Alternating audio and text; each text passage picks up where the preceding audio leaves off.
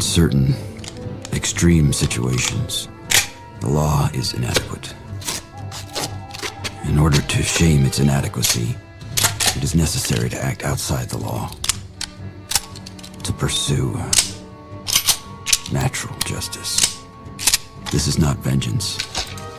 Revenge is not a valid motive, it's an emotional response. No, not vengeance. Punishment. Tonight we have a chance to say, yeah, you're right. We're too extreme, we're too wild, we're too out of control, we're too full of our own shit. Or we have a chance to say, hey, fuck you, you're wrong. Fuck you, we're right. Because you have all made it to the dance. Because believe me, this is the dance. Start the show.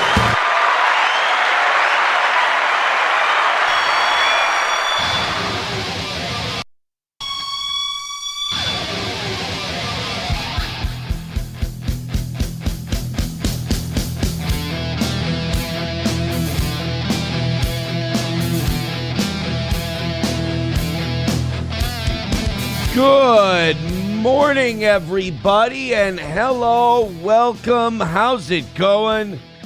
It's steel toe time. Oh my God, those standings are all wrong. The date's all wrong. Jesus Christ. What the hell is going on? I got Tim at $10 in first, and then I got nobody because it's Monday. Why would there even be one guy? Why is Tim such a nice guy? That's the question we got to ask. What's going on with Tim? All right, let me just get these fixed up. Welcome to the program, and there we go. All right, well, look, I got to say, if I could have one goal, it would be 290 for this morning. But if I could have two goals, it would be no Israel talk today. That would be That'd be nice. I am too far down the goddamn rabbit hole. Let me tell you right now. I am too much. There's too much Israel. There's too much Palestine. There's too much Gaza. There's too much all of it. Okay. I like this weekend, a crazy weekend, awesome weekend, amazing weekend. And lot of fun. But it started on Friday, as weekends often do. The kids, we had a plan to go to the Benton County Fair because from noon to 5, there's unlimited rides. And oh my God, I should have gone. Yeah, unlimited ride wristbands. And if you try to do Carnival Midway rides during county fairs, when they don't have an unlimited ride thing going on, you might as well take out a second mortgage and sell a kidney. It's ridiculous. It's like $2 a ticket, and then it's like 4 tickets for the good rides, and then you multiply that by 3 kids or 4 if I go on the ride, which a lot of the times I do. That's holy shit. Jesus Christ, man! You're looking at like do the $36 or more for a ride. For one ride. For one ride. Fuck me. Meanwhile, unlimited ride wristband, $30 a person. Still not cheap. But I mean, you could go on 2 different rides and you've made your money if you took 4 people each time. Precisely. So we get that, and we walk around to all the shops and all the look, people can shit on county fairs all they want. Benton County has a fun little fair. They do, and it's free. They do a free little fair. You don't have to pay entrance or anything like that. It was a lot of fun. I opened my big mouth towards the end of the fair because it's a lot of sun and you're outside for hours and hours. You know, you might be a little tired when it's all over. I said, well, do you kids want to go to the lake today? Do you guys want to go to the cabin today? Yeah, like I was kind of expecting, I'm kind of tired, maybe tomorrow. Kind of burnt out. It's time to go home and rest. They're like, yeah, let's go. I'm like, oh, shit. So we got to go home. We got to pack clothes. We got to get the dog. We got to stop at the grocery store and get groceries. We get to the cabin like 6, 7 o'clock. Of course, one of the kids forgets something that they need clothing-wise. They grab the wrong swimsuit, something like that. I got to run back, grab that, come back. They're having a great time. They're having a blast. I'm getting back at like 9 o'clock. And so I asked them in the morning, you want to stay a second night? Yeah, okay, shit. All right, well, I'll go get donuts. We'll do the second night. So we do all weekend at the lake. And then, yesterday, we come home, we go to a playground, we have a great time. And then then after that, it's just get a show ready, go to bed. Mm-hmm. My bedtime shit, like at the lake, when everyone's ready for bed and then I'm going to sleep, I'm listening to Israel-Palestine debates. Uh-oh. It's too much. It's like when you're at the cabin and you're laying down, you're like, what am I going to listen to while I fall asleep, And you're like, oh, Dave Smith and Cenk Uygur versus Dennis Prager and some Jewish lady. Or I watch so much fucking Piers Morgan. My YouTube algorithm is fucked. I was watching SummerSlam recaps and Vikings training camp shit yesterday just so I could get the Israel-Palestine. Yeah.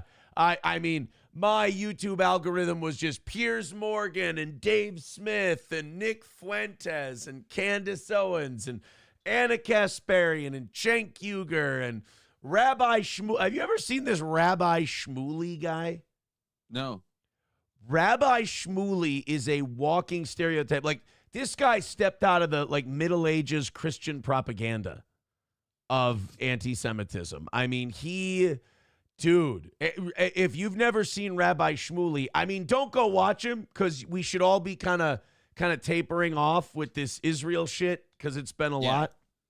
We should probably so just don't go watch him, but he is worth watching. Don't go watch Rabbi Shmuley, but check out Rabbi Shmuley. He's wildly interesting in a really fucking bizarre way, dude.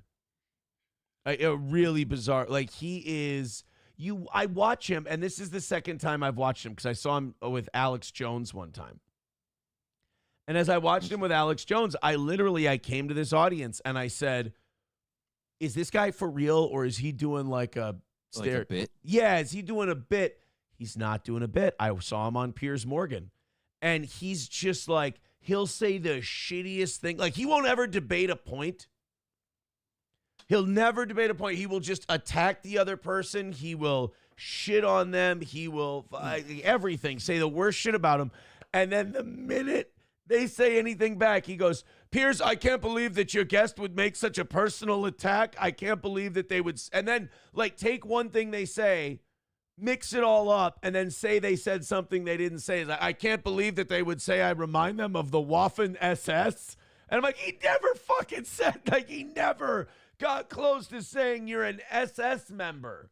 If Dave Smith or Piers Morgan went, and this Rabbi Shmuley guy, I gotta tell you, I see a lot of similarities. Well, they would say, I see a lot of similarities between what Israel's doing right now and Nazi Germany. And Rabbi Shmuley would go, Piers, your guest should apologize. I can't believe they would compare me to the Nazis and Heinrich Himmler and Goebbels. And it's what the fuck, dude?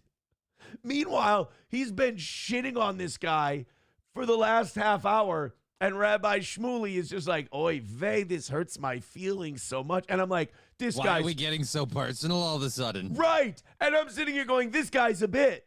He's doing the thing that anti-Semites go crazy about. Yeah.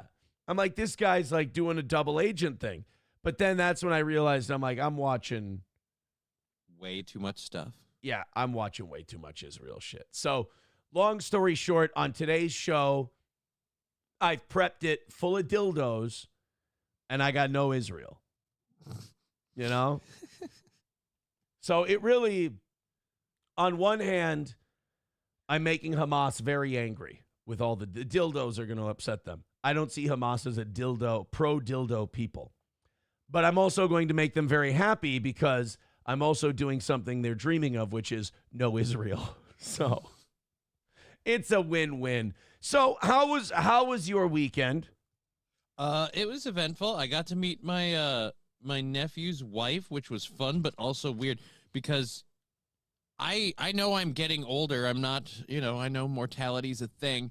But when you literally, like, you went to the hospital when somebody was born. Yeah. And then they're like, hey, come to grandma and grandpa's and meet my wife, and we'll hang out for an afternoon. And then they sit there and they talk and they tell you what they're doing with, like, landscaping shit, the business they run and fucking stuff. You just sit there and you go, oh my God, you're not supposed to be an adult yet. Yeah. Because I was yesterday when you were born. And this is fucking weird. I hear you. It's funny that you say that. I had the same thing this weekend. My cousin's kid, my cousin was at the cabin next to ours. And we were over there. We were just talking, passing the time. And he has 3 daughters. And 2 of them come down the hill. And one of them's got a boyfriend. And I'm looking, and they're coming back from golf, and they're driving, and they're talking about senior pictures and shit like that. And I looked over at my cousin, and I go, do you know how fucking old I feel? I go, I used to, like, throw footballs to her like this, like nice and easy, like, hey, there you go, ugh. And then, yay, blah, blah. I go, now she got a boyfriend. She's going senior year of high school. And like an asshole, I lean into him. He's 6-7 years older than I am. I lean into him and I go, do you know how fucking old I feel? He looks back at me and goes, how old do you think I feel? Like, it's my daughter. Like, no shit. Like, I watch this stuff happen. Yeah.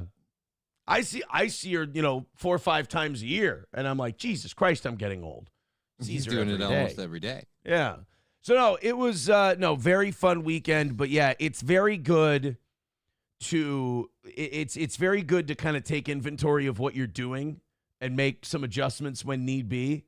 And I needed to make some adjustments on the Israel's got to go. Watching Israel shit. Yeah. $1 from Honky. He says, you do know that Rabbi Shmuley is a literal dildo salesman, right? No, I don't know that. I didn't know Rabbi Shmuley sells dildos. What the fuck? So you can be a Rabbi Shmuley. You can be yelling at everybody. No, you're not going to talk me into talking Israel today. I'm not doing it. I'm just saying, go check out this Rabbi Shmuley. You know who Rabbi Shmuley really triggers the fuck out of and he really gets going? Cenk. Oh. Cenk goes crazy at Rabbi Shmuley. Oh, my God. Cenk and Rabbi Shmuley just say, Rabbi Shmuley, you're a banker. How could you say that, Rabbi Shmuley? And I'm like, do these guys ever feel weird saying Rabbi Shmuley out loud? Like he's a fucking superhero Rabbi character? Shmuley feel weird about his name? He's just Rabbi Shmuley. For someone who's all, this is anti-Semitic, that's anti-Semitic, his name sounds like a joke, like a bit. His name, that's why I think he's a bit sometimes, because it's just like, he's even got a name of like a guy you'd make fun of, like Rabbi his last name is Dildoberg. Like, it's just Shmuley Dildoberg. It's just, good Lord. Redbird with $1. We'll check that out. He says, this state is fucked. Uh-oh, I don't want to get to this state is fucked. I got WNBA dildo stories. They're kicking people out for the dildos now. Uh-oh. Yeah, they're kicking people out for the dildos. Not only are they kicking people out for the dildos, but by the way, it's Monday, so we're going to be updating the standings a lot. Redbird in second with $5. Thank you very much. When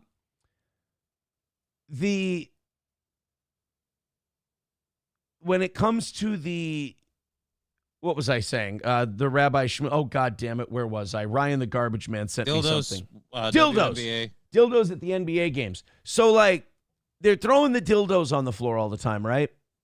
Because somebody did it once. Somebody threw a green dildo on the floor. And now it's like throwing squid at a Red Wings game. Yeah. I always hated that stuff, but yeah, okay. So they're throwing dildos on the court. And now the problem is the WNBA is like doubling, tripling down on, you better not throw any more fucking dildos. Don't you throw one more dildo, you sons of bitches. So what do you think people are doing? Bringing even more dildos? One guy, and I read this story, and I'm not going to fact check it because I'm going to choose to believe it. One guy got the dildo into the game by hiding it in his asshole. That's, as Doc Holliday would say, that's the rumor. Is that the guy hid the dildo up his ass, and that's how he got it into the game. And again, choosing to believe it. How does that make you feel? There's such a thing as going too far for a bit, and that guy crossed the line. Yeah, but we're not the ones doing it, so I'm fine with it. Go ahead. Well, So now the WNBA is saying not only are you going to be thrown out of the game, this is the WNBA really fucked up here. Not only are you going to be kicked out of the game, but you won't be allowed to come to WNBA games for a year. Do you know how many guys are going to be willing to make that so terrible sacrifice just to bring a dildo into the game and chuck it on the court? We're going to see. If you guys remember a wrestler named Al Snow, he used to bring a mannequin head into the ring with him. And sometimes the audience would start chucking mannequin heads into the ring, styrofoam mannequin heads to him. Mm-hmm. I anticipate a day where we see a WNBA game where it just rains dildos onto the court. Honestly, if I'm a WNBA team right now, if there's a night where our attendance is over 10,000, I'm setting up like dildo netting so that they can't get it on the court. They might. I'm telling you, we might see some kind of anti-dildo installation. It'd be hilarious if they had to cover it though too. Like, the audience has begun throwing massagers onto the court, and you just see one flopping across because it's on. There's a melon baller attack. We have to shut down the game for a little while. Yeah, because imagine telling a guy who would go to the and I'm saying guy because let's be honest. Imagine being the guy who's about to throw a dildo onto the court, and someone goes, "Hey man, you better not. If you throw that dildo, not only will you be kicked out of that game, but you can't watch these girls play basketball live for a year." Yeah, I'm okay with it. Bombs away. Or imagine the guy who hears that and he goes, "Oh shit, really? Oh God, I was just having fun. I'll put the dildo back," and then just shoves it back up his ass in front of God and everybody. Oh. Is it wrong to bring a dildo to a game? I know throwing it, you can't throw shit on the court. That's not nice. But you can bring a dildo to a basketball game. There's no rules against that. There's no rules against it, but I am going to question you heavily. Well, it's fucking weird as hell. It's totally weird, but you can bring it. You can do it. Yeah. It's not a crime. Bring a dildo to a basketball game and be like, "It's my First Amendment right. I'm allowed." And then just during different periods of the game, just reach down and grab it and look around at everybody and go, "Ah! Ah! Ah!" Just kidding. And just give it a kiss and put it back down. Hey, coach, since your team is fucked, maybe you need this. Yeah. Hey, your team needs some balls. Just throw it. Now I'm picturing somebody throwing it and it landing perfectly. The suction cup sticks to the floor. Oh, that would be perfect. The Sophie Cunningham just sits on it. And it just wiggles. Everybody's that'd be fun. Everybody's whacking off at the thought. They try to find out who's been orchestrating it. It's all Rabbi Shmuley. It's been a PR attempt. God damn it. God damn you, Rabbi Shmuley. Eric Cartman with $1 says, "Hey, Johnny, besides Roots Calhoun, who else did you cry like a bitch to on the anniversary show, you goddamn pussy? Why do you always let the side down?" Did you cry to Roots Calhoun? What? I saw Roots Calhoun before I left. Cry to him about what? I can't believe you cried to Roots. I don't know. The fuck are you doing, man? It was the end of the night. I have no idea what he's talking about. Fuck you doing crying to Roots. I can't believe I don't know. I can't remember this event happening, so I can't remember what it was about. You know what? I'm personally embarrassed that you would cry to Roots Calhoun like that. Should be. He's let me down. I think that's what people want to hear me say, so I'm just going to say that. Okay. I can't believe that you cried to Roots Calhoun.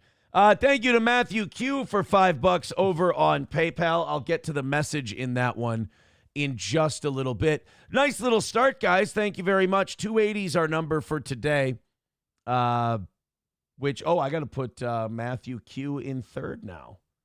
This is Monday. Ba-dum-bum. Little updates. I got to do the Kiki sound. I got to bing, bing, bing, bing, bing, bing, bing, bing, bing, bing, bing, bing, bing, boom, boom, boom, boom, bing, bing, bing, bing. Speaking of Keanu, she went on MLC to talk about the anniversary show and all that. Mm-hmm. And I haven't watched it yet, but I got a little play-by-play from Keanu. I saw a few clips come up, And the clips were not kind to the anti-steel toe crowd. Oh. All Keanu did was she went on Kevin's show, and her and Kevin talked about how much fun the anniversary show was. What a fun, crazy shit show it was, and how much fun she had, and how much fun her and Gino had at doing the gig, and how much fun we had hanging out and everything else. And I guess, like, I think the puppet guy has lost the plot. I think his brain is broken. Because I don't, when people like play a character and they don't know the difference between the character and the real person anymore. Mm-hmm. I think the puppet and the person have melded, because like when you're a puppet or when you're controlling a puppet, there's a difference. You don't take shit too seriously. The puppet got kicked off the show because he was so upset that Keanu had fun at the steel toe event. Like the puppet is trying to debate Keanu that like she didn't have fun or that the show wasn't good. Like Kevin's just like, hey, how was it? Like, it's just like Aaron is holy water to these people and they're vampires. And if you just say Aaron didn't kill a baby at this event, they're like, no, how could you say that? It's like, hey, bro, you're getting angry as a green puppet. Stop. Consider what you're doing. There's time to reverse course.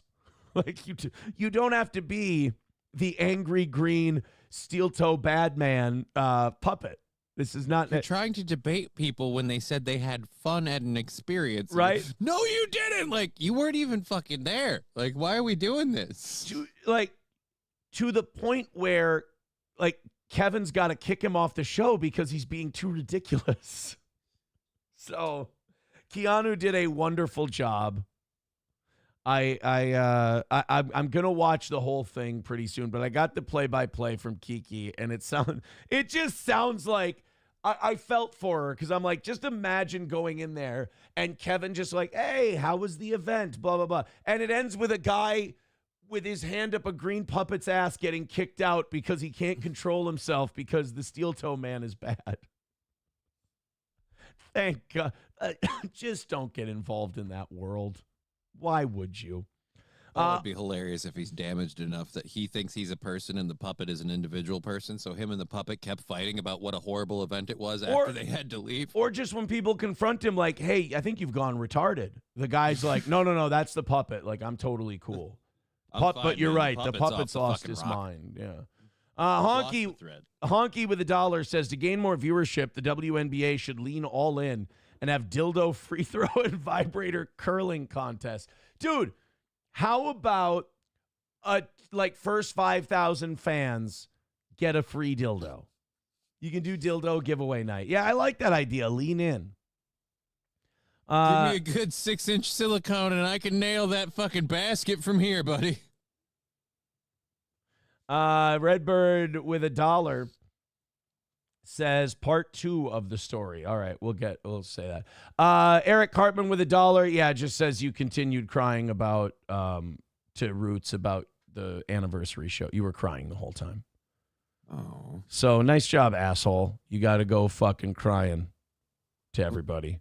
Way to I mean, I don't know. It was late at Way to embarrass yourself, John. I don't remember that part happening at all. I remember meeting Roots and Roots being like, hey, man, what's up? And I was like, I was hoping to see you guys do a rap battle. And then he's like, yeah, I always give you guys shit, but it's all in fun and blah, blah. I'm like, yeah.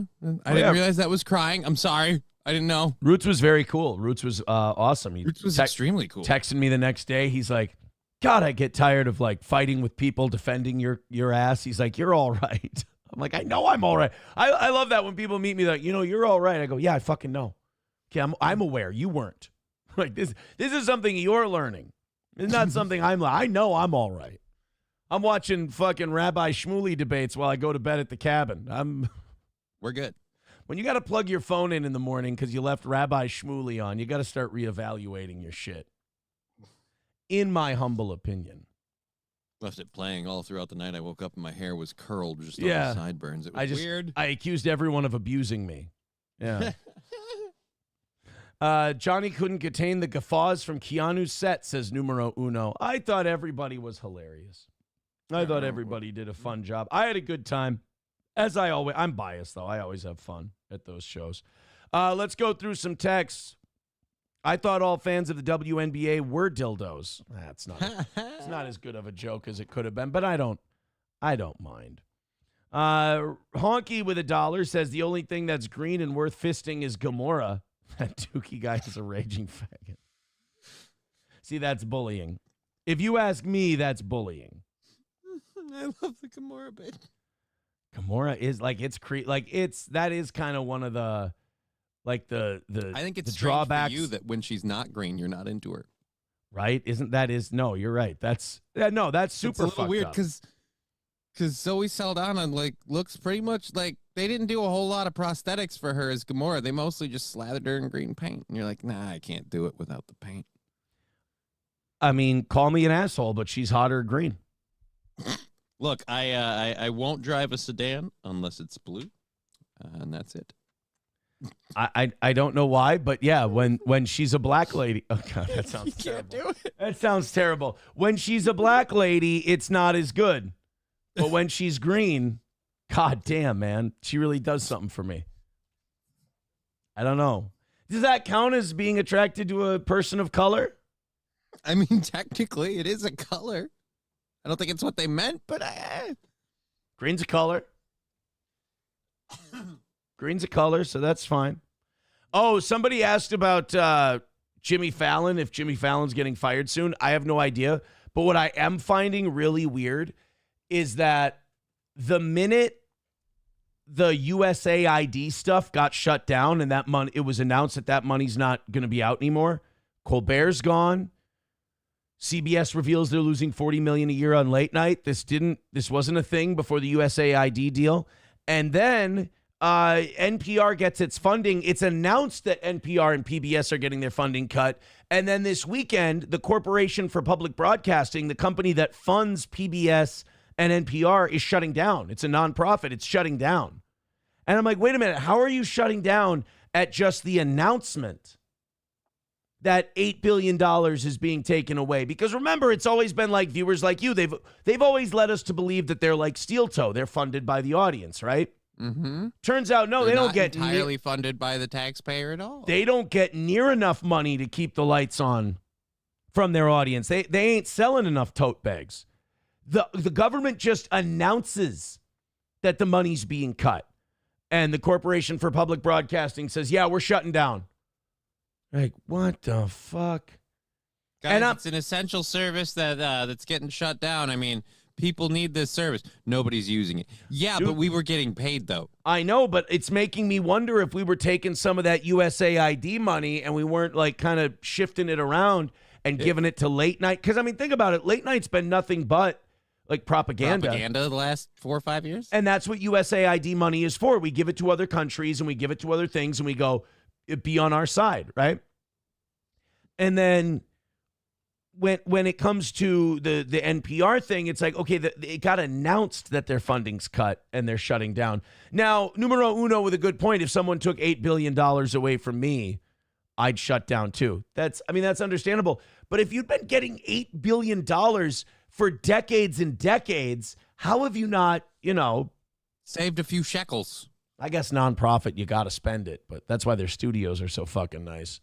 I've been in NPR studios before. Holy shit. Like when I was working at 101, I got to go to an NPR studio. I never hated our setup at 101 more than after I saw an NPR studio. It had shit in there. It was like, when people think they see alien spacecraft and then 20 years later, like the Harrier jet comes out and they're like, oh, that's what the vertical takeoff thing was.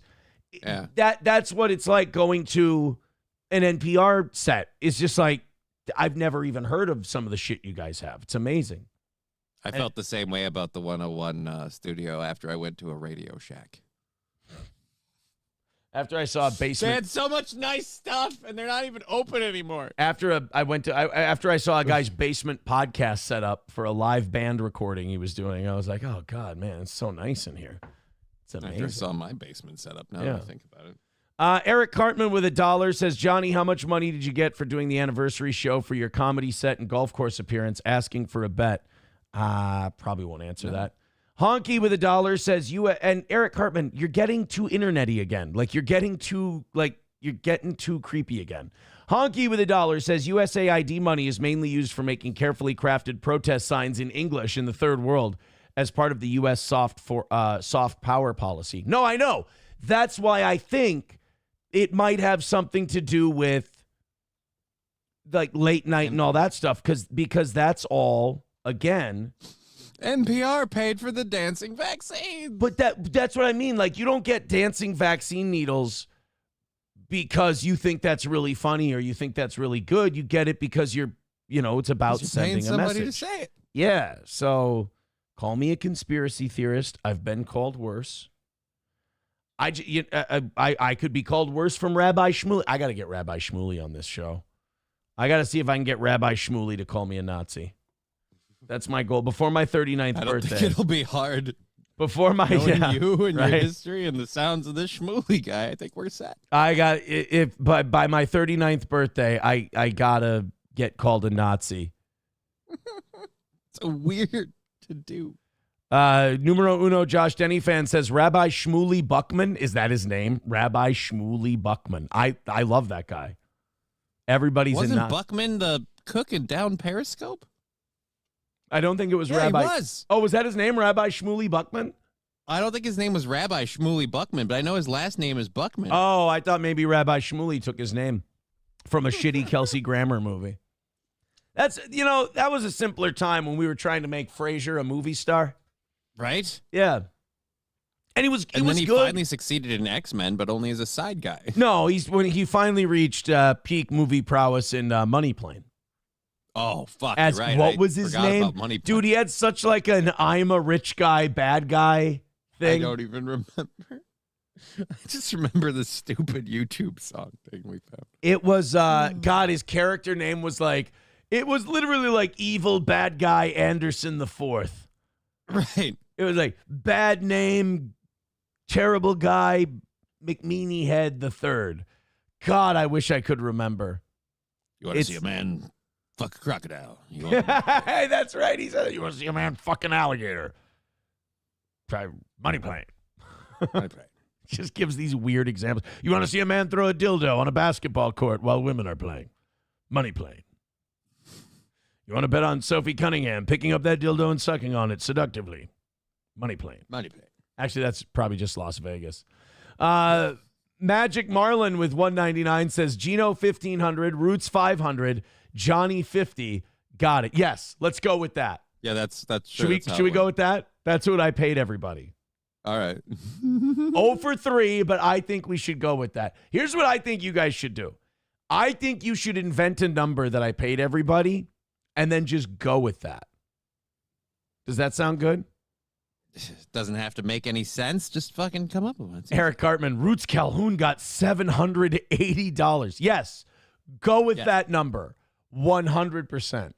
Annoyed while I think you have to have broken steel-toe derangement syndrome to theorize these things. But I'm glad I'm that good. Not Eric Cartman. Where's there it is. Annoyed Wawa supervisor, Darius Emmanuel Grouch III.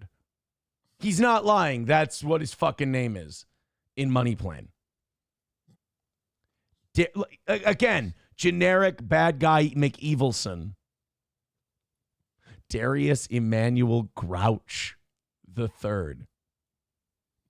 And his cousin, Rodney Wilson Peeved III. Grouch. Oh. Grouch. Oh, his Uncle Oscar, they don't talk to anymore. He hasn't seen poor Darius is the successful one. Yeah. Darius did really well. Oscar, he did not do so well. Much.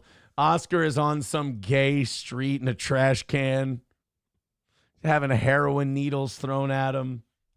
It's terrible. It's terrible. Oh, yeah. Annoyed Wawa supervisor. Thank you. Remember his nickname? He was Julius Grouch III or whatever. Do you remember what his nickname was? AKA The Rumble. That was his name, The Rumble. It was a fucking great movie. Oh, my God. Fucking awesome movie, dude. The Money Plane. I know somebody I need to make watch that movie now. That makes it sound like you're holding someone captive at the moment. No. I know someone who I have to make watch that movie. No, there's a lady that's made me watch a few very very not awesome movies. And I'm like, well, now I need to show you one that's so bad it's good. Bro, I got someone right now that I'm just like requesting they watch movies, and they're watching them, and it's like I get them to watch anything at this point. Like The Menu, Red State. If I can get a person to watch In Bruges, I'm a happy guy. Fucking phenomenal movie. You're not going up there. Why? Because you're a bunch of fucking elephants. And then I love that Brendan Gleeson doesn't know that Colin Farrell just pissed these fat Americans off. So Brendan, and he comes down. Yeah, he goes, stairs are no joke. He comes down and he goes, those stairs are narrow and windy. Fuck you, motherfucker. Americans, isn't it? Matthew Q with his $5 says, have a great show. No Israel or gay people talk would be great. All right, I won't talk about gays or Israel. I will give you dildos and video games. Okay. I can do that. I can do dildos and video games. Eric Cartman, thank you for the $1, buddy. Andrew Son says, wait, what the hell? Why the hell would Aaron give Johnny $50 to perform? No one else would give him near that much. So we're sticking with $50, right? Apparently they're sticking with, $50. All I made was $50 on the whole thing. $50. And what, Root's got 750? Yeah, Root's got 750, and then Gino got like 15 above that. 15, yeah. That's what we're going with. That's the final number. That's the number. Unless somebody comes up with a better number, then we're going with that one. Iron Felix. Well, all Johnny said is he got paid, he got paid good money to do his set. He didn't say how much it was. It's $50. $50 is good money to a lot of $50. people.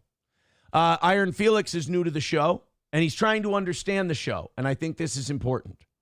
So let's see. Iron Felix says, am I understanding the show correctly? Good question to start off with. It's good. You don't want to fall behind, so it's good to check. There are no stupid questions here. It's called Steel Toe because the guy looks like a toe. Yeah, we're yes-anding today, by the way. Yep.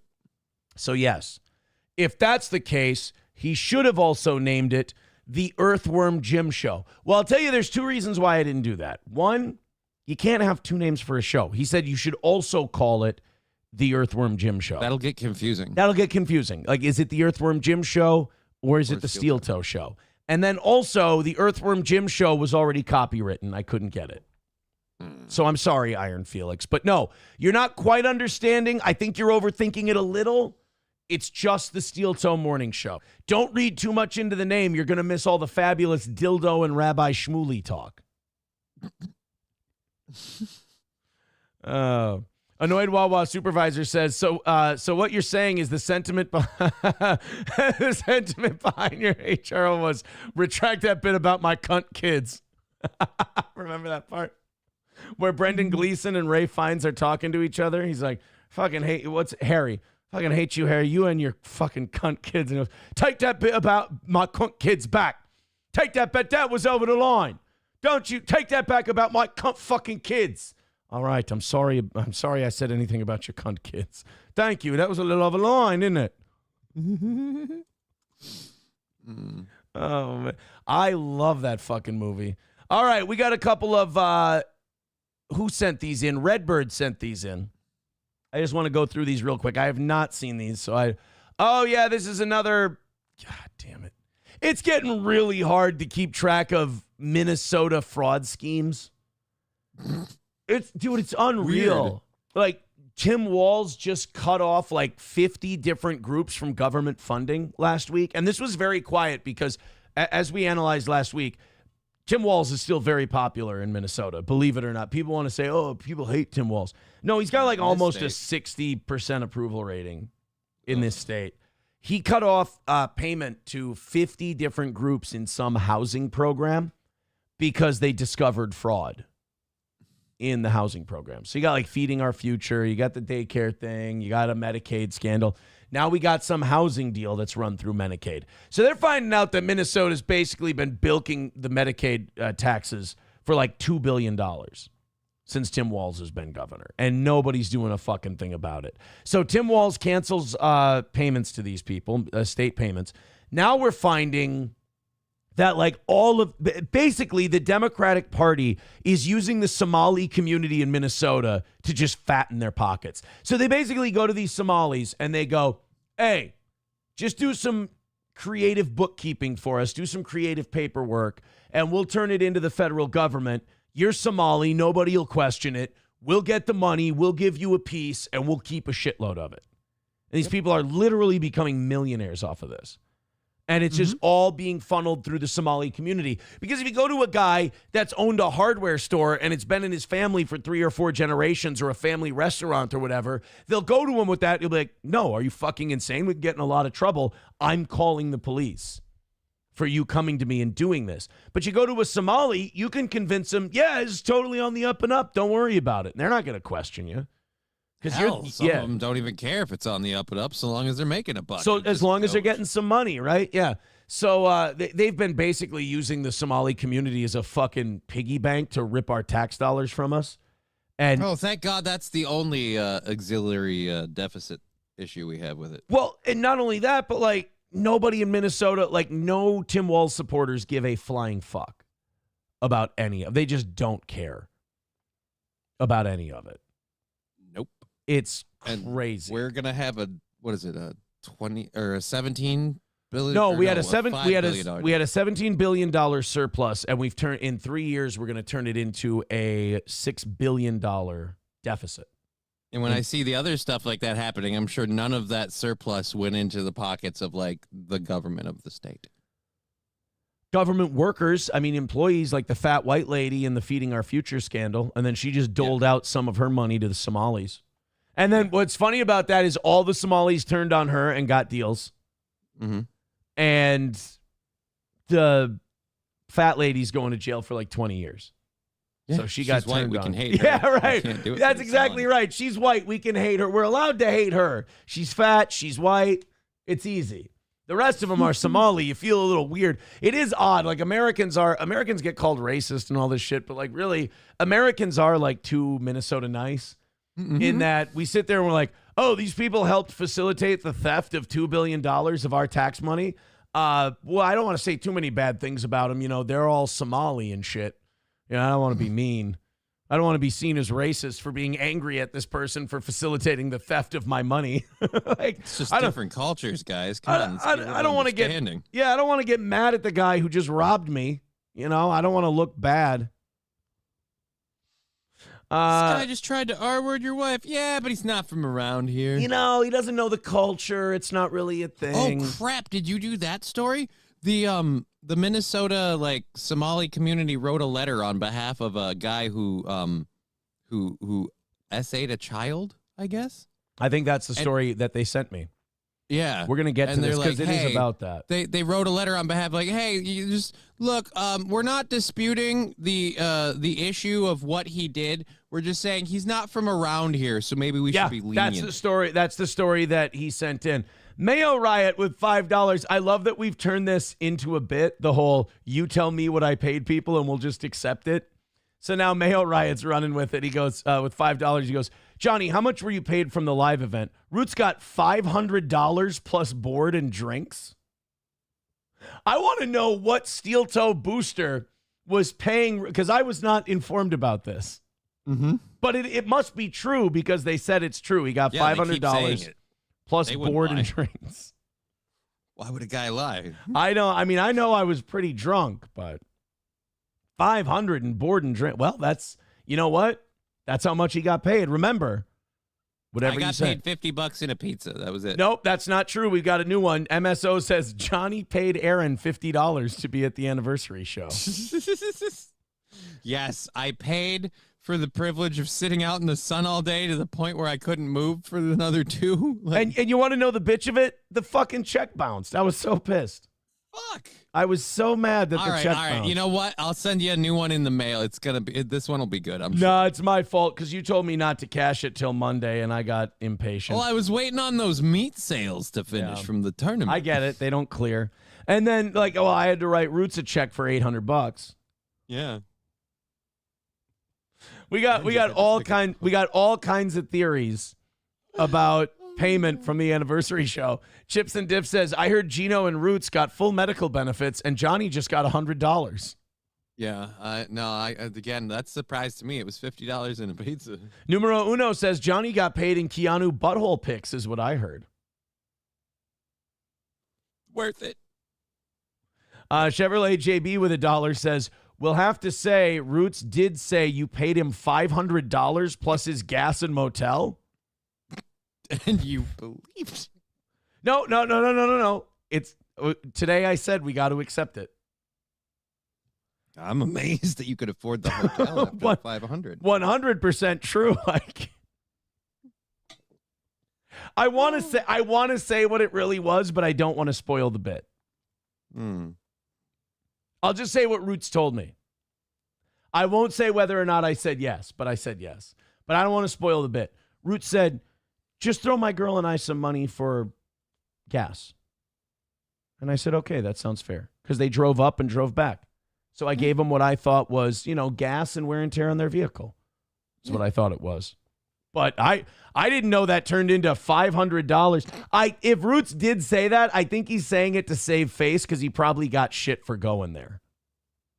I think he got shit for going there, and he might have embellished. But he didn't embellish because today we're saying yes and to everything everybody got. Again, I'm disappointed. He got $500. I got $50 in a pizza. No, you paid me $50. That's where we're at. I paid now. you $50. That's right. I'm sorry. I keep forgetting the narrative change now. Yes. Roots says, Aaron, would you like the link from Roots and MLC link with Chino and Kiki? No, I have the links. I have who is it? Misery Loves Company guy. Ghost Double Jointed PP with $2 says, Roots got paid in the form of a Brazilian butt lift surgery. See? You didn't realize what a good deal it was just showing up at a steel toe show. I'll tell you this. Roots is never getting paid to show up and do karaoke with me at the steel toe event ever again. Now that he's telling people about the $500, the hotel and the gas. I will say this. One of those things is right. They said he got $500, a hotel, and gas. He did get one of those things. That is the one thing I will give you. He got one. It's not the $500. In Islam, so yeah, is this what you're talking about? An Islamic Center in St. Paul? Yeah. Has written a letter of support. Oh, sorry, I'm covering up your face. What an asshole. That works for me. Oh, no, where'd I go? Yeah, you're up there. I'm down here. Hey, everybody. What have you done? Oh, I did this on Friday because we were watching a certain video. There we go. So easy to fix. An Islamic Center in St. Paul, Minnesota has written a letter of support to lessen the sentence of a Somali child. The man abducted the 12-year-old girl from her backyard, bashed her over the head, transported her into his car, and then, Quelinle Diri, 42, was convicted for the girl and was, I do this every time we do one of these stories. I get mad at YouTube. It's like, how are we supposed to talk about these things like adults if we can't say the fucking word? Right. We know what he did. Does saying the word somehow make it worse or somehow make it happen again?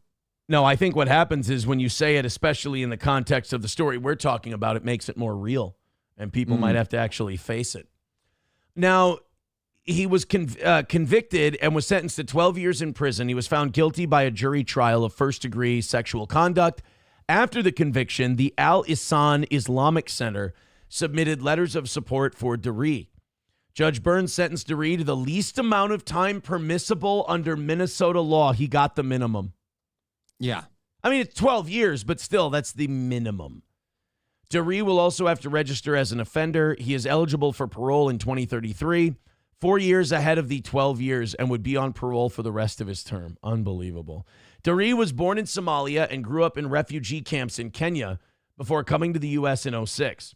He's been living permanently in Minnesota for over 10 years and sends remittances home to his family in Somalia. That's another big thing that people have an issue with.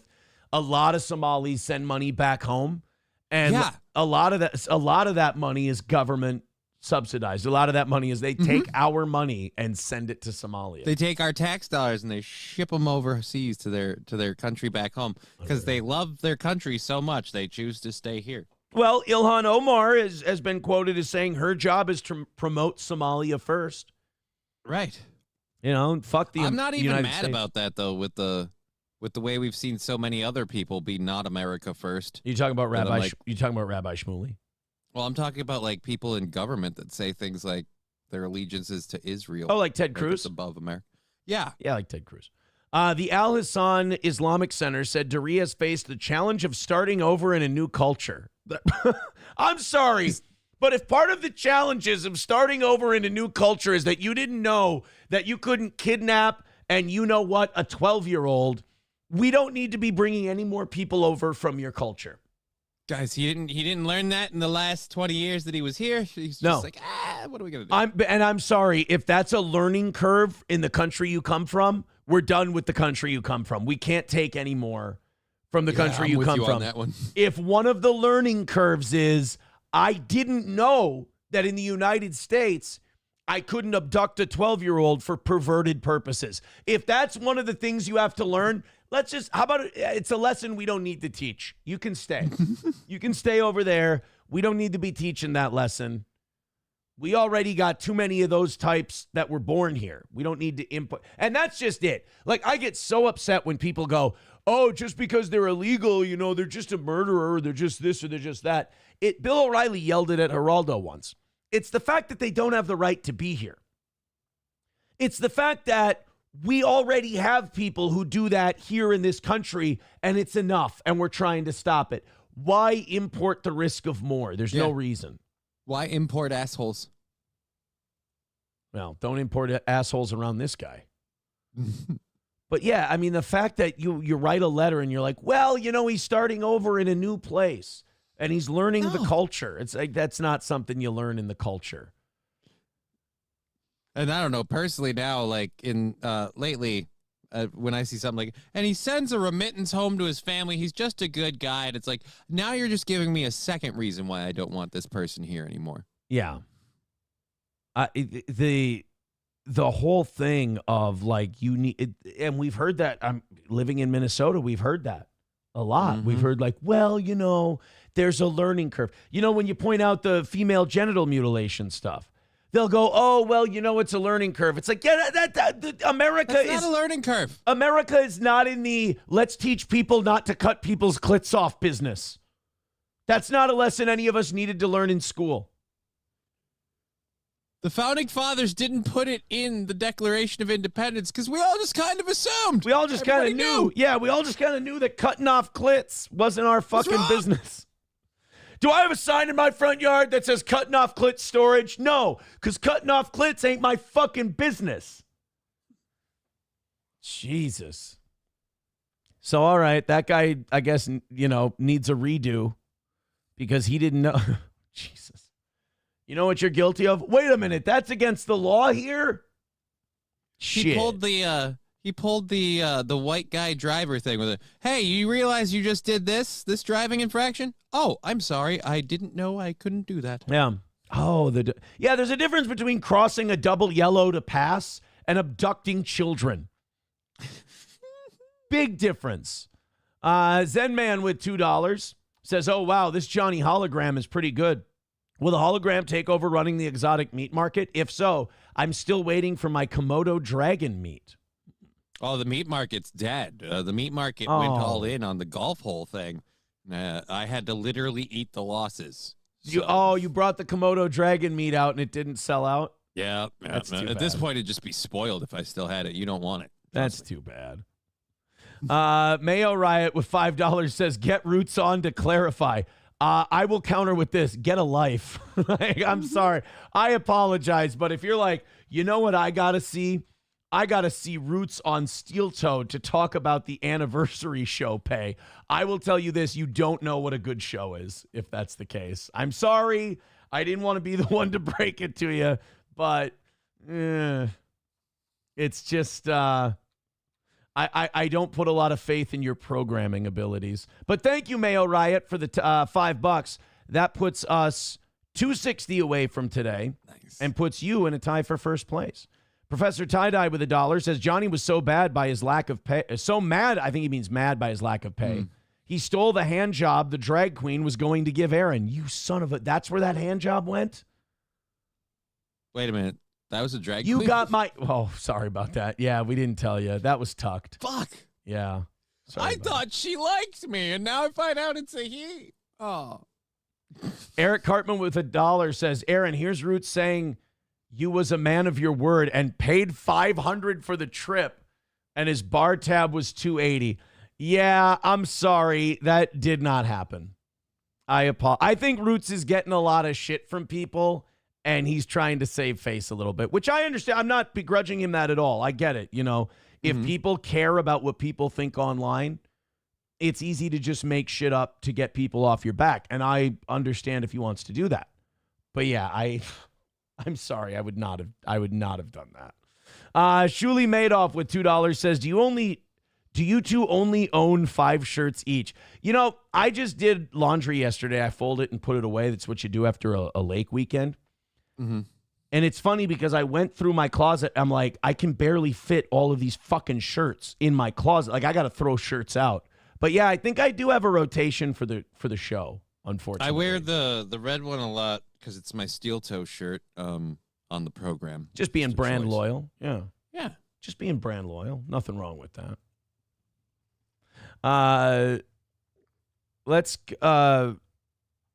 numero uno, Josh Denny fan. You hear about this? You seen this in the papers? All right, we'll go to that one. I got to tell you, we got a lot of people invested in this Somali story. I'm getting links. I'm getting people texting me shit, writing me shit, which is wonderful. Thank you very much. Hit like, hit subscribe, hit follow while you're at it. We appreciate it. We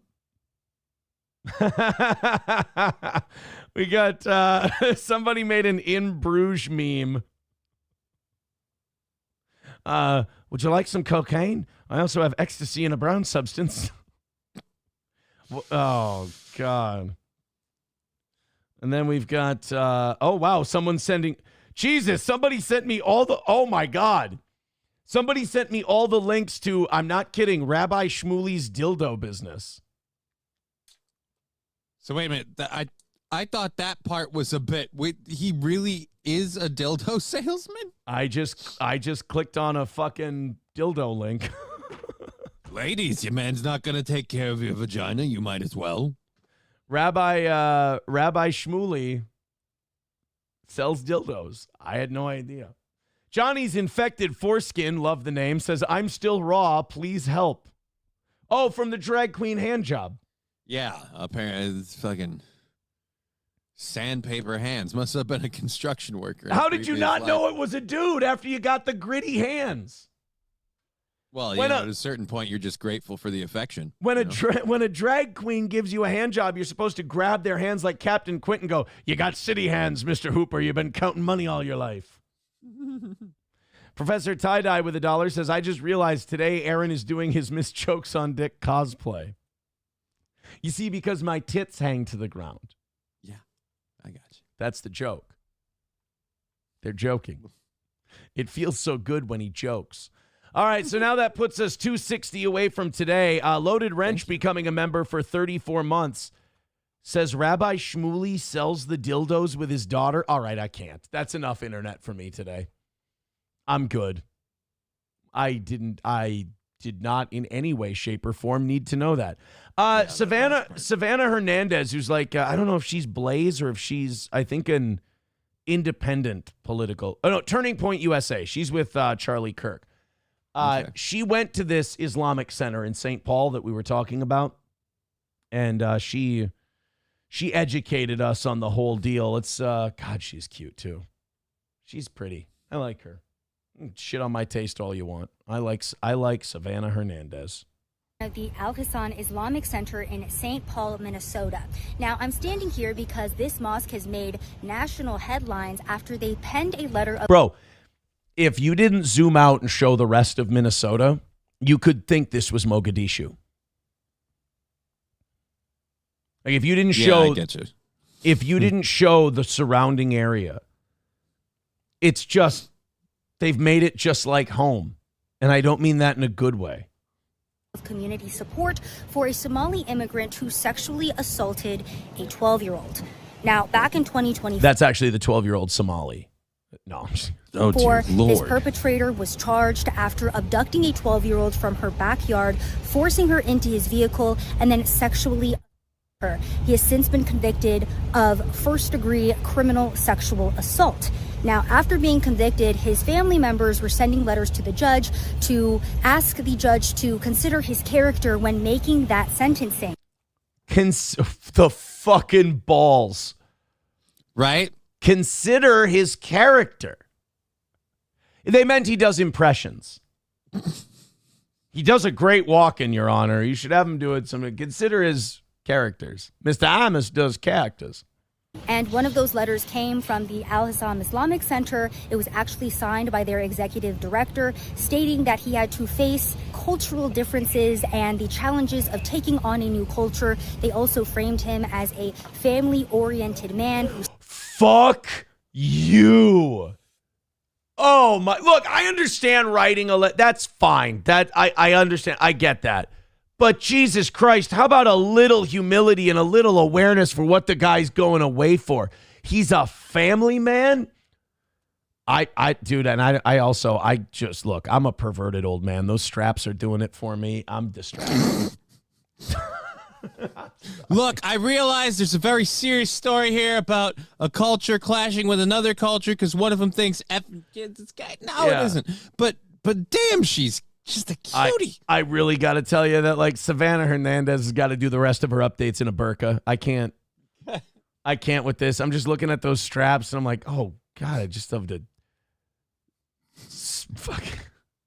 Jesus Christ, man. It's like to smooch her right there, right in the shoulder neck region. Just Sends his money oftentimes back to his family members in Somalia. The judge actually gave him the lightest sentencing possible. He is only going to be serving 8 years in jail for this crime. Maybe. He was sentenced to 12 years, but those last 4 years are going to be spent out of jail and on probation. By the way, going back to that point about the challenges of a different culture, this perpetrator has been in the United States of America since 2006. So he's been in the United States for 19 years. He was born in Somalia, but he has been here for almost 2 decades at this point.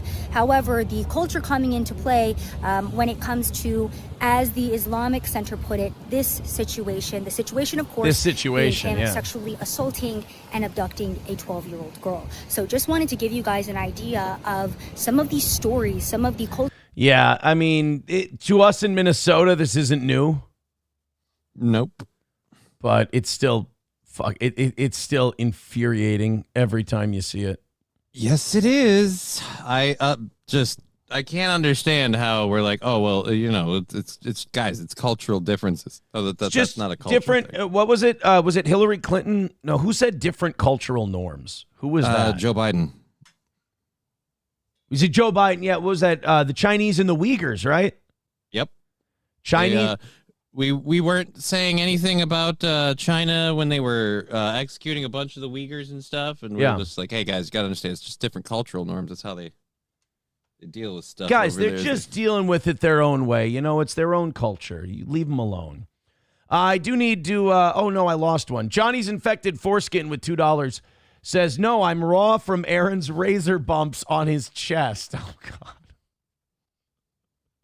Wait, so okay, that's a really funny one. So you were titty fucking me, apparently. And you gave my foreskin razor burn from the sounds of it. I just want to say to you up front, I'm very sorry, and I had no idea. I'm just saying, with your foreskin typing out these messages, I'm glad we only shoot like a bust kind of a thing. Mayo Riot with $5 says, who is lying? You or Roots? Look, man, I'm sorry. I'm sorry that this is a big thing for you. I'm sorry that this is a deal. Look, I thought Roots got a very generous amount to just come up and basically watch a show and do karaoke with me, but I like Roots. So I was like, oh, that's how you can come up here, is if you get that. Yeah, absolutely. And the shows had done well, and the anniversary show did well. The golf tournament did well. So I was like, yeah, sure. Come on up. But no, I will say this. I'll play along with a lot of things. He did not get $500 plus gas and lodging. Jesus Christ. You guys got to stop believing everything you read. Honestly, I got to look at you guys and say, especially Mayo Riot, it's enough internet for today, buddy. I think you gotta break free from the internet for a You might little want to bit. go outside, walk around for a while. Take Get a some little fresh walk. air. That's all. Miss Tay gifting 5 memberships on Rumble. Thank you. Thank you. Nigga. Thank you, Miss Tay. Oh, my God. Thank you so much. Mayo Riot with $5 says, did Roots get more than Johnny? No. Wait, no, I'm sorry. Absolutely. Yes. I'm yes-anding today, right? We everybody got more than me. Everybody. I paid $50. I made sure that Johnny got the least amount. I made sure that Johnny got paid the least out of everybody. Real quick, I got to update the standings now. We got a shitload just came in. Let's Miss Tay is now at 25. Thank you, Miss Tay. Mayo Riot is at 20. Thank you, Mayo Riot, very much. Boy, I'm very profitable, him just asking insane questions. I have to say, him asking crazy questions has been very profitable for us today. Redbird is now in 4th at $7, and Matthew is in the cuck chair at 5. Poor cuck chair. Occupied by Matthew. There we go. Thank you, guys. Appreciate it. Thank you so much. Oh, no, and now 225. So we blew right past 230. Worth it. Paying $50 for the comedy show is officially worth it. Yeah, no, you paid me. Sam Show. Yeah, that's what I said. Paying $50 to do the comedy. Sam Show being very conspiratorial. He goes, why are you so dodgy? I don't know how people can watch this show and not have a sense of humor.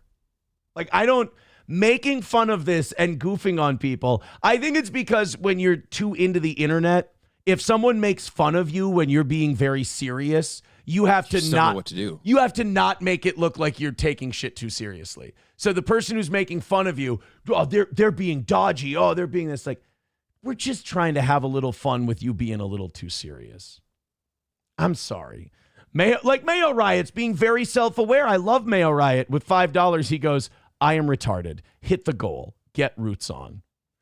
Next time Roots is in the chat, we'll talk to him. How's that? Thank you, Mayo Riot. He's tied for first now. And we're 220. Thank you. 220. I'm not being dodgy, Roots. I told you I didn't pay him that much. I just don't think I should tell people what other people made. I don't think that's right. Am I weird for being that way? I don't know, the whole receipts of how much did you get paid to do this? What the fuck does that have to do with your life? Yeah, I don't understand it. That's why I don't say it, because it's up to other people to say so. If you I just don't want to do it because when people are like, how much did he pay you? I'm like, well, now you're so invested in this that I kind of can't tell you just out of my own personal enjoyment. And plus, if I tell people what I paid Gino, how am I supposed to lowball the fuck out of Bob Levy? Right. How am I supposed to call Levy and go, Levy, Gino got this much. I'll give you $10 more. How am I supposed to lie to Bob Levy about how much they made if I tell you guys openly what they made? I'm trying to run a fucking business. If I try to get Doima and the open mic people for a show in Annandale, if I try to reunite with Adrian and I want to give him a 60-40 cut, I got to lie to these people. You guys aren't letting me lie to these people. You're trying to get me to spill the beans. And I'm trying to lowball the fuck out of people. Oh, if you want to get a hold of Doima, he's been asking to do stuff with Has people. He really? So, yeah. Podcasts, sketches. He's looking to do more. You know what? He's been doing a lot. Too fucking needy for me. I pass. Right? Well, I'm just saying, you can lowball that guy. He's apparently thirsty. All right. Oh, I'll lowball the shit out of him. Lowball the shit out of him, and hell, you get me to pay $50. You could probably work him up to 100. Oh, I could do a pay-to-play scheme. There you go. I like that. I'll throw a charity in there and defraud it too. Woohoo! What do you do it for Somali autism? All right, now I'm in favor. Mayo Riot says, I'll admit that's funny. Dude, I fucking know it's funny. I know it's funny. Brittany Boo says, make that happen, please. Which one, an Annandale show or Bob Levy or both? I did call Bob. I'd love to do the anniversary show. The anniversary show was doing well. And I was like, we have maybe a little bit more to play with here. And I called Bob and I asked him, I said, Bob, what's the number? I know I was walking around at Target when he called me back. And I said, Bob, what's up? How much would it take? And he gave me a number. I was like, okay, we don't have that much extra, Bob. But I did say, if we ever do a winter show, I'll give you a call. Get a hold of you. Yeah, I'll give old Bob Levy a call for sure. Brittany Boo says Annandale. Yeah, Annandale would be a fun show. Could be a good time. Who was it? Numero uno Josh Denny fan sent this in, and then we'll move on to some other stuff today. Bapa Shab says, you were so excited that you called Bob Levy. Well, I thought it would be fun to bring another comedian on, and I didn't know what it would take to get Bob here. I don't know what Bob's rate is. And he gave me the number. He's like, oh, that would break the internet. That would be great. And I'm like, yeah, no, it would be a lot of fun. Like, I didn't care about the breaking the internet part. I just like Bob, and I would love to have him on. And he didn't ask for too much. I'm not saying that Bob asked for too much. I thought the number Bob gave me was very fair. It's very fair. It's just too much to add in. I was offering discount, middle rates, and Bob ain't no middle. I only got Johnny paying $50 to perform here. I don't have a lot to work with. Scott Jonesy says, did anyone get laid at the show? That's all that matters. Oh, dude, all that drinking all day, I'm sure somebody fucked. I'm sure somebody got their dick wet after all that drinking and partying and everything else, Scott Jonesy.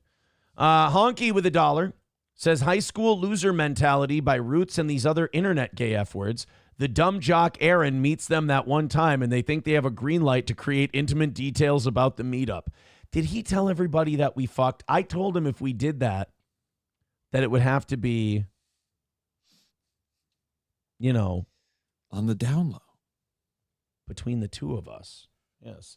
Brittany Boo says, everyone got laid by Crunchy. God, there were a lot of people who were writing me. Like I said last week, they're writing me like, you got to ban Crunchy from every. I'm like, guys, I don't follow. Like, I'm having fun. Everybody. I got offered to get saved by Matt after she tried to grape you? No, but she kept trying to push my wheelchair for me, and she knows. Hey, let me tell you something before you continue. That girl knows how to flirt. Hey, baby, can I push in your wheelchair? When I made it clear that I was good and I was taking care of myself and I was sober and I was capable of driving myself home, and I was also alerted to the fact that this isn't a me thing. This is something I guess that she does. She has a wheelchair fetish? No, she licked me on the side of the face. She licked your face?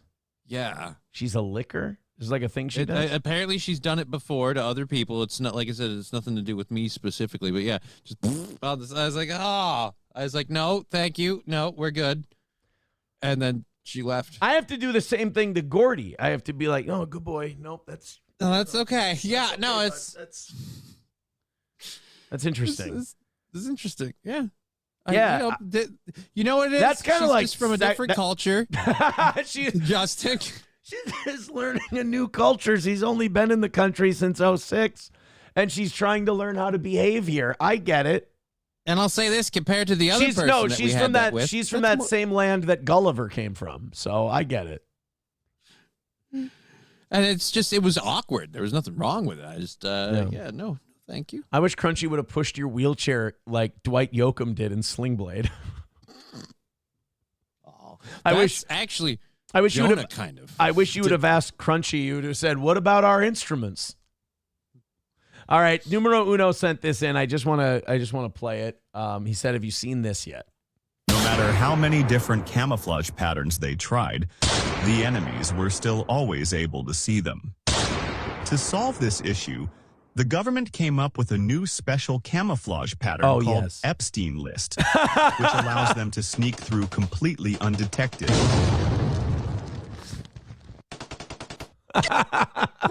That's very good. Thank you, buddy. Thank you, Numero Uno.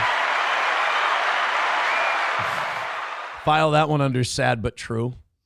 Yeah. That's too bad.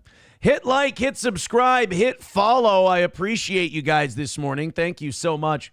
Professor Tie-Dye with $1 Says, if you plan all your shows to have a playground within 1,000 feet, it would keep Dabbleverse and Somalis out of the audience.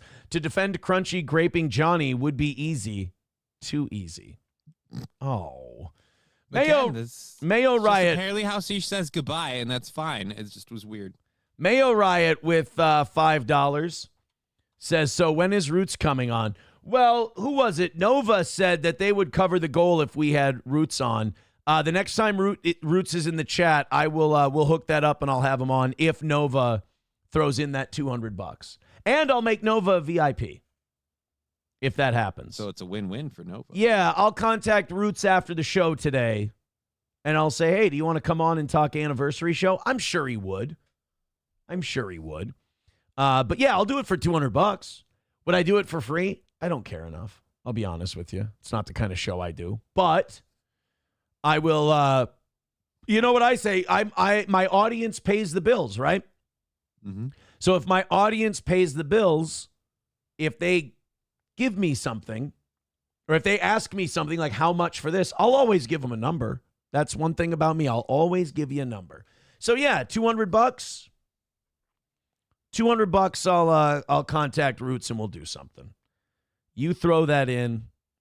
Nova says no now or nothing. No pre-plan. Well, Roots isn't up yet. Then I guess we're just gonna have to. Oh shucks. I guess we'll have to pass on it. Oh darn it to heck! Shoot, that's too bad. Aaron, there's something that you think is really fucking boring and only interesting to two people in this whole show right now. Will you do it? Well, I'll do it for $200. No, you have to do it now or never. You have no leverage here. Then it's never. I don't know what to tell you. I didn't. So wait, like they won't pay the 200 unless we get Roots right now? Because like the 200 still hasn't crossed the line. Yeah, no, I will never. Secure this as a thing first. I'm not going to do it in advance. No, it has to be pay upfront type of a deal. I'm sorry. Chevy fan says $200. That's 4 Johnny appearances. I was going to say earlier, I'll do it for 50. Dub says Aaron's in cahoots with Roots. I think so. Mayo Riot with $100 says call Roots now. No, I said $200. I would set something up with him. Plus, I don't think I have Roots' number. Oh, wait, I do now. I do have Roots' number now. Thank you for the $100, though. I made it very clear. Very clear. Thank you for the $100, though, Mayo Riot. I appreciate that. That puts us 135 away from today. And give that man an Elon for his hundo. Thank you. And I just want to say thank you for making it happen. Thank you. Thank you very much. And now Mayo Riot's way ahead for today. And he's having a good time. The 4 Johnnies joke just about killed me. Let me just 4 Johnnies. Hold on, 125. I'm just getting this all. Mondays are always full of updates, guys. Sorry about that. All right. Thank you very much. So 135 away from today's goal. We are moving on the old toe today. Thank you. Keep it up. Streamlabs, PayPal, Venmo, Super Chats, and Rumble Rants. Chef Lou F. Word says, call Gino and tell him he's married to a fucking cunt. $100. $100. I will call Gino. And if he doesn't answer, I will leave a message reminding him that he is indeed married to a fucking cunt. Take that part back about my cunt fucking kids. Sorry, I said about your cunt kids. Sorry, Harry, for what I said about your cunt kids. That is such a great scene. And the part like where Ray Fiennes and Colin Farrell are like setting up their confrontation because they don't want to shoot like crossfire in front of the pregnant lady. So he's like, all right, who's saying 1, 2, 3, go? I say 1, 2, 3, go? Or you say 1, 2, 3, go? I don't care. One of us has to say one. Bigot on Socialist Media says you are all crazy this morning. I agree. The only difference is I find them all very entertaining. These guys are fantastic. It's making the morning fly by. I'll give them that. The morning is going by very quickly, you guys. Thank you so much. The only thing is I'm not going to tell everybody what I paid Roots. Roots will have to say it himself. I will only correct him if he's incorrect. And I'm the one with the receipts. Waylon with $5. Thank you very much, Waylon. I appreciate that. All right, for Mayo Riot's $100, here's what I'm willing to do. The next time Roots is in the chat, I'm going to book him on the show. We're going to set it up. That's what I'm going to do for Mayo Riot's $100. $100. The $200, I do have to call Roots. Because I did say that, right? I said $200 I'd call Roots. Yep. Mm-hmm. Oh, yeah. Nova says Roots already said it. Oh, that's interesting. Maybe I should say then. I feel like we should have him on. Mayo Riot gave $100, so I'm not going to give it away now. I'll give it away when I set something up with Roots. How's that? Sounds good. All right. We'll do that. If we do another $100, like I said, $200, if it's Nova or if it's him, I will just straight up call Roots. How's that? All right. Live on air, Imholt, right now. Yeah, no. Another $100 comes in, I call him live on the air. That's what we do. A little mischievous. You know what that is? A little mischievous Morning Zoo radio. There you go. Coming right back at you. A little Morning Zoo radio. All right, let's continue on. We so we kind of got into the dildo issue a little bit earlier. Oh wait, we got to I'm sorry, we got to do Waylon's $5 thing. I apologize. 10 seconds in, we have footage of Crunchy pushing Johnny in the wheelchair. Let's get I can't believe that somebody caught this, by the way. This is pretty wild that somebody actually found Crunchy pushing Johnny. Here we 10 seconds because you could have so far I'm at 48 seconds. We could have cut the whole thing. Yeah. I didn't know she did that to you, and I'm really surprised that you survived that fall. Like I said, that's why I was really banged up. I needed last week I needed Monday and Tuesday off. I had to recoup. Oh, Waylon says, bro, my link was timestamped. Oh, it was. When I clicked on it, it did go to a timestamp. I just assumed that I'd watched that clip before because it said 10 seconds in. I'll prove it. 10 seconds. It said 10 seconds in. Oh, YouTube 10 timestamp. seconds. Fuck me. Yep, he's right. I'm wrong. Thank you, Eric Cartman. I don't want to say what I... Look, somebody might pay another $100 for me to call Roots right now, and I don't want to reveal what I paid Roots until that moment comes. So another 100. I already got the 100 from Mayo Riot, and I'm gonna contact Roots after the show for that 100 and set something up. But if another 100 comes in, I'm gonna call him on the air. I think it's only fair. It works. JH says, Aaron, who was the better actor, Kevin Spacey or Gene Hackman? I'm going to say Spacey. I'm going to say Spacey, too. I know you're not supposed to. Hackman's good, but he's kind of a type. I got to say Kevin Spacey. Like, aside, like, eliminate all the probable butt fucking that he did and the fucked up stuff that he did. He was drunk and gay. He was drunk and gay. If we're only talking about acting chops, I'm going to go I like Kevin Spacey more than Gene Hackman. Although Chevy Fan says he's a Gene Hackman guy, Fauci's pangolin. Our audience is more Gene Hackman. I like Gene Hackman. It's just having seen him in a variety of roles, I feel like he always kind of had a very similar character. He was a good actor, but I don't know. I didn't sense as much diversity as we got from the guy who played both the villain of Seven Deadly Sins and then or Seven or whatever, and then the guy that played the alien from whatever that planet was. Hold on a minute. You talking about K-Pax? K-Pax, yeah. Holy fuck! How did you remember that? I thought that was a bust. I didn't know anybody's ever seen K-Pax. That's the first K-Pax reference on this show.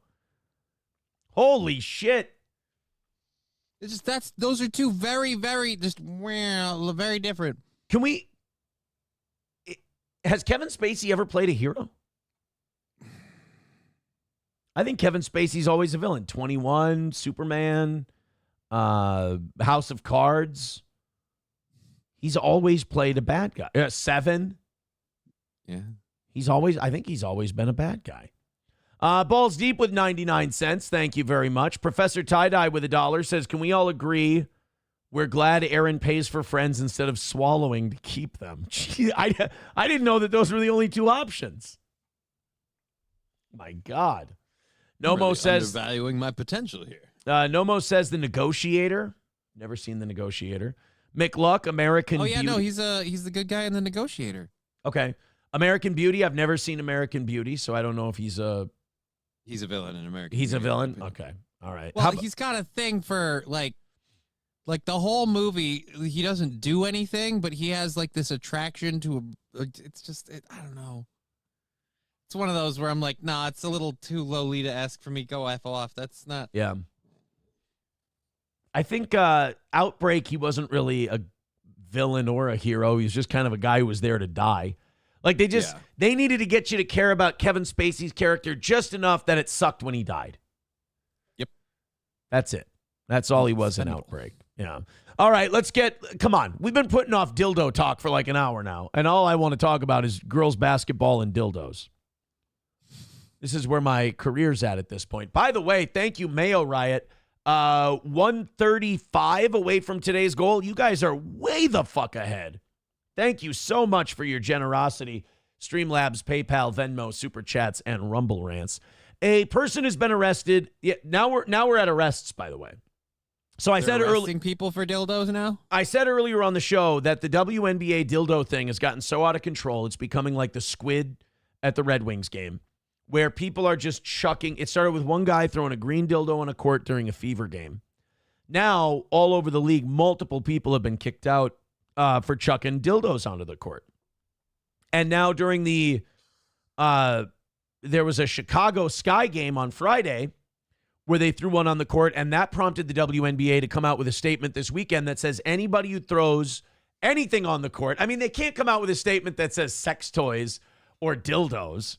That's embarrassing. Nobody wants to be like, hey, our league has a problem with people throwing rubber dicks onto the field of play. But they said anybody who throws anything on the court will be kicked out of the game and banned from WNBA games for a year. Now, if you ask me, that's just going to encourage more people to chuck dildos onto the court. Right? And now it's going to be like there's like a personal like stake in who can get the biggest one out there. Right? Yeah, just a giant, veiny purple dildo just landing on the court. Something that looks like a baseball bat. Yeah. Now a person has been arrested. They're arresting people for throwing a sex toy onto the court of a WNBA game between the Golden State Valkyrie and Atlanta Dream earlier this week. The incident was the first of 2 to hit the WNBA, with a second green toy landing at the court of another Valkyries road game against the Chicago Sky.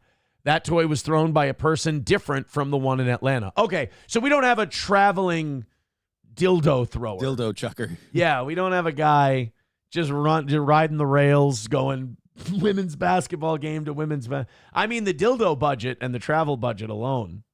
I mean, forget food, all the other stuff. It really would be a labor of love to be the guy traveling around the country chucking dildos at girl basketball players. Or at least a labor of self-pleasure. But yeah. It also shows that, like, the WNBA is taking itself way too seriously and, like, doesn't know how to handle its new popularity. It's just like, we have to protect the girls and we have to. No, I think what sports fans would appreciate, what they really reward you for, is if you treated them just like the guys. Like if somebody threw a dildo onto the field during a Bills-Patriots game a couple years ago, and we all laughed it off. We were like, aha, look, a rubber dick at a football game. Until somebody steps on it with a cleat and fucking tears their Achilles. Then it's a problem. Yeah, then it's going to be a problem. But like with the girls' games, just go, aha, dildo, girls' game, whatever. You know, you got to throw the guy out. I get that. But like making this like public enemy number one and being like, we're going to address this rubber dick issue here at the WNBA. It just makes it look like you're overprotecting the women in a way. And why did you make your punishment just enough that all of us will go, hey, I'm willing to pay that price? Yeah, like why did you make it something that... No, I'm banned from WNBA for a year? You mean the one time I'm going to show up to a game just to pull this bit, and then I'm never going to go back, and they're going to enforce that for a year? Okay. That's fine. Mick Luck with a great promotional advertising slogan for the WNBA. WNBA, box out. I liked that joke a lot, Mick Luck. WNBA, box out. Fucking hell. Hulkamash with $1 says, you said cunt 5 times today. That's an automatic demonetization from YouTube. Well, I'll be dipped in a honey cunt and rolled in flour. Son of a bitch. Bappa Shab says, someone should throw a dildo at Spike Lee's head full force at the next Knicks game. I love the full force part. Like, when you're throwing a dildo, you might take something off it. You know? You're not chucking. Guys, it is a dick. I Like, better tone Bappa it down. Shab's going to be mad if someone hits Spike Lee in the back of a head with a dildo, but he goes, hey, that was like 60%. He took something off her. He didn't fucking give her. I want somebody throwing that thing as hard as they can. You got my dildo hard now, and it's coming at you full force.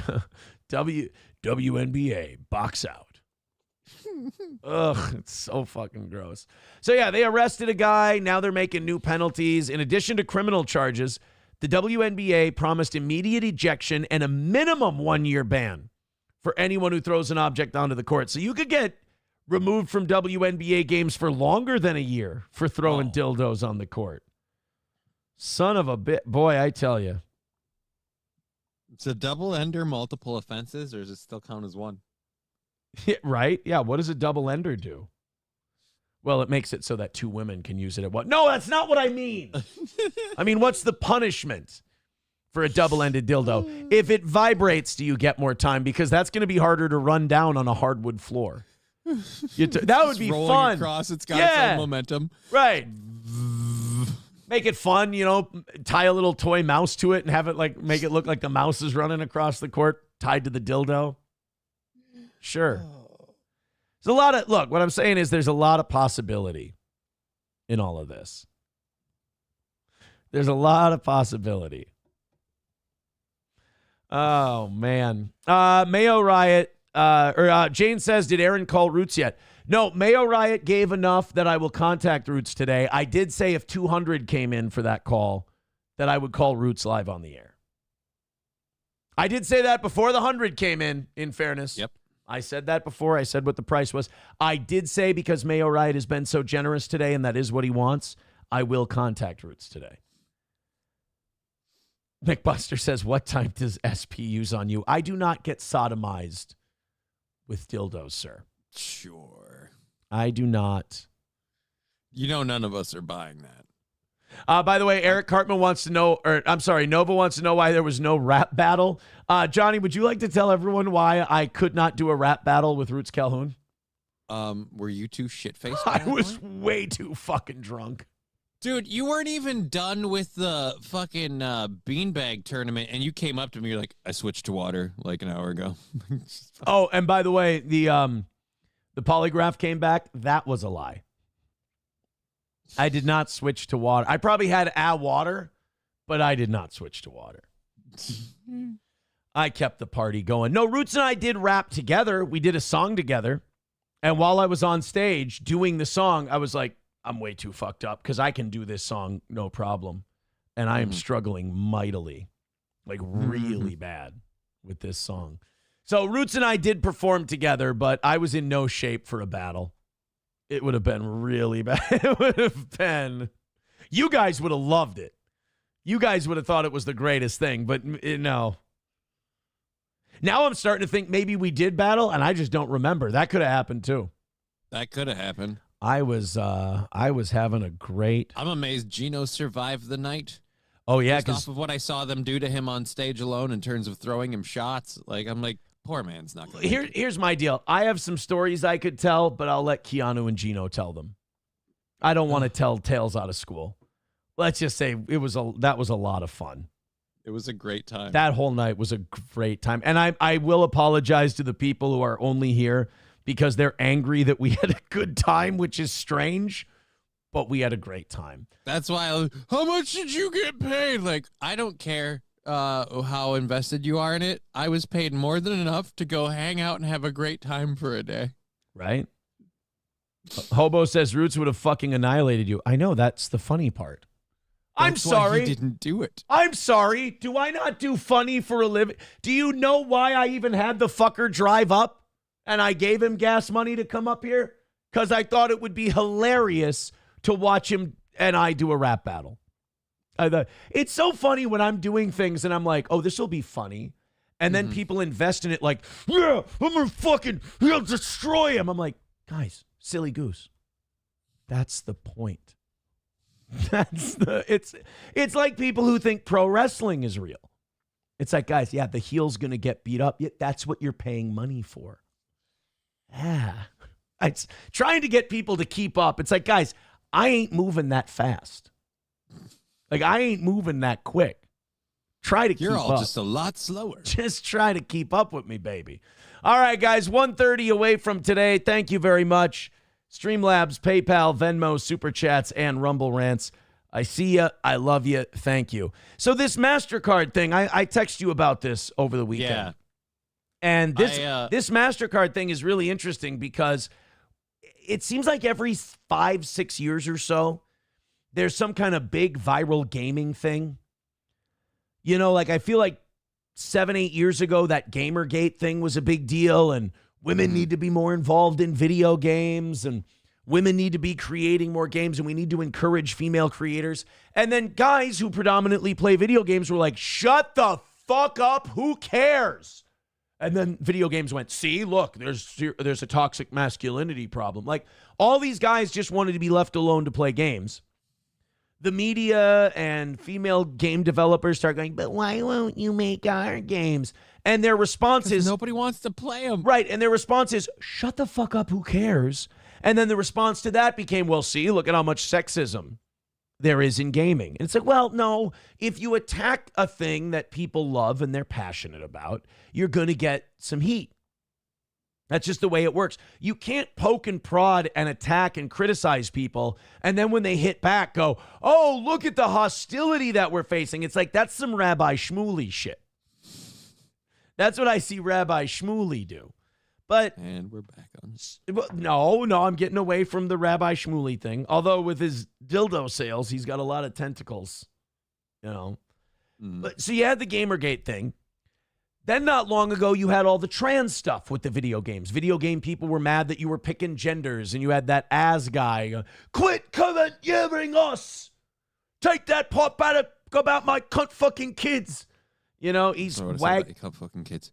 Yeah, he's wagging the finger about trans, you know, pronouns in when you're picking video game characters and shit like that. Your character got to pick their pronouns. Yeah, and shit. And that became the thing. Then that went away. Well, now it's this really weird, almost like, and I know this term gets used too much, it's almost an Orwellian type of thing. There's accusations now. We talked about the gaming company. What was the gaming company that tried to get people, they want to delete people's games? Yeah, I was thinking about the ones with their deep listing. Not right NVIDIA. It's, where is it? I have an article. Ubisoft.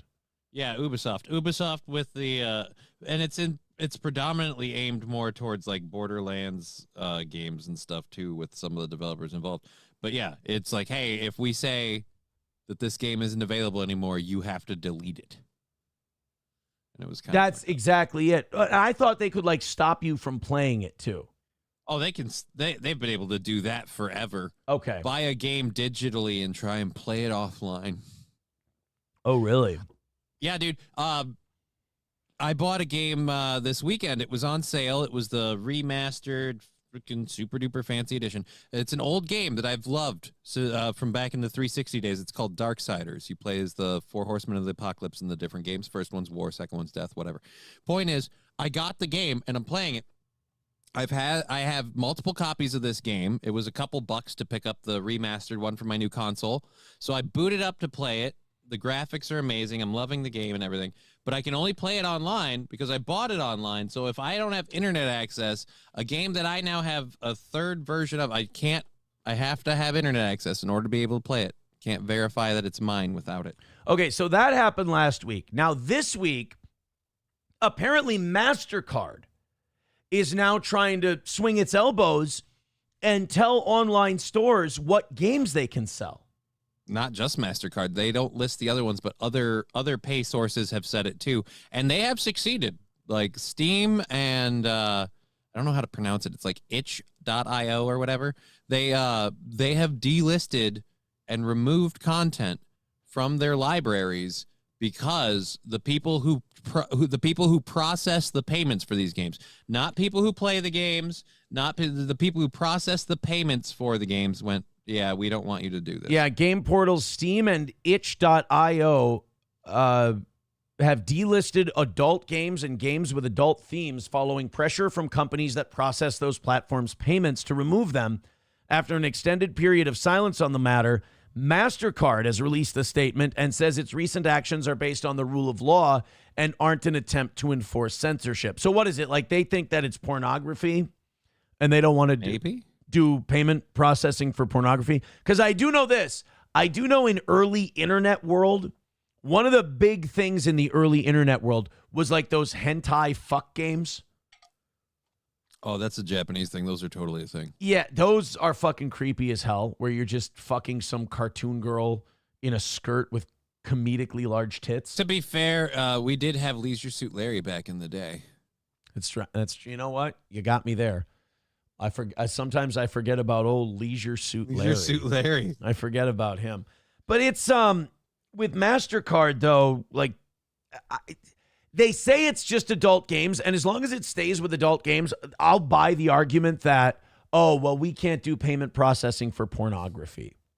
We won't allow that. I don't know if that's true or not. I've never paid for pornography. Will they process payments or not? Like, do you have to pay in like fucking Bitcoin? I don't know. Any guy who's paying for porn is psychotic. You're doing it wrong. That's a mass murderer. That's a guy who's going to bomb a building someday if you're paying for pornography. But Mastercard says they just want it to be the games with adult themes and that are adult. But like, when does that then reach over to like shoot 'em up games and shit like that? Like, how far are we from that? What's an adult theme? Is it just an adult theme when two characters decide to have a romantic embrace? Or is it an adult theme where I turn the corner and I blow a dude's freaking head off? Like, which is an adult theme? Yeah, or blow a dude. Either one. You're probably not going to get Mastercard. Well, now I'm just going to be all worked up if it's a game and it's not real. Visa also put out a pre-written response to complaints, adding that it didn't aim to make moral judgments on legal purchases and that it was also adhering to the letter of the law. So the pressure from payment processors was apparently the result of a campaign by the Australian anti-porn lobbying group Collective Shout, which is funny because that's what you do when you watch porn. Terrible name for your group. Which has taken credit for the actions. Collective Shout released an open letter claiming that Steam and indie game storefront itch.io hosted games with grape, incest, and child abuse content. I mean, I would rather like just platforms not host those kind of fucking games. I would hope they would just choose not to include those themes in their games. But like for a payment processor to just not let you make a purchase that's legal, that worries me a little bit. I agree with you. The content should not be there if it is. I didn't know such games existed. I don't go looking for them. But yeah, no, I don't like the precedent it sets where the Mastercard and Visa go, well, we're not going to process the payments for this. Like it's a bad thing because where does that line get drawn? Well, and here's my thing is like, I don't give a fuck about video games. And I know there's people like watching the show right now. Like, why do I give a fuck about this? Why do I? Because this kind of stuff always starts with something that's niche. Yeah. Something innocuous, something small. Like, oh, it's just gamers. You know, it's like, all right. But then like, I'm telling you, after gamers, where does it go next? They've tried before and they got fought back on. After gamers, it's guns. 1,000% guns is where they want to go next.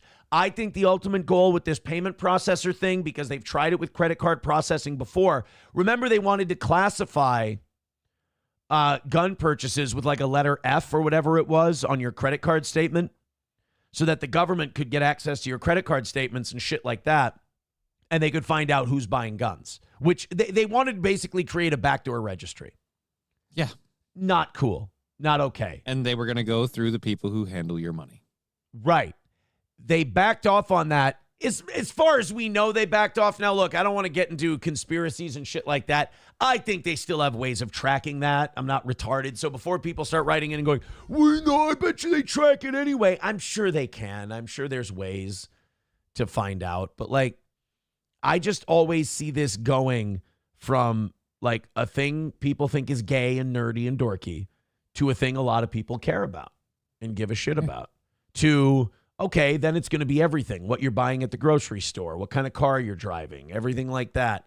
I think it's good to fight this shit off when it's small rather than try to fight it off once it comes for guns and shit, you know? Yeah. So, but I also worry just from the censorship aspect of it. It's like, again, where we start drawing lines with, oh, this is adult content, that's adult content. Like, that's very, very vague. Like that, because again, like I said, I would view Call of Duty as adult content. You're in a war zone. Right, fucking. Really. Well, there's that, Well, and there's that game. It's either that or it's the Gaza Life Simulator. What do you want to call it? Is it the Call of Duty that has the level where you go in an airport and just fucking waste people? It might be. I think that's a Call of Duty game where they go no Russian. And they walk through the fucking airport and they're just mowing down civilians. I would consider that adult content. Yeah, probably. King Kong Dong says, good thing I pay cash for my guns. Yeah, they have a way of checking. I pay cash and I buy them out of trunks, the secure way. Chevy Fan says 2A is useless anyway. I don't think we have a Second Amendment in this country. If we had a Second Amendment in this country, you'd be allowed to own artillery and shit like that. I mean, the founding fathers didn't say accept this, that, and the other thing. The founding fathers said right to bear arms shall not be infringed because we need a militia. We need people that are ready to go at a moment's notice. So you got to be able to keep and bear arms. I really, Modern Warfare 2. Thank you. That's the game I was thinking of. Modern Warfare 2. Okay. Yeah, I don't think we have a Second Amendment. If we, I mean, it's been regulated to death. Yeah. And I think they're coming after the first one after that. I mean, you got to take care of the second one to take care of the first one. And I don't even think they're doing it because it's big, evil, terrible people. I think the culture has just changed so much that people don't give a fuck about those amendments as much as maybe previous generations did. Well, the way we've turned news sources and things into either fake or not fake news, depending on which side you sit with it. Yeah. And we've certainly not been able to keep up with the military in terms of weaponry for a long time, which was part of the reason behind the Second Amendment, to fight a tyrannical government. Although King Kong Dong says, wait, you don't own a missile? See, I didn't. Ain't got a bazooka? Redbird with $5 says, this is a very slippery slope. Letting what should be a utility company decide what is okay. The CEO of Active Shout is a huge fan of cuties on Netflix. Ew, gross. What a fucking pig. Ugh. No. So wait a minute. They're against video games and stuff with these weird themes, but they're all right with a movie that, again, Is that your official position on cuties? Is that your official statement? Yeah, it makes me highly uncomfortable that it's allowed to exist. I hear you. It's and look, it's a movie. I get it. You can make a movie. It's fine. I get that people have the right to do that, but it's like I'm more concerned about the person who thinks that shit up. I'm more concerned about the person who thinks about that movie and then is passionate enough. Because if you've ever watched like any kind of like YouTube thing on how certain movies got made, like it's a labor of love and it takes years to get it made. Like you have to really be passionate. You have to be passionate about that project. You have to care about that story. So somebody really gave a shit about cuties and wanted to get it made. And that makes me a little uncomfortable. Really uncomfortable. But the same thing with that Toddlers and Tiaras TV show too. I was like, can we get this shit off of the air? This is retarded. This is just dumbing us down. All right, we can continue on. We got the video. We solved dildos on basketball courts. We solved Somalis. We solved now we've solved video games. I'm cranking them out one after the other. We're $130 away from today's goal. We're also a $100 donation from calling Roots live on the air. And by the way, I can only promise the call. I can't promise that he'll answer, obviously. I don't have that control. But another $100, whether it's Novo, whether it's Mayo Riot, or whether it's somebody else, we call Roots on the air. We straighten out this whole pay thing. And Also, when that 100 comes in, I will reveal what I paid Roots. Ooh. For the anniversary show, since he's talking about it. We will reveal it at that point as well. Otherwise, just chip into the goal. We're only 130 away. Streamlabs, PayPal, Venmo, Super Chats, and Rumble Rants. Thank you so much. I'm going to try not to get too mad. I've been having a good time today talking about all kinds of fun stuff. By the way, while we're doing that, hit thumbs up, hit follow, hit subscribe. We appreciate you. I'm going to try not to get too mad. I thought that our chat might enjoy watching this or at least be entertained by this. And there's some updates on it and, the whole thing. Mm-hmm. Remember that Minnesota chick, the blonde chick with the tattoos, with the kid and the N-word and all that? Sophie Hendricks or whatever her name was, Sadie Hawkins. I can't fucking remember. But she made like almost $1 million on a GoFundMe because she called some creep the N-word, right? Yeah. I mean, that's the brass tacks of it. And then everyone acted like, oh, America's such a terrible racist country, blah, blah, blah. But then you look into the guy she said that to and what happened, and you're like, wow, that guy's a fucking creep. I don't know if the N-bomb was necessary, but guy's a fucking creep. Also, the media didn't tell you that guy got like $500,000 in a GoFundMe. So everybody profited off the N-word this time. Exactly. Well, you remember that story in Cincinnati last week, that music festival. Yeah. Where the woman was knocked unconscious and the guy had the living shit beat out of him. Yeah. Well, she has a GoFundMe now, and she made a video recently to give an update on how she's doing. What really made me sick about the Cincinnati thing is that cunt police chief. I hate her so much. They didn't want to do anything with that when it happened. And then it took the whole weekend of that video going viral for and the police chief basically took the tact of going, fine. Fucking social media. You guys are out there and you don't know, you're misrepresenting the story. Jesus There were Christ. just a bunch of young people who were out having a good time, and these white people asked for this. Just a bunch of wily Utes going out looking for a good time. Then a bunch of whites came in and whited up the thing, and there was so much whiteness, it blinded all the blacks, and they had to attack. And the police chief was going, you folks on social media, and she's finger wagging at all the people arguing on social media that this is horseshit and that somebody should be charged. Basically, she's mad at the people who filmed it because now she has to do her job. Then the prosecutor that brought the charges and the detective that did the investigation shit all over the police chief because they did the investigation, and they're like, because remember, the police chief was like, the video doesn't show the whole story. And then the defense attorney goes, oh, no, the video doesn't show the whole story. This happened, that happened. And basically they described what happened on the video. The detective and the prosecutor go, no, the video shows exactly what we're seeing and exactly what we're finding out, that these people were attacked, so on and so forth. So the police chief is on the fucking defense's side. The prosecutor and the detective hate the police chief. And then we come to find out this police chief has been sued by the police officers because they claim she's been discriminating against white male lieutenants for promotions. So I think what we have here is a diversity hire, female cop, gun drawn, doggo doesn't die. And we have a police department in revolt against her. We have a prosecutor's office in revolt against her. Now we have a video from the woman who was punched and knocked unconscious. And this upsets me. Seeing this video. This is, and again, this was from this weekend, Johnny. So this is a week after this happened. Yeah. That she made this video. Her face is still completely fucking caved in on one side from the beating she took. I just want to say thank you so much You're welcome. to everyone for all of the love and support. It is very humbling that, you have sent your prayers, your blessings. It's definitely what's keeping me going. And you have just brought back faith in humanity. Which was fucking violently beaten out of her. It is maybe time that you just don't go to certain parts of town. I don't care what the event is. Like, keep yourself safe. Don't go to certain parts of town. Don't go to certain events in certain parts of town. I'm not saying that, oh, if you go down there, you're automatically going to get beaten up or you're going to get punched. No, but like your odds of that happening drastically go up. Drastically. Yeah. And why put yourself in that situation? I'm not saying that it's this woman's fault. Not at all. It's the furthest thing from what I'm saying.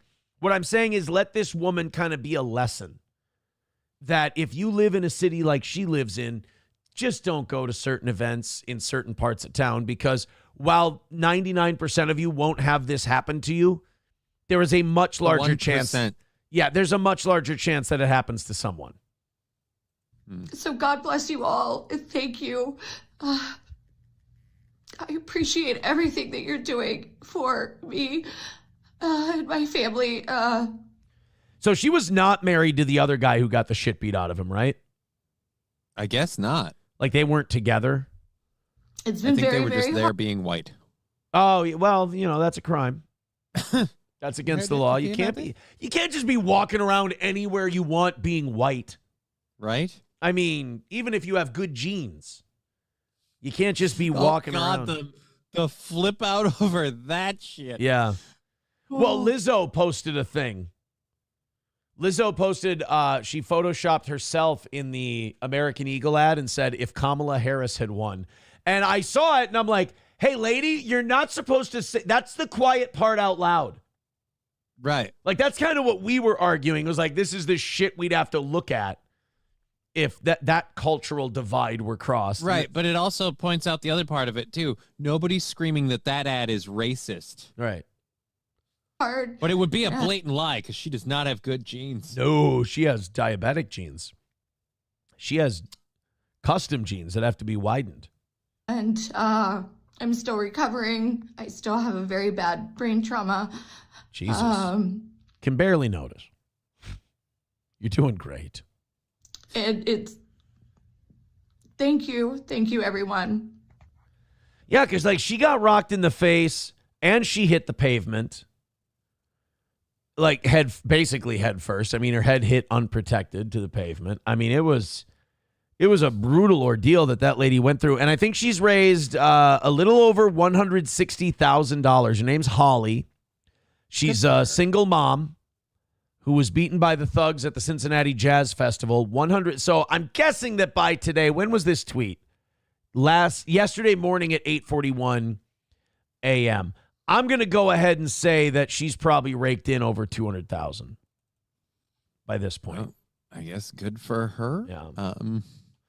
Feels weird, but that's very fucked up what happened to her. So hopefully that'll help her with all of her medical. Yeah, I mean, this is again. I mean, it also shows like how much more we value like cute blonde women, because I think she's kind of way more money. She's getting fucked over compared to Sophie or whatever her name, Sadie or Sophie or whatever her name was. Well, she also had to pay a lot more to play. I mean, this lady got the crap kicked out of her. The other lady just had to say something that, honestly, I'd do it for free. Well, and she didn't say, like, the N-word or anything like that. I don't think there's any accusation that she did anything wrong or bad. Like, I still don't know what the quote-unquote inciting incident of the victims who asked for it, according to the police chief, did. And by the way, if someone said the N-word, you still don't get to beat the fucking shit out of them. No. People are, I'm sorry, as controversial as this may be, you get to say the N-word. I mean, I'd understand a slap. Look, I get if you get hit, if you say it, but you're still not allowed legally to hit someone for saying that. You know? Not saying it's okay. I'm saying I understand. That's like saying, back in the 50s, a black guy cat calls a white woman. Well, we got to fucking string him up. You know, like, no, that's still not okay. Yes, he did something very pervy and gross. Just like this person may have, somebody said the N-word. You don't get to fucking give them brain damage. It's not how it works. King Kong Dong with $1 says, what the fuck happened to her face? Did she fall or something? God. Wait a minute. Did they give her brain damage? You said single mom. I might argue that was a pre-existing condition. I don't know. I think it's become too normalized. I think it's not in the DSM-6. I don't think. Shit. 191 Redbird with $5 says this was back during the video game segment. He says this is a very slippery slope, letting what should be a utility company decide what is okay. the CEO of Active Shout. Oh, no, we did that one. Gray Duckling with $2 says, God, this lady sounds like a bitch. Newbert Goofin. And Redbird with $5 says, don't forget the city councilwoman and the pastor of the attackers repeatedly stated that they asked for the beating. Oh, yeah, I saw that too. One of the city council people in Cincinnati was like, yeah, they were a bunch of racists and they asked for it. It's like, oh, that's sweet. That's nice. I just don't see a bunch of racists going, you know what we should do tonight? Let's go to the jazz festival. Right, yeah. I don't see a lot of racists going. A lot of people will love to hang around will be there. Crowder wears panties. I did not say that we should bring back the Jesus Christ. Wait. Crowder wears panties, trying to put words in my mouth, and I'm here to say I don't like it. Anawal says the best you can do is move to the burbs. Look, people choose to live where they can afford to live and it's safest. That's a fact. That's human nature. That's human nature, my friends. Chevy fan says, Johnny says blacks beat you. Now you can't walk. The donos will roll in. I just say I'm in this wheelchair because I went to North Minneapolis and I was beaten. I believe that would be like a supporter of the George Floyd and I got caught in the riots for being white. I mean, all of us on this show would say you deserved it, but you might get a little sympathy. Yeah. You might get a little something. Eric Cartman with $1 says Johnny should let us punch him in the face whilst he's in his wheelchair, then kick the shit out of him. The GoFundMe will skyrocket. He wins and we win too. I'm starting to think that Eric Cartman had a bad weekend. He's got a lot of aggression today. I think Eric Cartman had a rough one this weekend. That's sad. I had a great weekend. I wish you did too, buddy. It was a fun. I gotta say, it was a fun weekend. But boy, by God, just on a whim. I really enjoyed the Sunday in the backyard with the family. Like I hung out with my parents and, like I said, my nephew. Like it was nice. Just a nice afternoon. Got home before it got too. Did it rain yesterday? It looked like it was gonna. A little. It did rain a little yesterday. So I got home before that, but yeah. I feel like too many people don't get out enough. Don't have to do much. Just get outside. Breaking news. Somebody texting this in. Nancy Mace running for governor of South Carolina. And then they say Aaron moves there in response. I do like Nancy Mace. You do? I will miss her, though, if she wins and becomes governor of South Carolina, because I like that we have her and we have, who's my darling? Jasmine Crockett on the Republican and Democrat side in the House. Because Jasmine Crockett, who's like a Rhodes Scholar, by the way. Yeah. But on the floor, she's like, y'all know that you ain't doing shit. Y'all know that y'all ain't. Like, she got D'Lo Brown head going on and everything. And then Nancy Mace is like, tranny, tranny, tranny, tranny, tranny. Like, the fact that we have those two in the House at the same time, we can't lose those two national treasures. I need those two to debate each other as soon as possible. Yeah, that's like Magic Johnson and Larry Bird. You can't have one without the other. That rivalry has to continue. Chevy fan with $1 says, so avoid the fried chicken festival this year. Wait a minute. There's an actual festival? I don't think that was the point. Where is it? I want to go. I really don't believe that that's what he was trying to say. Do it in the summers. You can pair things together. Right. Like when the harvest comes in. Yeah, but I don't think that that's what he meant by what he was saying. I don't think that he was like promoting the fried chicken festival. I think It sounds awesome. Yeah, I don't know if it exists. I think he might have been trying to tell a joke for the show. Oh. Johnny, sorry. Zen Man with $5 says, I mean, this looks like a great place to move. Oh, let's see. What is it? Let's see what this great No place... blacks, no Jews. Jesus Christ. God damn it. Oh, dude, I did a fun thing about this. So this town is racist. What but like, bought property there? Yeah, well, no, there's a town in Arkansas that's like Say no more. They it's literally like it's not, I don't know if it's whites only, but they're preserving what they call American culture, white American culture. So I don't know if they're literally saying whites only, but how dare you? Either You know, way- hey, how dare you? You know, whites aren't allowed to have a culture. well, the You funny stop part that is right they've now. been at this for 2 years, and back in 2020, after the whole George Floyd thing, Freedom USA was a project that 19 black families put together that CNN hailed as like, oh, these people just want to build their own safe community. Sure. So that one's not racist. Funny part is 2 years in, this has got like several houses. Do you want to guess how many things are involved in the? No, I don't know. I don't want to. Don't get me saying no. Don't get me fucking saying. Well, they have a woodshed on what is technically, I guess, a campground at this point. So you're saying that the white one has a bunch of homes and shit? I'm just saying that And in you're 2 saying that years, the the black white one one- made a community. Yeah. In 6 years, the black one has a. Well, you said woodshed. they have a shed. They have a shed. Well, here's the thing. They could put a bunch of bunks in that shed. And they could just have a shitload of bunks that they all sleep in this shed. Is there like electricity and running water or no? There's not? Okay. No. Well, then they can all just sleep in this bunk and then they can get out early in the morning to do all their work that they need to get done. That actually sounds incredibly productive. And it builds a sense of community. And they can use the land to raise crops since they got it's open space. Precisely. Like you could grow certain materials that are ideal in, say, clothes making.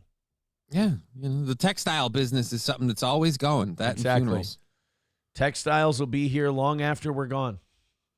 No gays. High up in the Ozark Hills. Oh, now it's no fun. No Jews, no blacks, no gays. So then how do you explain this fucking guy who's Yeah, I don't know. clearly cock Somebody hungry? didn't get the brochure on who's not admitted. Right. Okay, bro. In the state of Arkansas, dozens of people have been working hard, building houses and a new type of community. It's called Return to the Land, and it is a town open to white people only. They are millennials and Gen Z. Oh shit, they're young people too, so they're going to be doing some breeding. Oh, okay. never mind. How long That's until wrong. It is whites only. Yeah. How long until the ATF firebombs this place?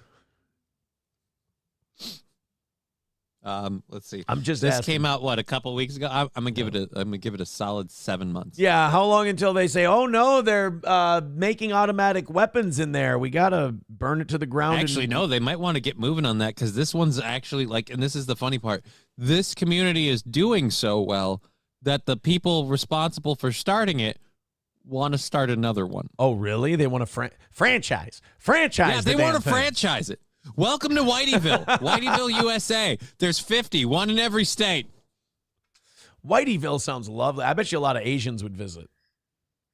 Asians kind I live of, on West Ave in Whiteyville. bro. I got to tell you, like Asians kind of fetishize white culture a little bit. And that's why I love them. They like it. They take everything we got, they put it in vending machines, and they're like, "See, we're just like you." We're like, "Well, that's a little weird." This is a new update of age-old prejudice. What we've done here is establish a place where we have control over who our neighbors are, and that is just for the sake of preserving, our culture. Again, I this have is to racist. say, I have to say, if you were black and you did this same thing, it would be celebrated. I can't Right. No, I'm it not, literally I'm not, was. I'm not on like the white supremacy side. Believe me, I'm not. I've got my own thoughts on this.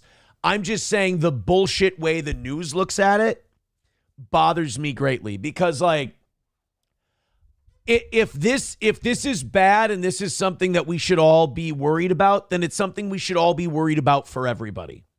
Right, but like I said, you rewind like freaking 4 years before they started this, 19 black families, and it was, again, on CNN. They celebrated that these families, horrible George Floyd happened, so these families have decided that they need to build a town, and they're going to call it, because, again, I guess it's nowhere else but here. They were going to call it Freedom USA, and they didn't specifically go, well, it's for blacks only, but no, it's only black families that are doing this. They're not like anybody can move here. Look, that Freedom USA sounds fine. That sounds great. They can do that. These guys all look very nice. They're well dressed. They're working hard. They're building stuff. They want to live in a community together. I don't think there's anything wrong with that. Now, if they start like attacking people or they start going after people, then that's bad. That's wrong. They shouldn't be allowed to do that. They should be punished. But a bunch of people saying, I want to fuck off into the woods and I want to build a community around people that I want to be around. I don't think that's something to be chastised or celebrated. Just leave people the fuck alone and let them do that if they want to. I also think this is they're what worried. happens when I think, honestly, sorry to interrupt, but I think what they're worried about, like the media and stuff like that, they're worried about something like this working. They're worried about the people being happy. They're worried about there being fully functioning systems, because then that way it makes it look like, well, then what the fuck do we need a government for? Why the fuck do we have this, that, or the other? Look what these guys are doing. They don't want it. It's like, I'm going to make a comic book reference of all things. It's like Dark Knight Returns Part 2, where the Gotham police felt they needed to shut down Batman because he was making the government look bad. Yeah. No, there. Oh, wait. Oh, shit. Did I just call a bunch of white supremacists Batman? Fuck. Kind of. Damn it. Damn it. Well, that's the thing. I don't think they're white supremacists. It's being painted that way. But I also, and again, You're like saying you they said, want to preserve their culture.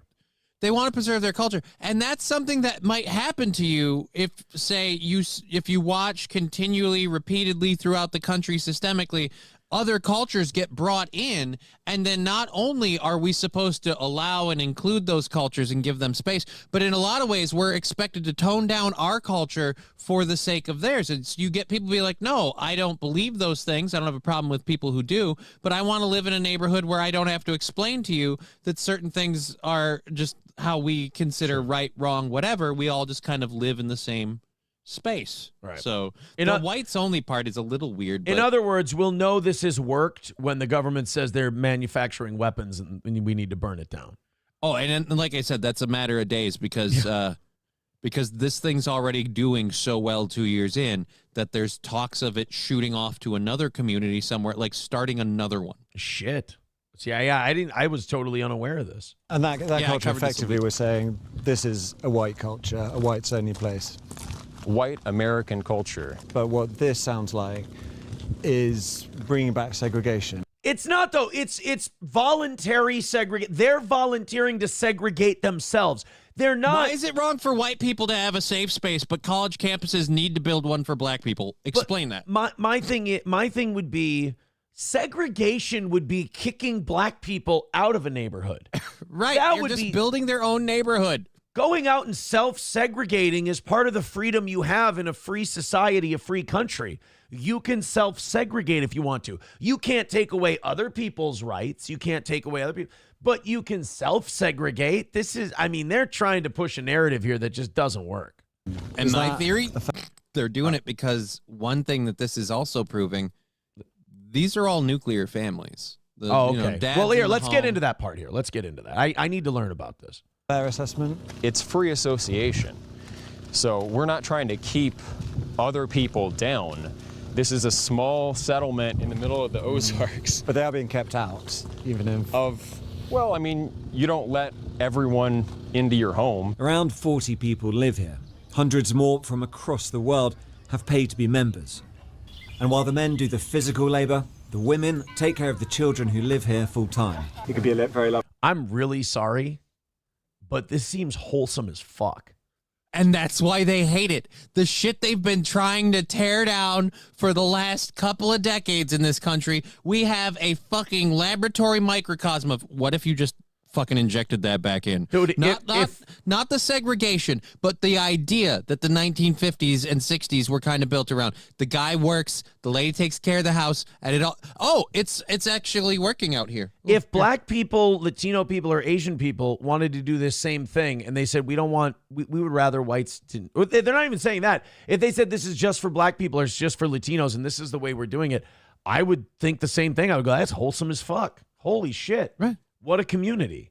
Community, if you're part of the community, but if you're black, or if you're Jewish, or if you're gay, you can't be part of that community. They can have their own communities, and they already do. You might be wondering how any of this can be legal. Return to the Land is structured as a private members association, which they believe allows them to discriminate on the basis of ethnicity, along with other factors. That has yet to be tested in the courts and may well fail. The Arkansas Attorney General has said his office is now reviewing the matter as a result of our reporting, and that there is no room for racial discrimination in Arkansas or anywhere in a free society. Well, that's not true because discrimination, like if you have a free society, discrimination by definition is going to happen. You're going to discriminate on some grounds if you have ultimate freedom. We discriminate based on money here all the time. Try being poor in this country. I'd rather not. I don't know, man. I can't believe I am. This just, I mean, it's. We literally, like I said, what way do you want to tackle it from? The minute they start talking about how they're a cash society or a barter system or anything like that, and they don't borrow any money or anything, that's when they're going to shut it the fuck down. When they start saying, well, we don't work with any banks, we don't do this, they're going to try and debank them, first of all. They're going to try and take away their ability to do banking and money and everything else. And then they're going to go, well, we don't have any loans, we don't have any of this, we just cash on hand, or we all pitch in, we all do work. That's when they'll come in and shut it down. Yeah. Is when they don't need to live on the system. The minute these people prove that the government doesn't need to do everything and that a community can exist, and then, like I said, the nuclear family part, that's all out. Yeah. I mean, how is this any different than what the Amish do? They just use their religious views to scare away the blacks and the Jews and the gays. Well, they say no phones, no lights, no motor cars. Right. Like I said, they're... And then, yeah, the rest of us are like, yeah, we're good. Thanks. We're out, dude. No, come on. It's great here. No, it isn't. I got YouTube. Approachable says, oh, they're definitely going to save that for another Ruby Ridge incident. Yeah. Oh, yeah. They'll keep pumping up all these media stories about. They're waiting to get to 2 to 3 settlements, and then they're going to go full. These people aren't doing anything to black people. They're not doing anything to Jews or gays or anything like. They're not doing anything to anybody. They're literally going out in a place that nobody wants to live in, the Ozarks. They're creating a community and they're building it. They're not doing anything wrong to anybody. And if black people or Jewish people already do shit basically like this. Quite essentially, they're just sick and tired of being called racist and phobic because they're not on your train and they love what you do. Or like the women they just want to do their own fucking shit. Or the women are maybe tired of being told that if they just stay home and raise their kids, they're somehow not participating or they're not doing anything. It's like, maybe they just had it with your shit. Doggo Doesn't Die with $2 says a penny for the German guy's thoughts on white supremacy. There's no reason why this society should not be allowed. The only problem I have is with the obvious gay kid putting in the fence post at the beginning. How did he sneak in? He is very clearly a strudel muncher. Hitler calls gays strudel munchers. I did not know that. It's almost a cute term. Crowder Wears Panties says it's a scam, sadly. This guy's been pulling scams for a while. Oh, is it? Wouldn't be the first time a guy has preached racial unity and then used it to fleece his own race. I mean, that's like pretty I said, universal. I heard on the internet talks of a second community, and they're talking about online paid members and things, so maybe. Interesting. He's the fucking Ray Kroc of racial separation. Who knew? Honky with $5 says, let's admit it. The American dream is all about earning enough cash to move as far away from the darkness as possible. The Civil Rights Act is unconstitutional. I didn't know we were getting there today. I will say this. No matter, you watch the news about riots or protests or anything like that, there is a very clear, like you see it with the anti-ICE protests and the George Floyd stuff and all of that. No matter what group it is, Latinos, whites, Jews, Asians, blacks, whatever, there does seem to be a common thread that, and I'm not saying this is the way society should be, this is just what I observe watching other people, that when allowed to congregate how they want to, people tend to, in large numbers, stick to people who look like them. Yeah. It's a natural human trait. It just seems like that's what happens. Usually the people that are more interested in being in cultures that they are not from are usually seen as outliers, fetishizers, things like that. Well, I mean, it's pretty normal for people to stay where they feel familiar. Aaron was moved that Tom Cruise played a Nazi. Well, he played a good Nazi, remember? He played von Stauffenberg, who tried to kill Hitler. So he's a good Nazi, like Rommel. Arch Magus Tim with $5 says, keyword here is club. Clubs can have a stringent set of rules that determine membership, and it's still legal. Well, that's what their argument the way they did. is. Yeah. That's their argument. Hey, guys, thank you. 110 away from today's goal. Appreciate it very much. Streamlabs, PayPal, Venmo, Super Chats, and Rumble Rants. We appreciate your humbling generosity. Keep it going.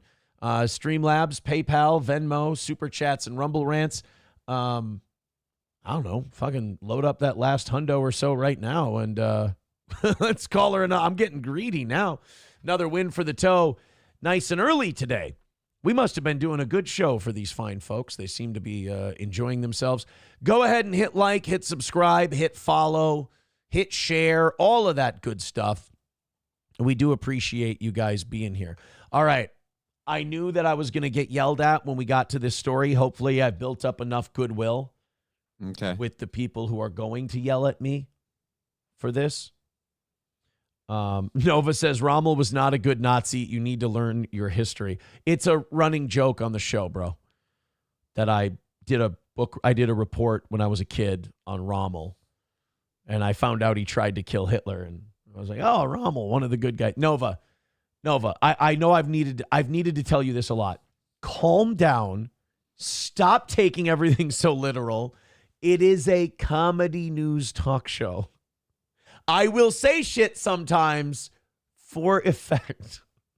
I like Nova, but sometimes, man, it's like you got to drag him along. He'll be like, no, Aaron, that's not accurate. Like, I know. That was the point, my man. Numero uno, Josh Denny fan likes to take people who are my age and tell me what they had accomplished by my age. I love this bit. Numero uno says, fun fact, when David Koresh was 38, he was dead for 5 years. Hey, so I got David Koresh beat. There you go. I'm number one. Perspective. Yeah. Exactly. This side of the dirt, even I'm winning. Fuck you, David. Nova wants to prove that he doesn't parse words and doesn't take shit too seriously by writing in, it's a podcast, not a talk show. People are going to think I pay people like Nova. I've said this before, that I pay them to make me look good. It's a bit. He has these people, and the dodos are fake. Yeah, Walter, don't you dare drop in $50 right now. People are going to yell at you. MSO says Aaron Koresh. I've been accused of being a cult leader before. Shitty cult leader. They all want to kill me. Numero uno says, you fucking They asshole. drink the Kool-Aid and you have to die. Who the fuck wrote these rules? They all spit it at me like velociraptors. Numero uno, the dickhead writes, it's a comedy news show, Nova, like Weekend Update if no one wrote jokes. So like when Seth Meyers did it. So now Q Nova writing in, wasn't a velociraptor, it was Dilophosaurus. Know your dinosaurs, Aaron. Sam Show says, what's the difference between a podcast and a talk show? That is kind of the thing I was thinking too. I was like, what? I don't understand what the difference is. We do ours in our basement. Oh, hey, you know what I just realized? 09 Canyon points this out. You know how David Koresh said he was Jesus? Yeah. How old was David Koresh when he died if he'd been dead for 5 years at 38? 33. How old was Jesus when he died? I have no idea. Don't you know your Nas? Don't you know one Mike? Nope. Jesus died at age 33. That's 32 shots from twin Glocks at 16 apiece. That's 32, which means one of my guns was holding 17. 27 hit your crew. 6 went into you. Yeah, I grew up in southern Minnesota. We were rock people, so yeah, I didn't do as much rap. I'm sorry. You were living in the Ozarks with the fucking racist Arkansans. You know what? Now I understand why. Yeah. Oodles of Toodles. I love this. People are catching on with this Nova bit. Oodles of Toodles writes, it's a stream. Yes, we're streaming a talk show. We're streaming a talk show. Yeah, if Crowder Wears Panties goes, it's not even a podcast. It's a live stream. Nova has invented in his mind why I'm mad at him. Did I say I Okay. was mad at him? No, I thought we were. I thought I was having fun with the making bit, but fun I guess of you're his. mad. I guess I'm mad. He says you're just mad at me because I made you admit that you paid Roots the $500 plus $280 and $100 for his girl. What? This number keeps going up. Now I paid Roots Right? $880. Don't get mad at me for having to save face. Now I pay. It's going up every time, guys. Every time you donate today, raise the amount I paid Roots. Jesus fucking Christ. Crowder Wears Panties writes, no, you're mad. I will. Like I said, $100 from someone else or from Mayo Riot. I'll call Roots. I will say how much I paid him. I will say what we agreed that payment was for, and that would be totally fine. Redbird with $5 says, podcast, talk show, they all have one thing in common. All made in Taiwan. Middle-aged, tubby white guys that refuse to get a job and contribute to society. Yeah, no, that's... It's not so much refuse as I know that I can't. So this is what I do. Balls Deep with $2 says, it's not a sailboat, it's a schooner. Sorry, Nova. Sorry, buddy. You're so Brian mad right now, Aaron. Brian says 280 bar tab. No, the 280 bar tab was my bar tab for everyone who was on my tab that night, which is not bad. I don't think that's with tip. That was with my tip. That was my bar tab for everybody. So yeah, I was pretty. And Gotta be I said, honest. I didn't do a whole lot of drinking. Yeah. And boy, did I love that decision Sunday morning when I saw all the rest of you. I looked great. I don't know what the fuck you're talking about. No, you wore it well, but I heard I made the right call by not getting. Gino was in rough shape on the way home. He was. Crowder Wears Panties gifting a membership on Rumble. Wow. Thank you, buddy. Appreciate that. Helgi got that one. Helgi knows about the anniversary show. Helgi was a superstar. Thank you, guys. $100 away from today's goal. Thank you very much. And thank you, Nova, for helping us create a good bit just now. The audience really enjoyed that. McBuster says, Aaron isn't gay. He's just masculine challenged. 09 Canyon says, oh, if that was for all Aaron's people, 280 was cheap as shit. I thought so. Yeah. I thought that was I'll tell you this, it was cheaper than the year before. We must have really drank the year. Like Keanu and Gino weren't even there the year before. And I did drink a lot heavier the year before. yeah. Although the year before, that one was a lot more of people bringing me booze. Like they just kept showing up at the table. Because I know the guy who made this sign, I let him be on the tab. Nice. Gino and Keanu. Did I run you down? Did you go on mine? I went on your tab. Okay, good. Because I can't, because You yelled at me so much when I don't go on the tab. Go on that's why I bought it. So like now I go. Like literally it's become a thing to where people at the anniversary show even pointed out, like, yeah, he has to be on Aaron's tab or Aaron's gonna yell at him. Yeah, so Gino, Keanu, Me. The sign guy. Skip to My Lou, and you, and then I probably bought a couple here and there. And yeah, with And that's like the whole day too. yeah. 280 That's not with bad. tip. 280's not bad. That was like a 30%, 40% tip too. Oh, then yeah, Not bad 280's at all. not bad at all. Holy shit. Lab Glass says, Lab Glass goes, Roots got $5,000. Oh my God. Jesus. That's a lot. You know what? Now I'm starting to think I overpaid. I didn't realize I didn't realize I gave him $5,000. Oh my God. NBA's Nick Kerr with $2. That's a real guy. Says Roots is a certain kind of rich because of Aaron. I think Roots got enough from me to pay for his gas and a hotel for the night. I think he got enough for that. Well, I mean, for $5,000. Certainly can get a lot. If you can't swing that. Ryobi with $5 says, I paid to see Aaron last year in a restaurant. I didn't show up this year and others got paid. Well, I'm not as popular as I used to be, so it's a little different. $95 away from today's goal.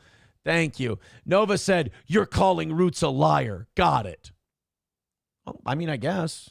What do you think? You're going to guilt me? If he says I paid him $880, then yes, I'm calling him a liar. I mean, I have the Venmos. I don't know what to tell you guys. I mean, I don't really consider I think I bought him a round or two, but I don't consider that payment. I do that for just randos. Right. Why not? So yeah, I mean, I guess if he said I paid him $5,000 or $880 or whatever, then I guess I'm calling him a lie. I don't care that I'm calling him. I love how Nova throws down the gauntlet. He's like, "Oh yeah, so you're calling him a liar?" Well, yeah, if he said this, and I have evidence of. That's the gist. Calling him a liar, yeah. Balls Deep with $2 says, it's not a payday, it's a compensation. I feel bad that Nova's getting picked on a little bit. I got to be honest. $95 away from today's goal. Thank you, guys. Keep it going. Again, Streamlabs, PayPal, Venmo, Super Chats, and Rumble Rants. You're doing great, and I appreciate it. Roots told me that every time you say his name today, you're giving him $5. Well, don't give away the game. That's how. Mikey Two Milk says, yeah, Roots went on and said you paid him almost $1,000 to do nothing.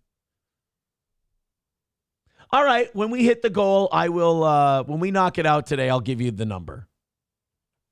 And I'll give you exactly how it got paid, too, if you don't mind. I don't want to show one of the payments, though, because it was, I don't want to, there's people's names on it. Right. So there's that. The miscommunication is probably the 500 blowjobs you gave him. Now, I was not around Roots for a long enough period of time for there even to be that many blowjobs. I'll be honest. That's not a no, though. It was a no with evidentiary backing. Oh, weird. You'd think if you didn't give me, like if you asked me, like, Johnny, did you give him 500 blowjobs? I'd be like, no, I didn't give him one blowjob. We had to. You're right. Get to what you led with. I mean, I can't blow a guy 500 times in that. You're right. I should have led with no. Right. Yeah. I shouldn't have said, hey, time-wise, logistically, there's no way I could have given 500 blowjobs. You know who taught me that valuable lesson of you just should have led with no? Actually, I think it was you. Believe me, I broke my own rule. Sorry. Yeah. When you break your own rule and make the wrong decision, we call that pulling a Nova. All right, guys, we got to continue on. Again, only $95 away today. Thank you so much for that. I'm going to lose a lot of goodwill on this one. Uh-oh. People are going to be really, really mad at me. I think my take on this one. When I got this story, I was like, and I kind of read it and I digested and I thought about it a little bit. I went, oh, fuck. I don't think I'm going to be popular on this one. There's a COVID vaccine lawsuit that's being filed, and it's against the Mayo Clinic here in Minnesota. Mm-hmm. The lawsuit claims that the Mayo Clinic discriminated against workers' religion by requiring the COVID-19 vaccine. Basically saying that because you made us get the COVID vaccine, you violated our religious free. We couldn't use, because I guess you could use religious exemptions in some workplaces, but in the health field, you couldn't. Mm-hmm. And as I think about my position and as I think about how people are going to attack it, I almost feel like changing my position now that I think about it. Because I'm hearing the counter arguments. I'm gaslighting myself into changing my opinion. I don't think this should be a successful lawsuit. And I'll tell you why. The reason why is because the Mayo Clinic is a health facility. By the way, if you didn't know, great start. Just in case. Just in case. The Mayo Clinic. It's not a place where I go to get my sandwich toppings. Sorry. So the Mayo Clinic, that's just what it's only whites. It's whites. The Mayo Clinic, that's what Keanu calls the Stoney's bathroom. She calls it the Mayo. There's no reason. That's what I call every Subway location. The Mayo Clinic. It's stupid. It's stupid. Yeah. I think every hospital's cafeteria should have a sandwich carving station, and they should call it the Mayo Clinic. or their condiment section, either one. Look, the point is, back when the vaccine came out, and this is the problem with the vaccine coming out the way it did, we didn't know a lot about it. And the Mayo Clinic was a health facility. And in their mind, if you were going to work at a health facility around really, really sick people, they wanted you to be as protected against this disease as humanly possible. Now, I know with the power of hindsight, we can say this is bullshit, good for them for suing. Fuck you. How dare you make them get this? And I agree with you. I do. I just feel like at the time, the Mayo Clinic took what was looked at then as a reasonable step. Yeah. I mean, how many other things do you have to be vaccinated from and protected against? The only way this could work is if you had a religious exemption that allowed you to, say, not get a vaccine against some other disease and still be around patients and things like that. That's the only way it would work. Yeah, and, you know, being around patients and being around sick people, and at the time when it first came out, now what I'd like to see in this lawsuit is when did they stop making people get the vaccine? Because if they held on to this for like a year, okay, then I have a problem. They might still be holding on to it. And a lot of people who had these vaccine mandates for their jobs, they got paid. Like the people who got fired and got let go, they got paid. Like they got compensated for time lost, and it was ordered that they get their job back. So there are precedents here. A new federal lawsuit alleges that the Mayo Clinic discriminated against an employee by not waiving a COVID-19 vaccination requirement due to his religious beliefs. The lawsuit filed Thursday by the U.S. Equal Opportunity Employment Commission claims that the Mayo refused to grant the security guards. Security guard. Fuck that. Oh. He wins. He wins. Yeah, he's so the guy running a metal detector, trust me, everybody coming in is worse than he is. They'll be fine. Refused to grant a security guard's 2021 request for an exemption to Mayo's mandatory COVID-19 vaccination policy, citing his Pentecostal faith. The employee told the Mayo that he belongs to the Assemblies of God, which places faith in the concept of divine healing, and claims the vaccine contained ingredients that were against his beliefs. But the Rochester-based healthcare system rejected the exemption request and allegedly threatened to fire the employee, effectively forcing him to receive the vaccine and violate his conscience and religious beliefs to save his job. Employees have a right to request reasonable religious accommodations without fear of punishment or termination, including for vaccination policies, said EEOC Acting Chair Andrea Lucas in a statement. Effectively forcing employees to submit to vaccinations against sincerely held religious beliefs can violate federal civil rights laws. The EEOC will hold employers accountable for such violations of Title VII. So we'll see where this goes. I think the Mayo Clinic should probably just go ahead and settle this. Just put it under wraps and say, all right, how much do you just throw a reasonable number at the guy and try to move on from this, because it's not good. No, especially if they held on to it. Like you said, it was until 2021 they were still doing this? It's like 2 years Well, ago. 2021 is when the vaccine came out. Oh. So, I mean, they just kind of did it right away. But a security guard, and he goes and he says he's Pentecostal. And by the way, I don't think he's lying, because Pentecostal is a weird religion to just like pull out of your ass for a religious exemption. I feel like most people for a religious exemption will go like, I'm a Muslim or Christian or Jewish or whatever, and we don't believe. I'm Rastafarian. Yeah, but like to go like specifically Pentecostal, I don't know. I believe the guy. And yeah, it does suck to basically say, take this shot or lose your fucking job. I mean, that's remarkably shitty. Redbird with $5 says problem is they allow religious exemptions for other shots. Well, we had and that's where they get themselves in the weeds. If you allow it for one other one, you should be able to allow it for this too. Yeah, we had oh shit. I fucked up our standings. I apologize. I had Mayo Riot in there twice. Now we have Redbird at $27. He's now in second place for today. Miss Tay is in third.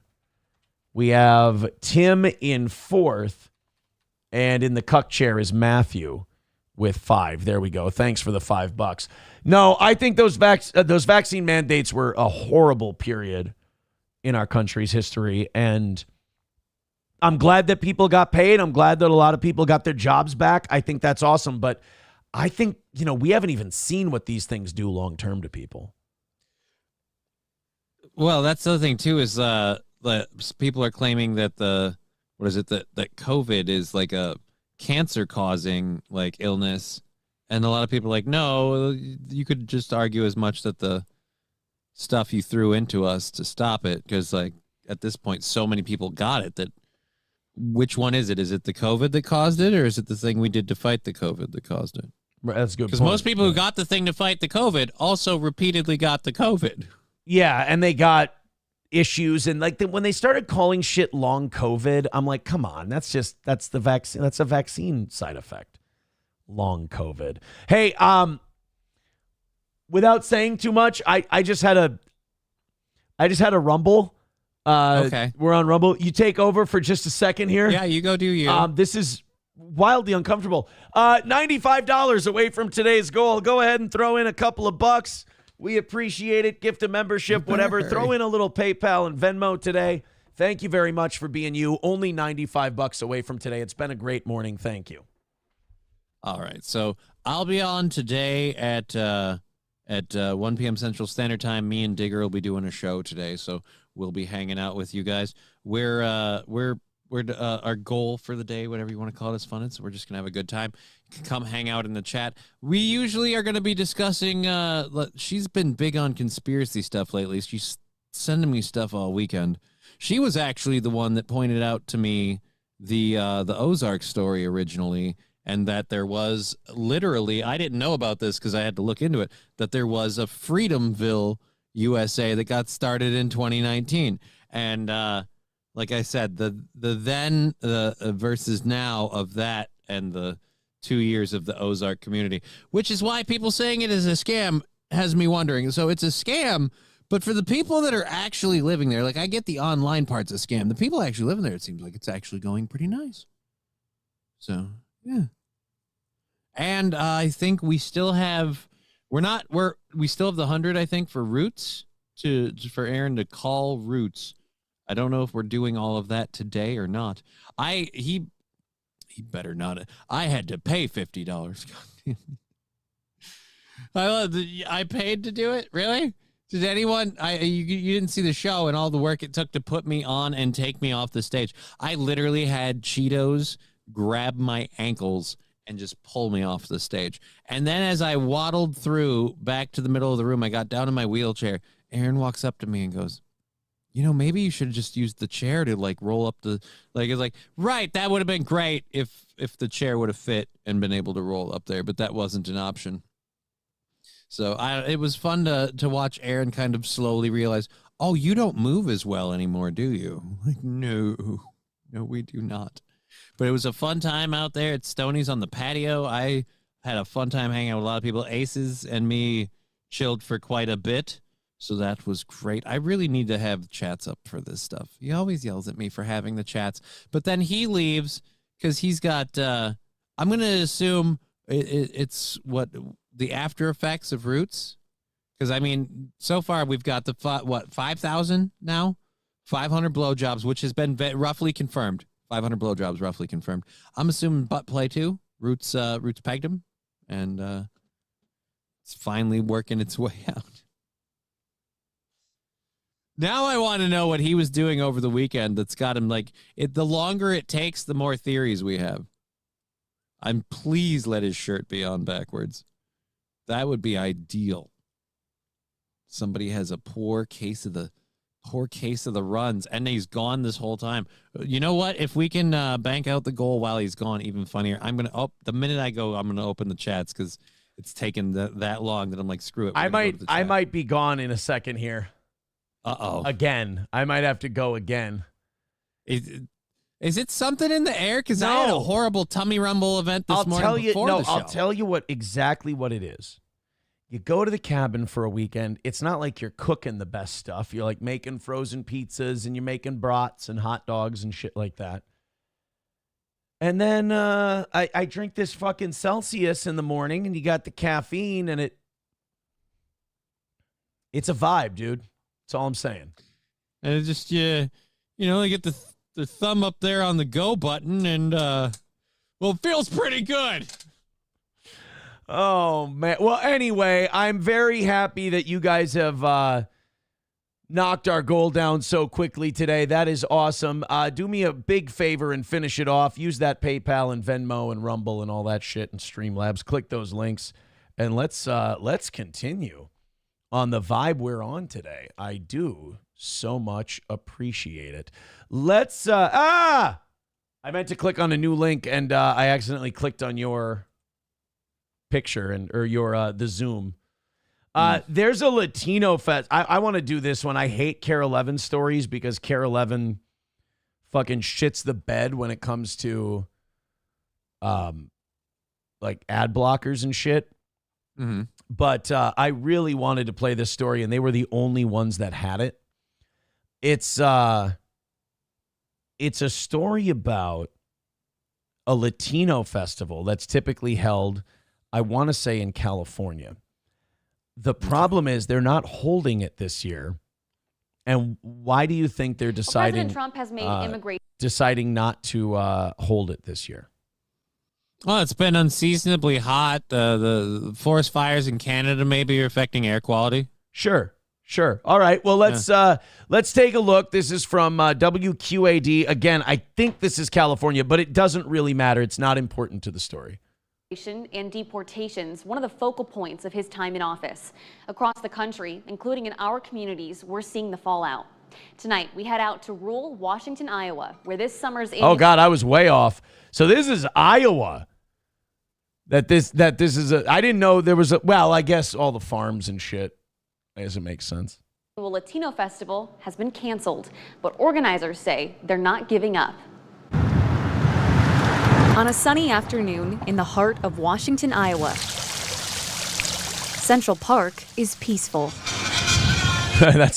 You know what? That's not the way I would have phrased it because the story you're doing is about Mexicans staying away from the park for their event. So I wouldn't start with, it's picturesque, serene, almost like it's better this way. Oh man, look at our Central Park. It's amazing. It's quiet. There's no loud cholo music. There's nobody walking around in a fucking sombrero. It's so peaceful and nice here in Central Park. Like, easy, guys. I thought you were supposed to be on the side of the immigrants. Jesus. But once a year, this banned shell, park, and community are filled with illegals. Well, I'm sorry, but if you're canceling an event because you're worried about immigration policy, how is that not? We usually have a shitload of illegal immigrants here every year. By the way, what qualifies as a shitload? This isn't even that many. And like, you wonder, it's like, if you're legal, you would still do the festival. Right. You have nothing to worry about.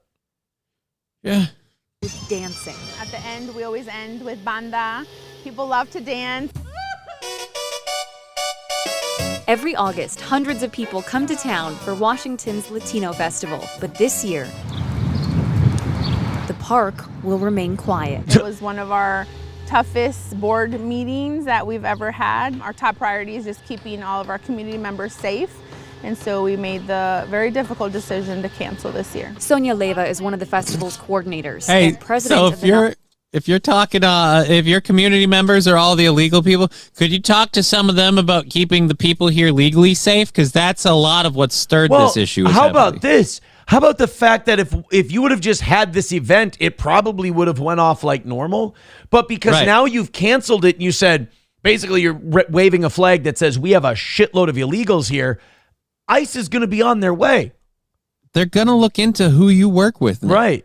Nonprofit Latinos for Washington. She says worries over ICE officials and deportations left the festival's board no choice. You know, we need to make sure that we listen to our community members, and there was a lot of just scare about, you know, going and doing everyday activities. From Chicago's Cinco de Mayo parade to events in Washington, Indiana, Philly, and beyond, deportation fears are canceling Latino festivals across the country.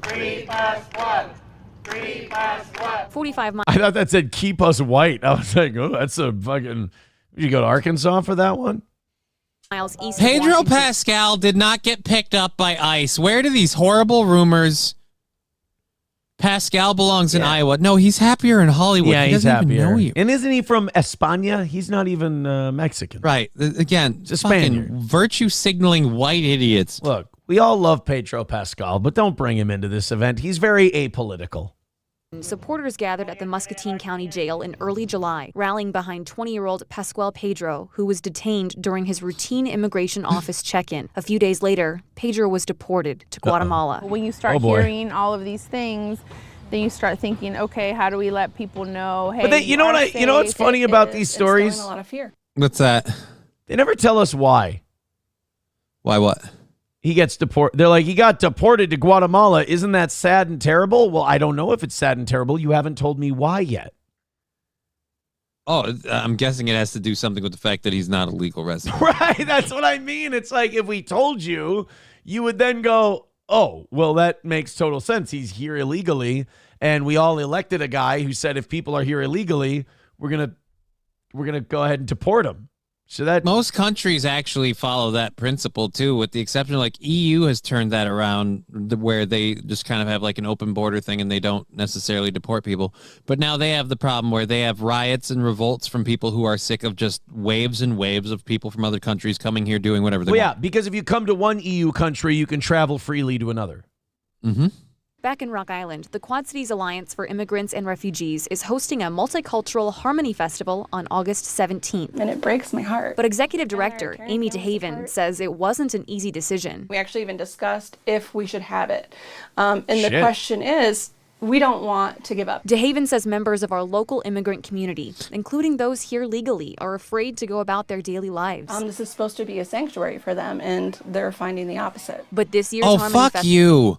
We're not arresting legal residents. I am tired of hearing about the boogeyman of the ICE agents coming for anybody who's brown. And every single story we have, they are at the very least here illegally. We don't have a single issue of, well, he was a completely legal resident who was doing absolutely nothing illegal with nobody who was also illegal doing illegal shit. No. We always have people involved with gangs and they're here illegally. Those two lines almost always get crossed. Or in Kilmar Abreu Garcia's, remember they tried to make him an innocent guy, and then we found out, oh no, he's literally on video trafficking human beings. Right, because he's just a good guy. Piece of shit, that Abreu Garcia. Festival in East Moline will go on as planned. If Abreu Garcia was here legally and born here, I wouldn't want him here with the shit he was doing. That's evil. There will be vendors, games for kids, and food from around the world. And you should know your right. Isaac Carr, Citizenship Director. The fuck are you doing with like this guy? I want to let all the Mexicans know I am on their side. Oh.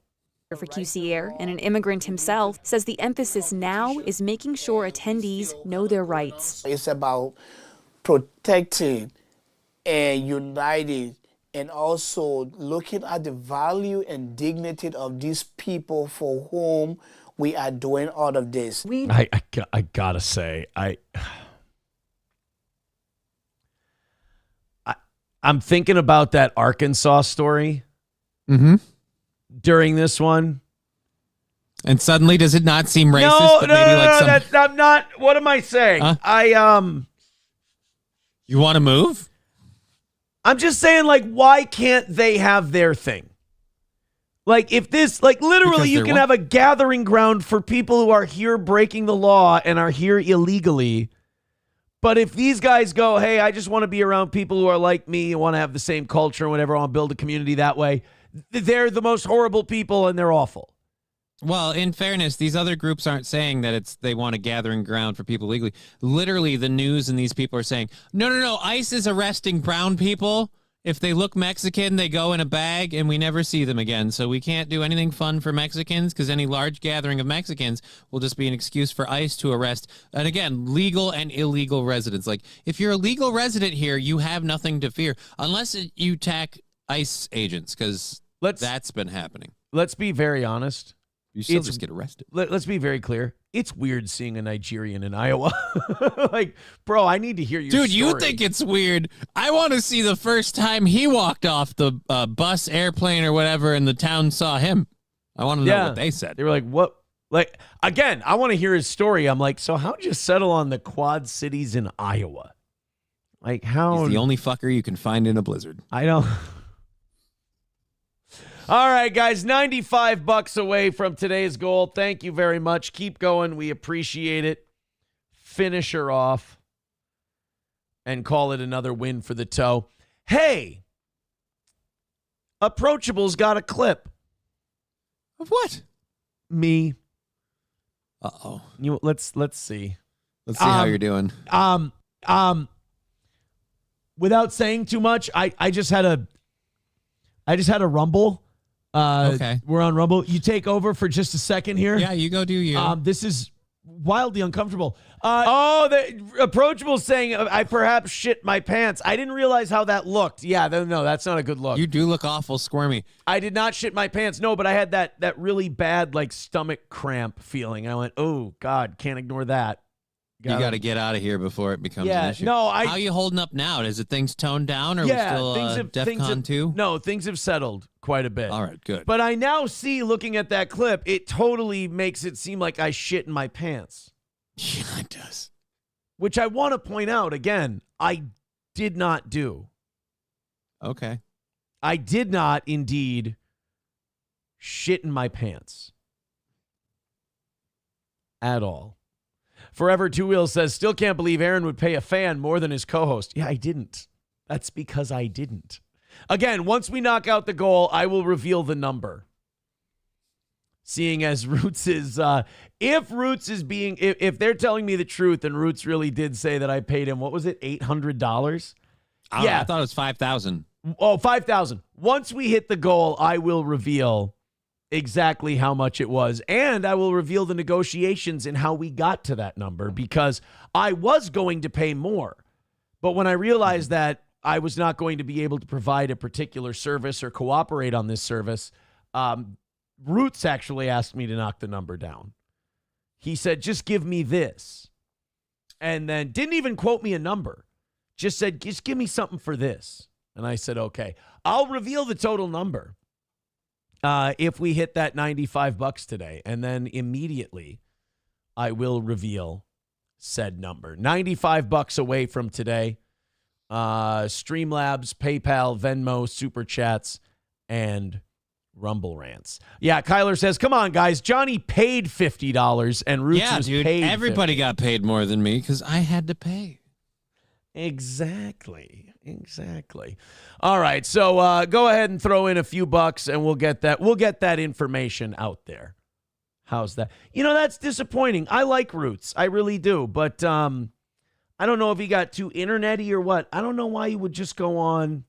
I think what it was, he was feeling pressure because he did have a good time, and he did have fun, and he realized that the anniversary show was pretty fucking banging. And there were people giving him shit for that. And, instead of just like not reading it, instead of just like ignoring it like a normal person would, he felt like he needed to justify or invent like, hey, this is why it's okay. Because he did text me and he did say, he said, man, it's really hard. I got to defend you from so many people. I get attacked so much for just watching your show or whatever. So I think that probably got to him a little bit. Which is stupid. You shouldn't let that get to you, but I understand. I get it. But once we knock out the goal, I have that information, and it's valuable, so I will release it upon receipt of today's goal. Mudbutt Beardo with $1.99 says, hey, Steel Toe, you got doo-doo in your drawers? I don't have doo-doo in my drawers. Well, Mudbutt sounds like an authority on the issue, so if he's questioning it. Dead Game says DMs are private, faggot. I'm not releasing DMs. I'm just telling you what the negotiations were. And if he's that, I will say this. I am disappointed that Roots would feel the need to lie. Because he seems like a guy who's kind of above all that shit. And he's like, I don't give a fuck. I'm too cool for the room. I kind of like that about Roots. But it's like, dude, someone does you a solid and like says, hey, we really want you here. We like you. You're a valued member of the community. Here's something. Right. Here's something that you can use to pay for gas. Here's something you can use to stick around for a night. And then you go and tell people it was $800. Like, you just lie. That really is. That's again. Like, I'm a parent, so I say this a lot. I'm not mad. I'm just disappointed. But I will give you this advice. Online, people who live their lives online, trust me, they will always disappoint you. All right, let's open up these 7 o'clock hour stories. While we do, Stoney's in downtown Rockville, Minnesota. Cheetos and the team at Stoney's, man, that patio area gets better every single year. So make sure you visit Stoney's in downtown Rockville, Minnesota, especially on Thursdays. It's bike night, and they got food trucks. They've got the beer deal. They've got 250 cans for Thirsty Thursday. It's a great hang. It's a great time. It's a great night at Stoney's in downtown Rockville, Minnesota. Visit Stoney's today. Midland Armory in downtown Foley. MidlandArmory.com. Of course, Derek and Tracy at Midland Armory. They, man, I keep hearing from people that they went to Midland, and boy, did they get the royal treatment. I mean, just the amount of knowledge, the amount they learned, the amount they were steered in the right direction to what they need. That's good to hear because that's what Derek and Tracy specialize in at Midland Armory. Midland Armory in downtown Foley, Minnesota. MidlandArmory.com. Go ahead, check out what they have when it comes to ammo, firearms, tactical gear, knives, optics, you name it, they've got it. At Midland Armory in downtown Foley, Minnesota. Contact Derek or Tracy today, midlandarmory.com. And then, of course, All Care Towing, 320-253-5203 for All Care Towing. If you get yourself in any kind of situation where you need a tow, nobody's going to be there quicker or take care of you better than All Care Towing. They're going to be there quick, whether you got motorcycles, regular vehicles, heavy-duty equipment. They've got it all at All Care Towing. Call Tim and the team today. They're the best in the business. 320-253-5203 for All Care Towing of St. Cloud. Zen Man with $5 says, a different view of Aaron dropping a deuce live. I didn't drop a deuce live. Dr. Silverwolf with $5 says, when are you ever going to fucking learn you can't trust these or befriend these internet D-bags, especially in N? Well, the thing with Roots was we were going to do a thing. And then as we got closer to the show, I'm like, I'm not going to be able to do that thing. You know? So, I don't know. I think it's... so this is video they say they have of me shitting my pants. Now, wait a minute. This is Jerry Nadler. I did not... This isn't me, Johnny. You're muted. You're muted. Shit, I had my monitor on when I had the mute. I always mute during your commercials thing, so I hear. Well, no, I mute you during the commercial thing, so you don't have to do that. Sorry then. But yes, I was going to say he's wearing glasses, so I could be believed. It's not your hairline me. seems similar. No, it says on the screen, Representative Jerry Nadler. How do we know that isn't your name? Because I've been going by my name for 20 years on broadcasts. Yeah, but I mean, people like Jon Stewart's real name isn't Jon Stewart. Yeah. It's like Goldstein or something. Yeah, but also, my name is not, what is his name? It's like John, it's John Super Jew. Like, it's a really, yeah. I can't remember what Jon Stewart's real name, oh God, it's really... Anyway, I got to show you this because someone sent it in with $5, but this is not me. That's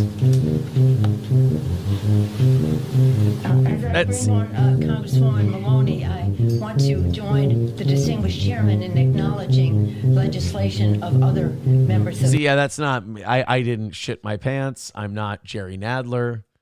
There's so much wrong in just that one little clip. Leibowitz, thank you. Samsonite. I was way off. John Leibowitz. See, now people in the chat are saying, oh, look, it's you. Accurate. It's not me. Just has the same proportions. That never happened to me. I'm sorry. Did you see what Trump did on Friday after those job numbers came out? Boy, he was not a happy camper. Why? What did he do? I don't know what he did. So the Commission of Labor Statistics came out with their jobs report, and the jobs report was not good. There was a gain of just 73,000 jobs in the month of July. Yeah, it was not good. It's not what Trump was looking for. Well, after that, okay, to address the Commission of Labor Statistics and their numbers on jobs, Trump just fired the person in charge of keeping the labor statistics. Oh, it's so Trump. That is a very Trump move. He's like, the economy's great. They ought to be dropping interest rates. The Fed ought to drop the rate. I might fire Chairman Powell. Instead, they get bad numbers, and it's literally just the person who runs the place that keeps the numbers. Yeah. And he just shit cans them. He's quintessentially killing the messenger by firing her. Like, you had the audacity to tell me the truth. Now you have to go. I'm sorry. I can't have this in my administration. What are you going to do next? Release the Epstein list, you dick? He fired every time Trump fires someone, I go, well, maybe there's one other person who knows something about the Epstein list they can come out with now. And this person handles the money, so odds are good. No, they just handle numbers. Shit. That's it. Never mind. He fired the Bureau of Labor Statistics commissioner hours after the agency reported that job growth had slowed to a near halt. Erica McIntyre, was accused by Trump of being a political appointee who was manipulating jobs data. Now, I will say this. There have been instances where Trump has said wild shit about someone. And it ended up being true. And it ends up being true. And this McIntyre was a Biden appointee. Okay. So but then here's my thing. If you were worried about her, you should have canned her right away. Yeah, why did we wait till now? It's really convenient. The timing is only after it's almost like you knew your job's numbers would be bad and you do want to get rid of her because she is a Biden appointee. So you thought if I do it all at once, I can say that the numbers are bad because she lied. It is interesting, right? That is Trump doing his 4D chess stuff then that way at least, right? It would be funny if they go back and look at last month's job numbers and they find another 150,000 jobs. That would be pretty fascinating to see. And 20,000 votes. He needs to find those 20,000. We need accurate jobs numbers. I have directed my team to fire this Biden political appointee immediately. She will be replaced with someone much more competent and qualified. In fairness, when Trump got in there, didn't they revise downward Biden's job numbers for the last 3 months? I think so. I feel like they did say that they were kept track of. Wow. Dude, this seems like a shitty vindictive move for not having good jobs numbers. But there's this thing that happens with Trump, and pay attention to it, where he'll say some shit or he'll look petty or he'll look vindictive. And then in a month or two, they'll go, oh, yeah, it turns out that was the case. They were cooking the books and they were, and you're like, he was totally right. We're not going to give him credit. Exactly. So 73,000 jobs was much less than what was expected. The Bureau revised the 2 previous months down sharply, cutting a combined 258,000 from the prior counts, putting the 3-month growth rate at a paltry 35,000. It was the biggest 2-month downward revision since April 2020, the early days of the COVID crisis. I wonder if he might be onto something. Because, there were 258,000 jobs in the last 3 months, almost 100,000 jobs a month that oopsie daisy we reported existed but didn't. Yeah. That strikes me as weird, especially consider the timing. Economy's starting to do a little better. Fed's considering cutting rates. And now the Bureau of Labor Statistics goes, oh, yeah, job numbers for this month, total dog shit. And the past 3 months, yeah, it turns out way worse than we told you they were. I don't know. Right. I can go with you on it, but just like I said, from the outside, it does look like, oh, this petty bitch worked for Biden. I don't like what she's saying, so get rid of her. Also, it could be the fact that we deported a shitload of illegals and maybe those jobs went away. Some of them have. That could be. I know a lot of Democrats have been complaining that there's no one to pick the vegetables and clean the hotel rooms, because that's, you know, how you want your country represented. But you care. Democrats just don't care how the fuck that looks, do they?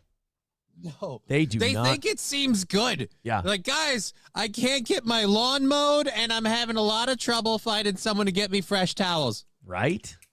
Let's go. Fucking psychotic way to be. Thank you very much to Smiles a Lot for You for $2.79. We appreciate that. And Rebecca with $2.30 on PayPal. Johnny, remind me, what is $2.30? $2.30. It's $2.30.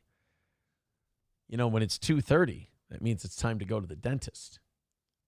I thought we had dodged that bullet for today. Rebecca with $2.30 says, get yourself some new tidy whities. I didn't shit my pants.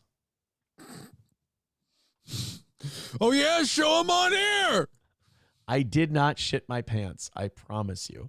$85 away from today's goal. Thank you, guys. Keep it going. Streamlabs, PayPal, Venmo, Super Chats, and Rumble Rants. Finish it off. Help us out. Wanhead Rex says urban residential markets are down 4%. That's your 1.8 million. Okay. It just looks bad. I'm sorry. Like, I don't know what the deal is. I don't know what the numbers are specifically, but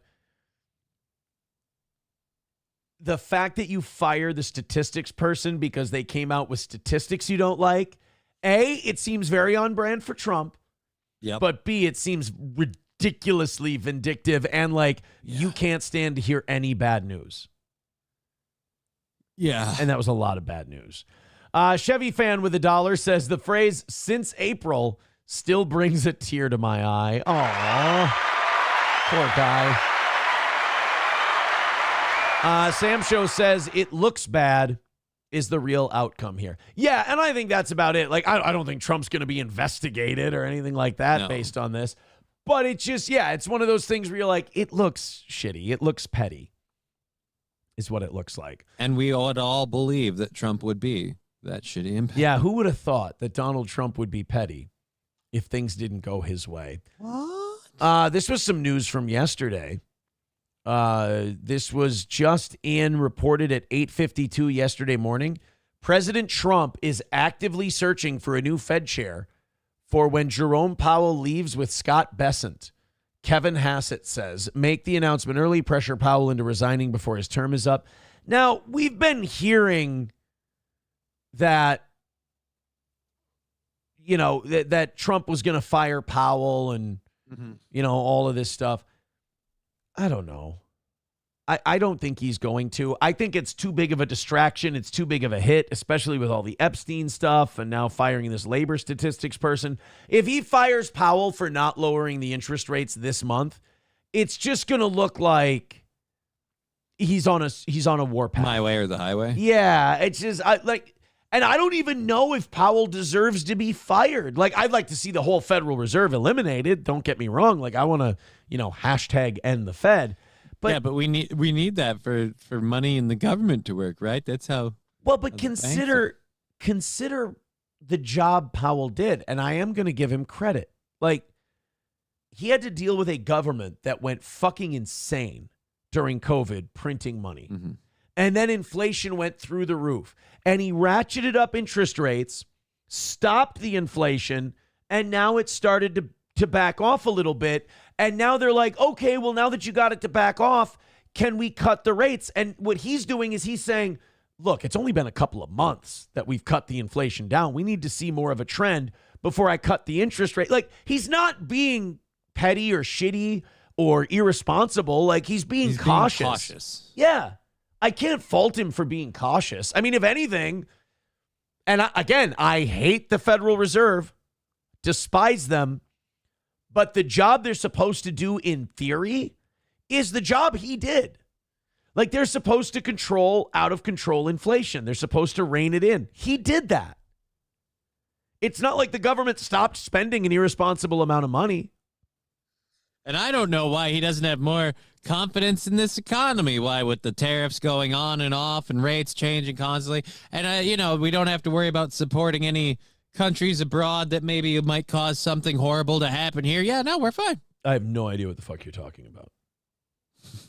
I have no idea. Like, this country is only supporting the good guys against the bad guys. I don't know what you're trying to say. Magic Marlin with 199 says 3,000 to Gino and Kiki. $50 for MS Boy equals oof. Did you? I'm sorry about that $50 I gave you. $50, yeah. I'm really sorry that I think what it is I don't know, like, because I told Roots I spent like $50 on all that jerky that I had for Sunday. You spent all the money. Is that where they're getting the 50? No, can I tell you where Magic Marlin's getting the 50? Where? They're very angry that our anniversary weekend went really well and we all had fun. So they need to make something up to make themselves feel. It's just a baby self-soothing. That's all it is. It's basically, it's a teething ring. That's a shame. Yeah. It's Magic. I wish they had as much fun as we did. Yeah, it's Magic Marlin's teething ring. If the toe had a good time and had a success, it's like when we like struggle to hit the goal and then hit it at the last minute, that they should see that as an absolute win because we had to struggle to get there, but they're mad. So it's just Magic Marlin needs a little baby teething ring, and our widow baby needs his widow baby didn't get his teething ring, so you had to only get $50. I will say That's this: a shame. if you did, I will ask this question: if you did get, let's say I was such an asshole that I gave you $50 for that show, I don't even if I'm gonna. The way you like own people in an argument is you take their point, consider it fact, and then still play it out. Okay. If I gave you $50, I don't understand how it would make Magic Marlin's life better. Brian, Jeff, whatever the fuck his name would be. Mahmoud, I don't know. I don't understand how you getting $50 changes anything for him. Now, I will argue that's remarkably less than I would get to do like an opening set. Sure. But overall, going on, again, your theory of just the yes-anding it. So I got $50 and my whole tab covered to drive quintessentially 15, 20 minutes from my house, hang out at a really cool fucking biker bar all day, fuck around on stage, and then go home. I will say this more. But it was not bad. I will say this. If I paid you $50, even for a short set, whatever, if I paid you $50 and you still showed up here today, I would really believe that I could come to your house whenever I wanted and just hit you in the legs with a baseball bat as hard as I fucking could. And you'd you still totally show up. Hit me in the legs. I won't feel it. Sam Show says it would. I like Sam Show's honesty. He goes, it would make my life 100 times better if Johnny paid you $50 to be there. He's honest. Magic Marlin, we're really sorry, but you kind of did it to yourself by kind of just getting over your skis there, buddy. I'm sorry. All right, we got to find out if this next guy's an asshole or not. Okay. What do you do? Because there's a lot of times where people will they're so like Trump or they're so Republican or whatever that anytime someone does anything that's MAGA-ish, it's awesome. It's fucking cool. It's the best. But there are some times where people are doing like pro-Trump shit and they're just being obnoxious retards. And we have to determine if this next guy is a political prisoner who got censored for his political opinions or if he's a fucking dick. There's a guy that got kicked out of a soccer game because of his MAGA hat. Now, I'm going to be honest. I don't really know if the guy got kicked out for his MAGA hat or if the guy was being obnoxious at the soccer game. I'm not really sure, but we got a 2-minute video. We can check it out. He shot it himself, and we can see if he was kicked out for the right reasons. Here we go.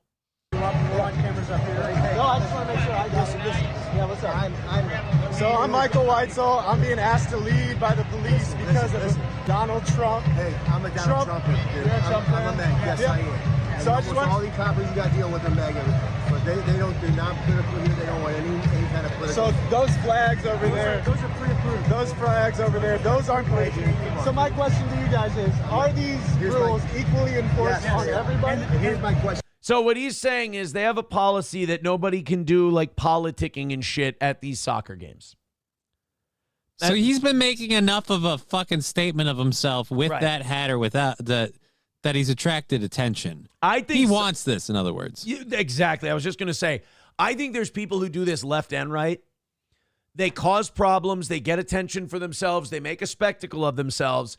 Then when someone comes in to stop them from making a spectacle of themselves because this event isn't about them, they turn on the camera.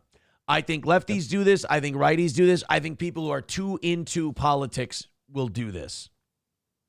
And when you hit that record button in the middle of the story, I'm almost universally not on your side. Yeah, I question you immediately when it's like, hey, so this is what's happening now. It's like, yeah, but what happened at first? I'm feeling manipulated when you do that. And the only way I can do that is if I enforce it with you. Go out and handcuff. So I'm being threatened with arrest. Why am I breaking? What am I? You're not listening to the security guard. He's asking you to leave. You're asking me to leave. Am I being evicted from the premises? You're going to be handcuffed to me. You want to make a big... Okay. We're going to walk up. I'm being evicted from the premises because of Donald Trump. Now, come on. Let's stop the horse shit. I'm being evicted from the premises because of Donald Trump. No, you're being evicted because they're again, this is their claim. We don't allow political stuff at the soccer game. That's fine. That's actually probably a good policy, so you don't have to deal with shitheads. But this guy was wearing the hat. He was probably making a spectacle of himself and talking to people about the MAGA hat and shit. And they just don't want it. Do I think? I don't know. It depends. Because, again, he's only filming this part of the confrontation. So I'm just assuming he was being a cunt leading up to it. If he's just sitting there watching the game and he's having a good time and he's wearing his hat, I don't have a problem. I don't think they should throw him out. But I have a hard time. The whole team on there is wearing red. How did they even see the fucking hat? Right. I have a hard time believing that anyone would have noticed this guy's hat if he was just sitting there watching the game. Right. If he's just having a beer, I have trouble believing anyone knows. Right. We can't wear Donald Trump hats in public, and so now I'm being evicted from the premises. We need a I see 4 different people easily wearing red hats. Yeah. Trump is not welcome in St. Louis City SC Club. Trump is not welcome here. You're not Donald Trump. I'm getting mad. You guys. We're the ones. We're usually better than that. I know. We're the ones who don't complain about everything and cry about Exactly. it. I know. But if we're gonna do this, Fuck you. We're the ones who don't complain about and don't cry about everything. What do you think the past fucking minute and a half have been, you chud? Fucking, we don't complain about Donald Trump is not welcome here. That's crying about it, buddy. I do feel like maybe you're filming yourself getting kicked out as you being cunty about it. If I take the hat off, I can go back in? Yeah. Well, what's the fucking problem then? We're past that? Oh, so we're past that. Okay, so this guy wasn't just wearing the hat. If the other guy says we're past that, something happened. Yeah, you've been being a dick. The hat is the least of it. You're using the hat as the excuse. I have a hard time believing that this is the first time he's been asked to take off the hat. That's fine. Just for this game. Just for this game? Okay. Because I'm nobody more pro. You're trying. He gets. See, there's this fucking smirk that these guys wear when they know they were up to something. They're being cheeky. Yeah. You know, and he's got that shitty little shit-eating grin on his face. Like he knows that I don't trust it. I think he was fucking around. He's just following the rules. It's not his fault. But this is the stadium's rules here. Thank you, sir. Hey. So that's what happens if you wear a Donald Trump hat to a St. Louis City Soccer Club game. Thanks. First of all, you should be ashamed of yourself for calling yourself for going MAGA to a soccer game and going to a fucking soccer game, you goddamn sellout. But also, apparently, oh God, can confirm this video is being looked at by the Civil Rights Division of the U.S. Department of Justice. Oh, for fuck's sake. Stadium officials made an argument that it was a black and white rule. Political symbols aren't allowed in the stadium. When the gentleman pointed out all the LGBT rainbow flags flying and asked if they'd be kicked out, they didn't take him seriously. Well, they also said to him, those people applied like for permits or whatever to do. They got approved. Yeah, they said they got approved. He didn't get anyone approved for his hat. I don't know. Do I think it's silly that we're grown adults having fucking arguments about hats? Yes. It's fucking retarded. But at the same time, just fucking behaviors. Just go to a place and behave yourself. That's all. Fucking embarrassing. Gray Duckling with $5 says $50 is what you pay us mods. Still waiting for July's check. Oh, yeah, I forgot the mod pay. The mods get paid. Silverwolf with $5 says $50 for mods. I'm getting 10.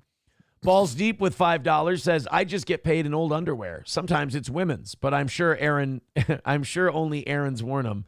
They've got bed rice. Oh God, it's fucking disgusting. No offense, but you guys are fucking garbage.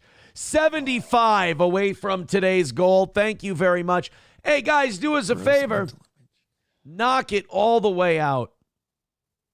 Knock it all the way out. Streamlabs, PayPal, Venmo, Super Chats, and Rumble Rants. Go ahead and throw in a couple of bucks. I appreciate it. Half the people in the stadium are hiding from ICE, says Redmen.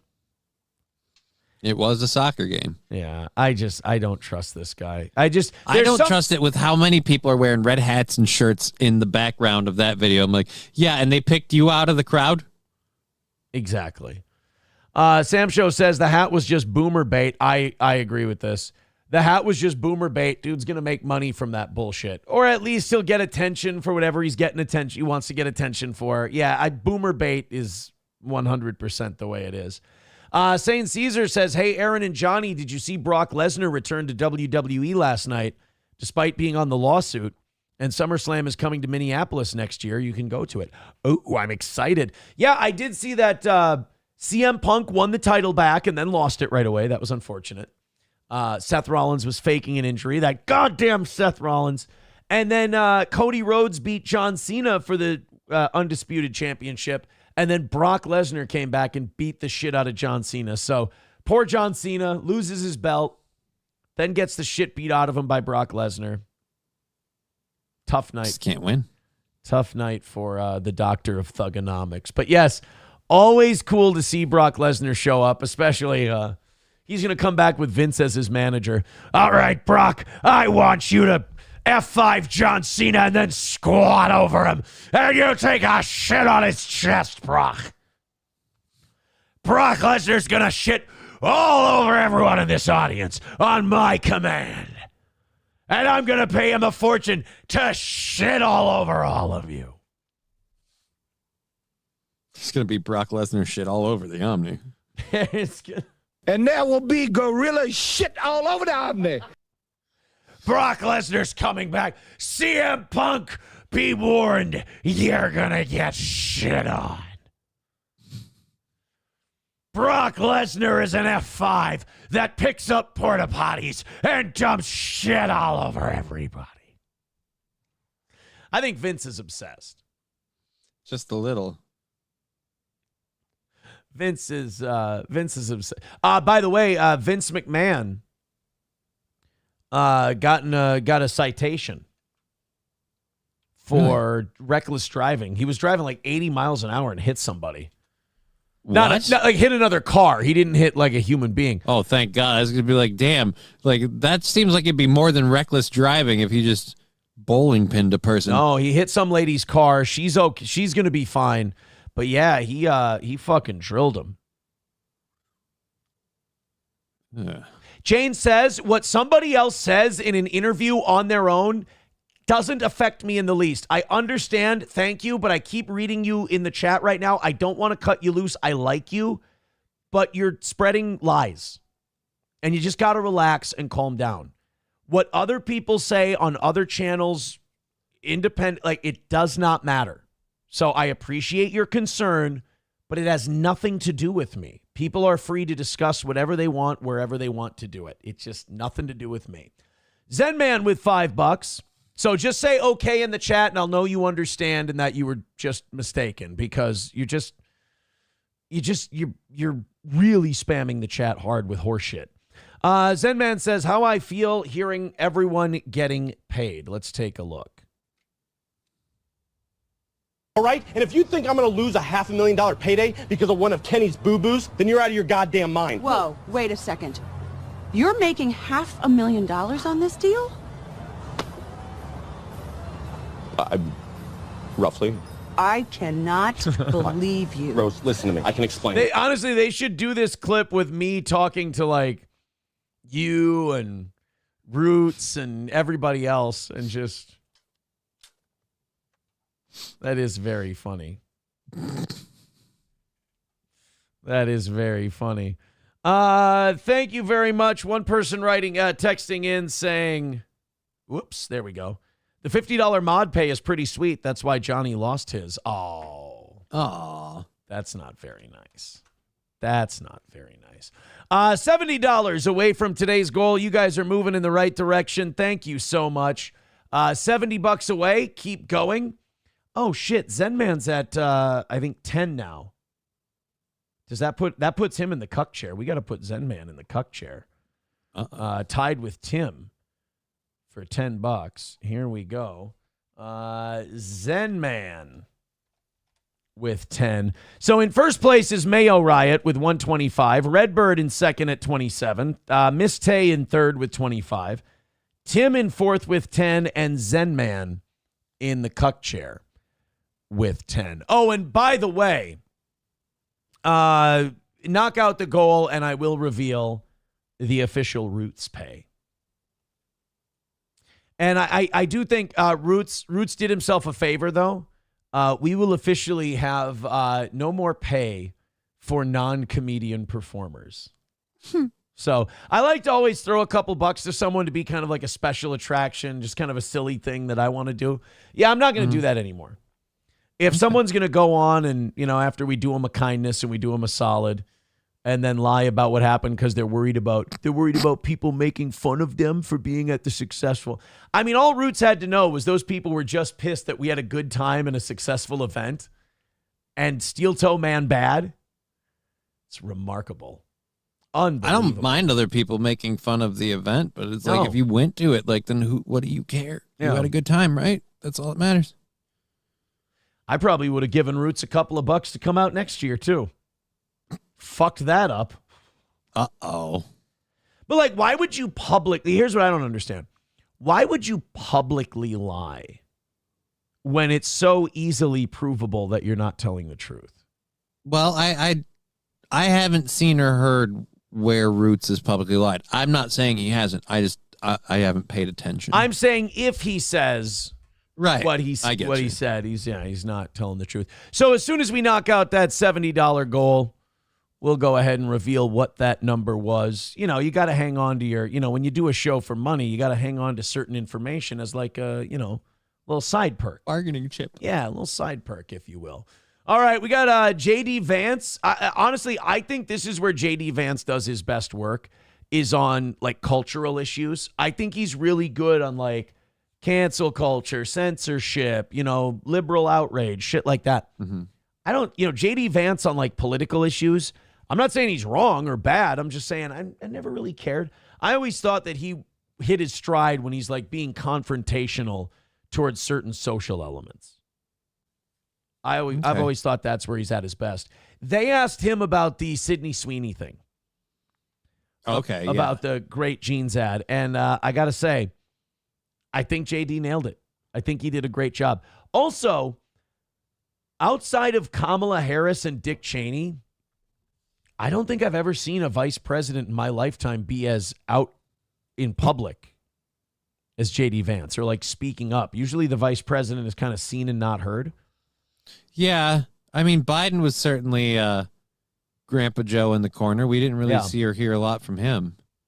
Cheney we didn't see a lot of. It was just he made a lot more decisions than maybe had a lot more influence than other vice presidents. His hands seem more on the wheel than it should have been given his position. Yeah. Weird. Al Gore, I never fucking saw Al Gore. Dude, you didn't see him when he ran for president. I'm not even sure Al Gore technically exists. He might not be real. He might be a hologram. He's an algorithm. There's your $50, baby.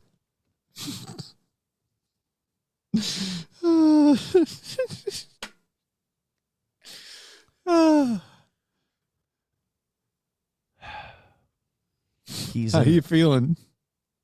Not the best I've ever felt. He's an algorithm. I actually, hold on a second. I need to mute my mic. I had a little bit of a burp there because of, well, you gave me indigestion. That fucking joke. He's an algorithm. $5 from Balls Deep says, I heard Roots got kicked out of Stoney's because some fat incel was recording him, and Roots said he had a gun. The internet told me so. Oh, well, then it's got to be true, right? Yep. I will say the internet, quote unquote, that whole podcast internet world is a good punching bag. I do enjoy them as a punching bag because I don't feel bad for kicking the shit out of them. And also, they're too retarded to realize they're being made fun of. So Right. it is kind of like a good, like an endless well of material. That you can Yeah, it's always- like the inflatable clown punching bag thing. You knock him in the face, he pops right back up for you. That's exactly it. All right, so here's J.D. Vance talking about the Sydney Sweeney ad. Thank you very much, Balls, for the $5. That ties him for the... No, he's at 11. Balls Deep is in the cuck chair, ladies and gentlemen. No, Balls Deep is in 4th place. Okay. Balls Deep in 4th with $11.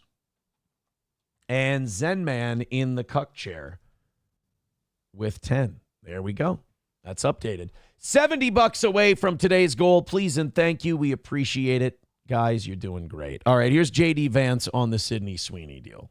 Yeah, my political advice to the Democrats is continue to tell everybody who thinks Sydney Sweeney is attractive is a Nazi. that appears to be their actual strategy. I mean, it actually reveals something pretty interesting about the Dems, though, which is that you have like a normal all-American beautiful girl doing like a normal jeans ad, right? They're trying to sell jeans to kids in America, and they have managed to so unhinge themselves over this thing. And it's like, you guys, did you learn nothing from the November 2024 election? Oh, may I answer that? No. No. I mean, just notice what we're going through right now with like the Epstein stuff. It's not Democrats getting Donald Trump. It's Donald Trump getting Donald Trump and getting in trouble with the right. Like this argument that we're having right now in this country is between Donald Trump and MAGA. It's between right wing and right wing. The Democrats aren't even in the fucking conversation. I mean, that's the embarrassing part for the Democrats. They don't even have a dog in this fight. Nobody even asks them what they think. And so when the left finally does interject themselves into something, it's, oh, that really beautiful hot chick selling jeans, that's Nazi shit. It's like, this is what you guys are going to choose to pipe up on? Really? And meanwhile, there's on the internet, J.D. Vance is saying it in this interview, like there's a collective consensus of all of us going, yeah, go ahead and double down. See how that works out for you next time. Right. J.D. Vance is going, it's not good. It's kind of like what we do with the hate that we receive. We go, no, guys, keep going, really. You're doing great. No. Like J.D. Vance is doing the same thing. He's like, no, you guys totally don't sound unhinged. Like that's what we shovel's say. your friend. Don't put it down. Right. That's what we say about our people is we go, no, you guys totally sound like the normal ones. You're fine. You're fine. You should definitely stalk people. You should definitely go and follow people around because that's not weird and creepy and has consequences. That's totally fine, you guys. J.D. Vance is doing the same thing with the Sydney Sweeney people. He's like, no. Really, keep going. You're doing wonderful. Like, I actually thought that one of the lessons they might take is we're going to be less crazy. Mm-hmm. The lesson they have apparently taken is we're going to attack people as Nazis for thinking Sydney Sweeney is beautiful. If somebody knocks this guy out, I'll be really... Unless he's blind. If he's blind, I'm sorry. I retract that right away.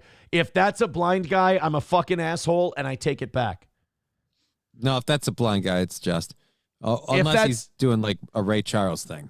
If that's not a blind guy, punch him in the fucking head, please. Because, I hate your glasses. That's it's really unnecessary hatred out of me, too.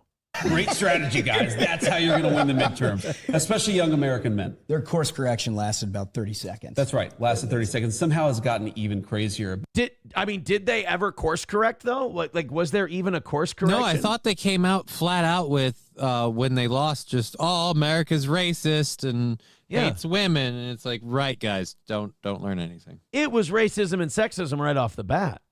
Yeah. It started that way during the election. The minute they got rid of Biden for Kamala, it immediately became racist and sexist to oppose her. And they doubled down on that, and now we're Nazis for liking a white girl. Yeah, no, I wouldn't say they course corrected. If anything, they've been speeding headlong into this side of the fence, if you will. It's remarkable. Hey, everyone thinks this. Like, they took something that's bipartisan. Sydney Sweeney is a smoke show. Mm-hmm. That's a bipartisan issue. Nobody breaks down on political lines and goes, Sydney Sweeney selling jeans with her fucking titties out, cleavage out, is an amazing concept that we'd all get behind. And Democrats went, oh, yeah, I bet you I can make it political. Fucking Nazi bitch. You're like, Jesus, guys. I'm the only one just standing back here. I saw the one, I found the video with her doing the ad where she working on a car and she gets in a Mustang. Yeah. I found out that's actually her fucking car. Is it really? Yeah. That's a Nazi car. Sorry, Mustang. Yep. Yeah, I wasn't a big fan of Sydney Sweeney. Then I saw what she chooses to drive, and I was like, all right, you have my attention. God bless. The real Jack says, is he wearing eyeliner? Yeah, I think J.D. Vance wears eyeliner. I do. Like when he's on TV. He's Jack Sparrowing it? Yeah, his eyes are too dark. It's weird. Why is the MAGA always gone? Oh, dude. Why is the Epstein list always gone? It's not really. No, it's here. We just refuse to release it. It's not really a list, mate. It's more of a guideline. Oh. That's right. Cover up the list, me hearties, yo ho. Sam Show says, always underestimate Democrats. It never goes poorly. It really doesn't. Zen Man with $1 says, I should be at 17 plus this dollar, but who's counting? Well, then I fucked it up, sir, and I apologize. Well, then balls. That would put you at 18, and that would put balls in the cuck chair. Wait, what? Hold on. Zen Man's at 18, and the cuck chair is now balls deep. That sounds like that seems contradictory, if I'm being honest. But that's the case. That sounds like an advertisement for a cuck chair. Yeah. The cuck chair. Go balls deep. Cuck chair. Go balls deep. Thank you. $70 away from today's goal. I appreciate you guys. Keep it going. Streamlabs, PayPal, Venmo, Super Chats, and Rumble Rants. We've done it all via Rumble and YouTube today. Save maybe like $15. Mm-hmm. So I appreciate that, guys. I appreciate it. He probably isn't wearing eyeliner. He probably has just shit jeans from the East. Oh, okay. Plankton with $1 says, find her video on the pistol range. Hot. Okay. Sydney Sweeney on a pistol range? I'll tell you this. You ask me, she's hot as a pistol. But I want to apologize to this audience, not for just that comment, but really a whole career full of those comments. Of missteps. Sydney Sweeney gun range. We can look this up for you guys. All right, 100 there, 3. What's 3, 3, and 1? 7. 700 of you checking out Steel Toe right now. I went back to Restream so I can track this shit. Mm-hmm. Oh, we did peak out in the over 800 today. Nice. Great job, guys. Hit like, hit subscribe, hit follow. I appreciate it. You guys are the absolute best. All right, Sydney Sweeney gun range. Oh, I found a 1 minute, 5 second video. Let's see.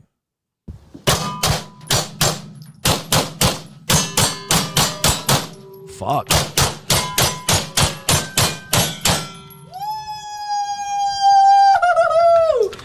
Oh, this is fucking unfair. I'm 921. Oh my god, girl! That's your first time? That was really good. That was her first time? Holy shit, what? Not with a gun. I'm guessing with that course. Yeah. Is that really her? What is it? Let me see this.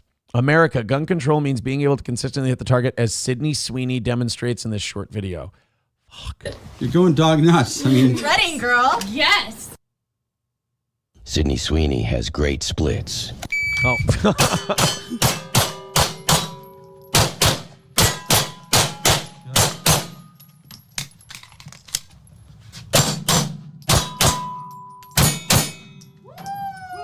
Those last two shots on top of each other.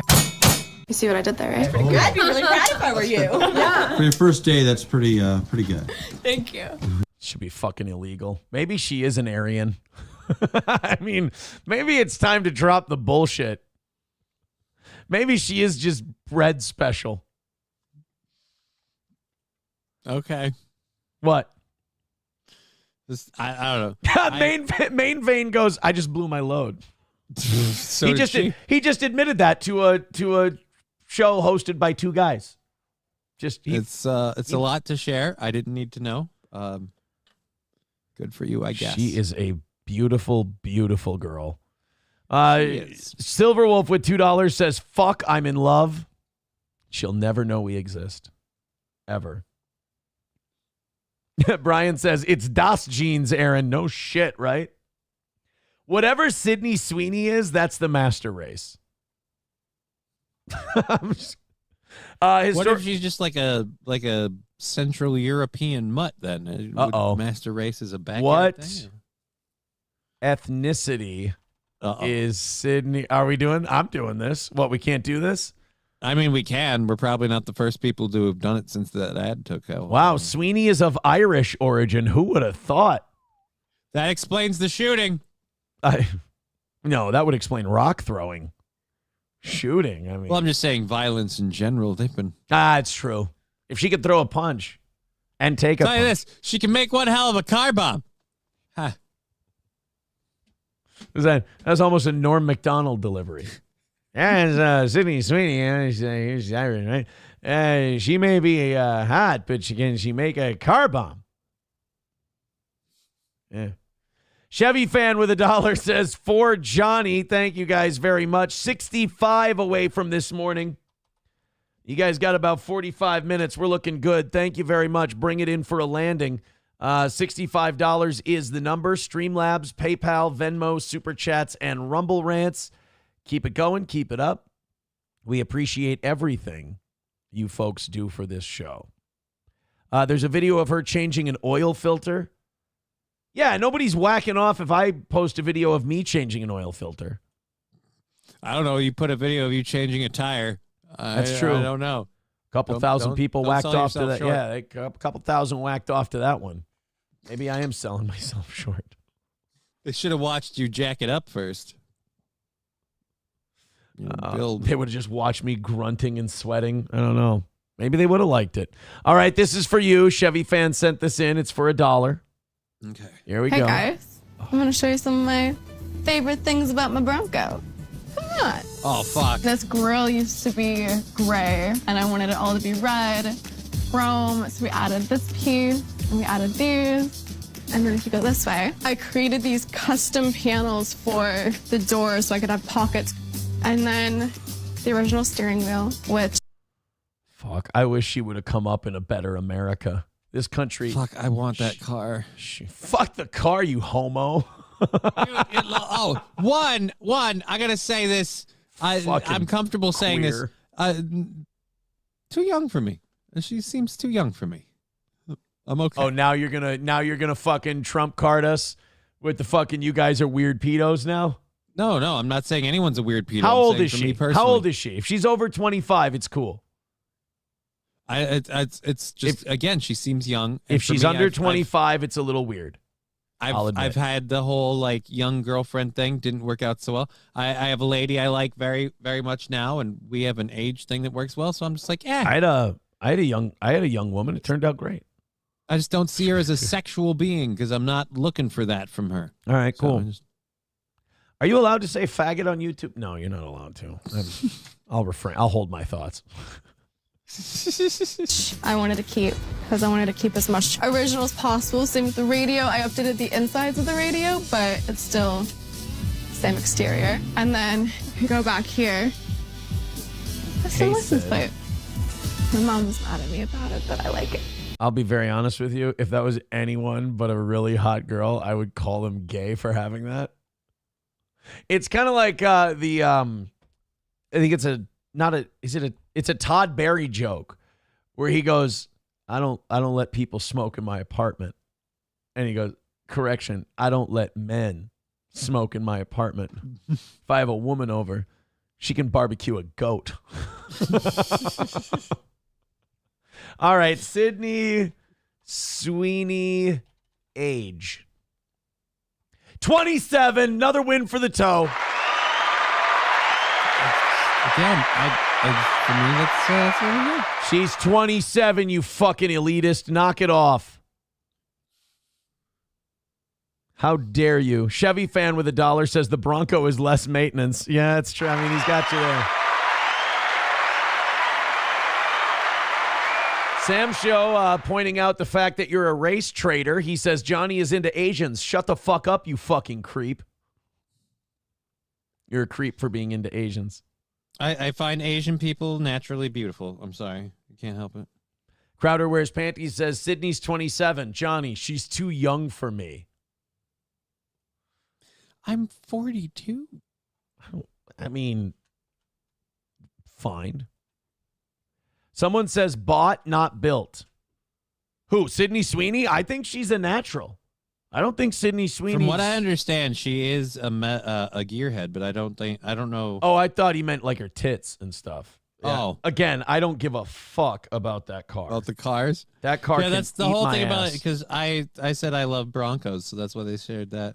I like to consider myself That's an the right expert, color. having had a mix of natural and not natural tits. I can kind of spot them from a mile away. I mean, the cartoonish ones everybody can spot, but like some Right, well-lifted, worked-on tits, they can be tricky sometimes. Sydney Sweeney's a natural. Hers have some lay to them. Like in that the American Eagle ads, there's some lay to her tits. They're not just fucking right up here all the time. Right. Those are well, her tits. I granted we can't tell from any of the media we've seen, but I've been informed from many a lady that the secret to spotting real versus fake tits is real tits are not equal. There's always a bigger and a smaller boob. That too. But a lot of it is in how they rest. You know, if you got a little rest. Mine to always the do it on tits. the seventh day. Mine are always at attention. I had mine done. All right, $65 away from today's goal. Streamlabs, PayPal, Venmo, Super Chats, and Rumble Rants. Let's continue knocking that down. I cannot say that I haven't been impressed with you guys today. You've knocked it down very well. Keep it going. Bring it in for a landing. A couple 5s and 10s, couple gifted memberships. We will get there. Hey, I got to pee. Before I had a stomach rumble. Now I have bladder pressure. I got a front rumble. And after all the audience sent me all those what happens when you hold it videos on Rumble Friday, now I'm terrified to hold my piss. Oh, wow. That's what you did last Friday? Great. Yeah. Coming up next, we do have a story from the New York Times about the New York Times wrote an opinion piece saying that since donor organs are rare, we need a new definition of death. Oh, no. Yeah, we're going there. Oh. And then also we got to talk about the death of the Corporation for Public Broadcasting, the nonprofit that funds PBS and NPR. They announced they're going to shut down literally days after Congress announced it was cutting funding, which is remarkable. So we'll do that, and we'll do a couple of other things.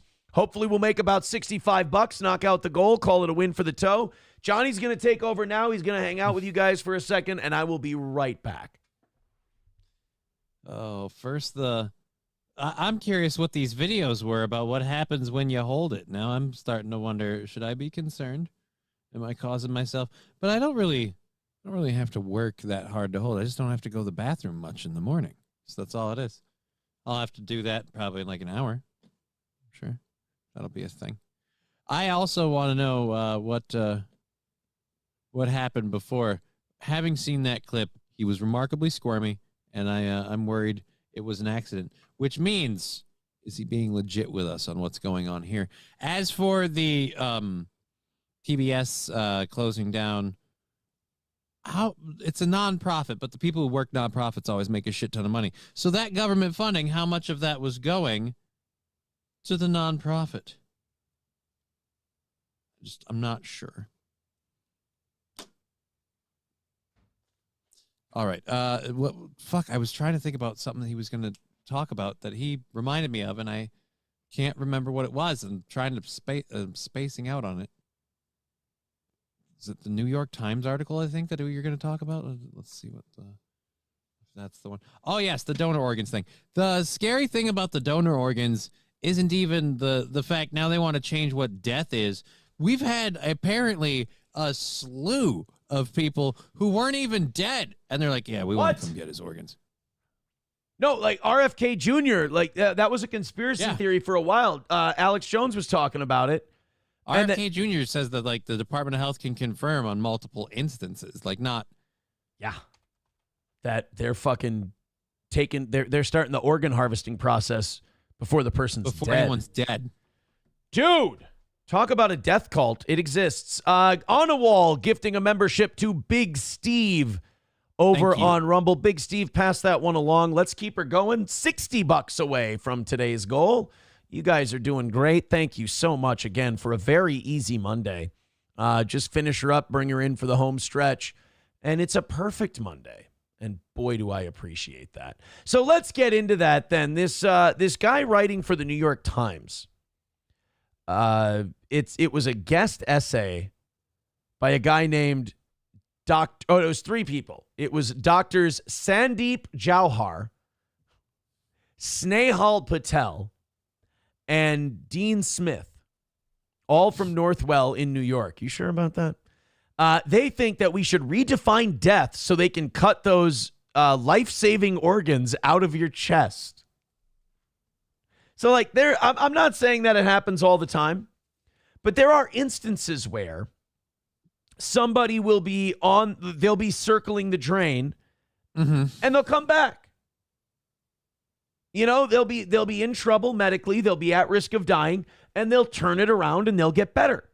Now, I would think that cutting someone's recovery off or cutting someone off before they're actually dead in any sense is bad, because what if one of those people would have made it? Right.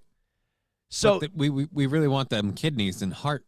So well, this is what they're saying out loud in the New York Times. We need to figure out how to obtain more healthy organs from donors while maintaining strict ethical standards. Now, anytime you're talking about changing the ethical standards, I don't think you're that concerned with the strict ethical standards part. New technologies can help, but the best solution, we believe, is legal. We need to broaden the definition of death. Now, guys, he's 80 and he's in debt. Take his organs. Why? Because he's dead. But he's running circles right now. Yeah, because you're trying to take his organs, but as soon as you get him, yeah.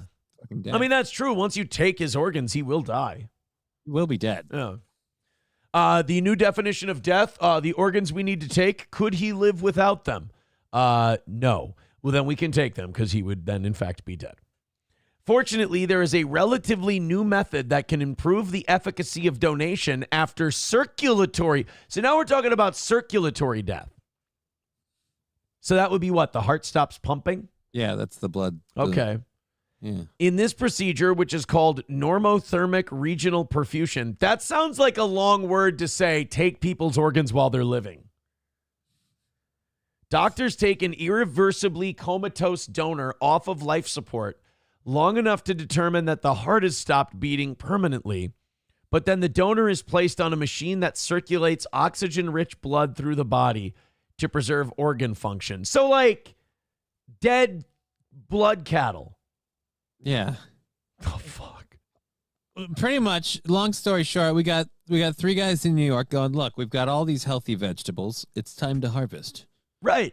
And they're saying after, but not like unplug them, let the family say goodbye and go through the healing process. It's take them off the life support so we can declare them dead.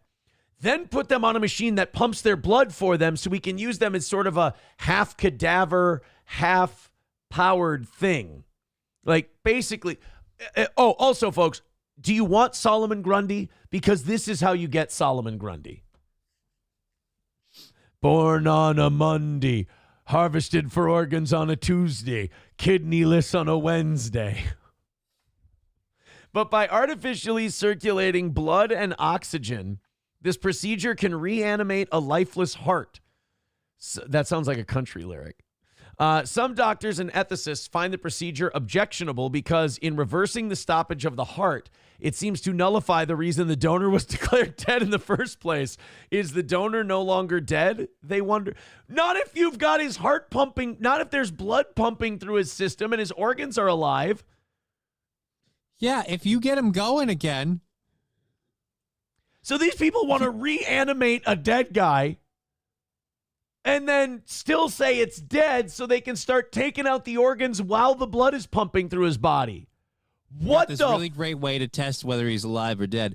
And in fact, in some cases, it brings what is a clinically dead person back to circulatory life. Oh, so we kept him alive. Oh, no, fuck no. We got the chainsaw, cut that fucker up, and sold him to 7 different people. Chevy fan wants a link to the story. I'll put it right there. It's right there in the chat. Right. It's in the YouTube chat. Now it's in the Rumble chat. There you go. What the fuck? Yeah, no, you can't reanimate means keep alive.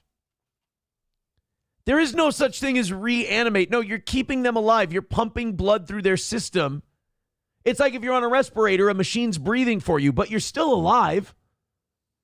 So basically what they want is harvestable living humans that they can kill afterwards. Right. They want the island. We're working our way towards the island. 09 Canyon says, so let them die and bring them back to life. Yes. That's what they they're let them die, and then they do things that actually cause the body to spontaneously kick back on.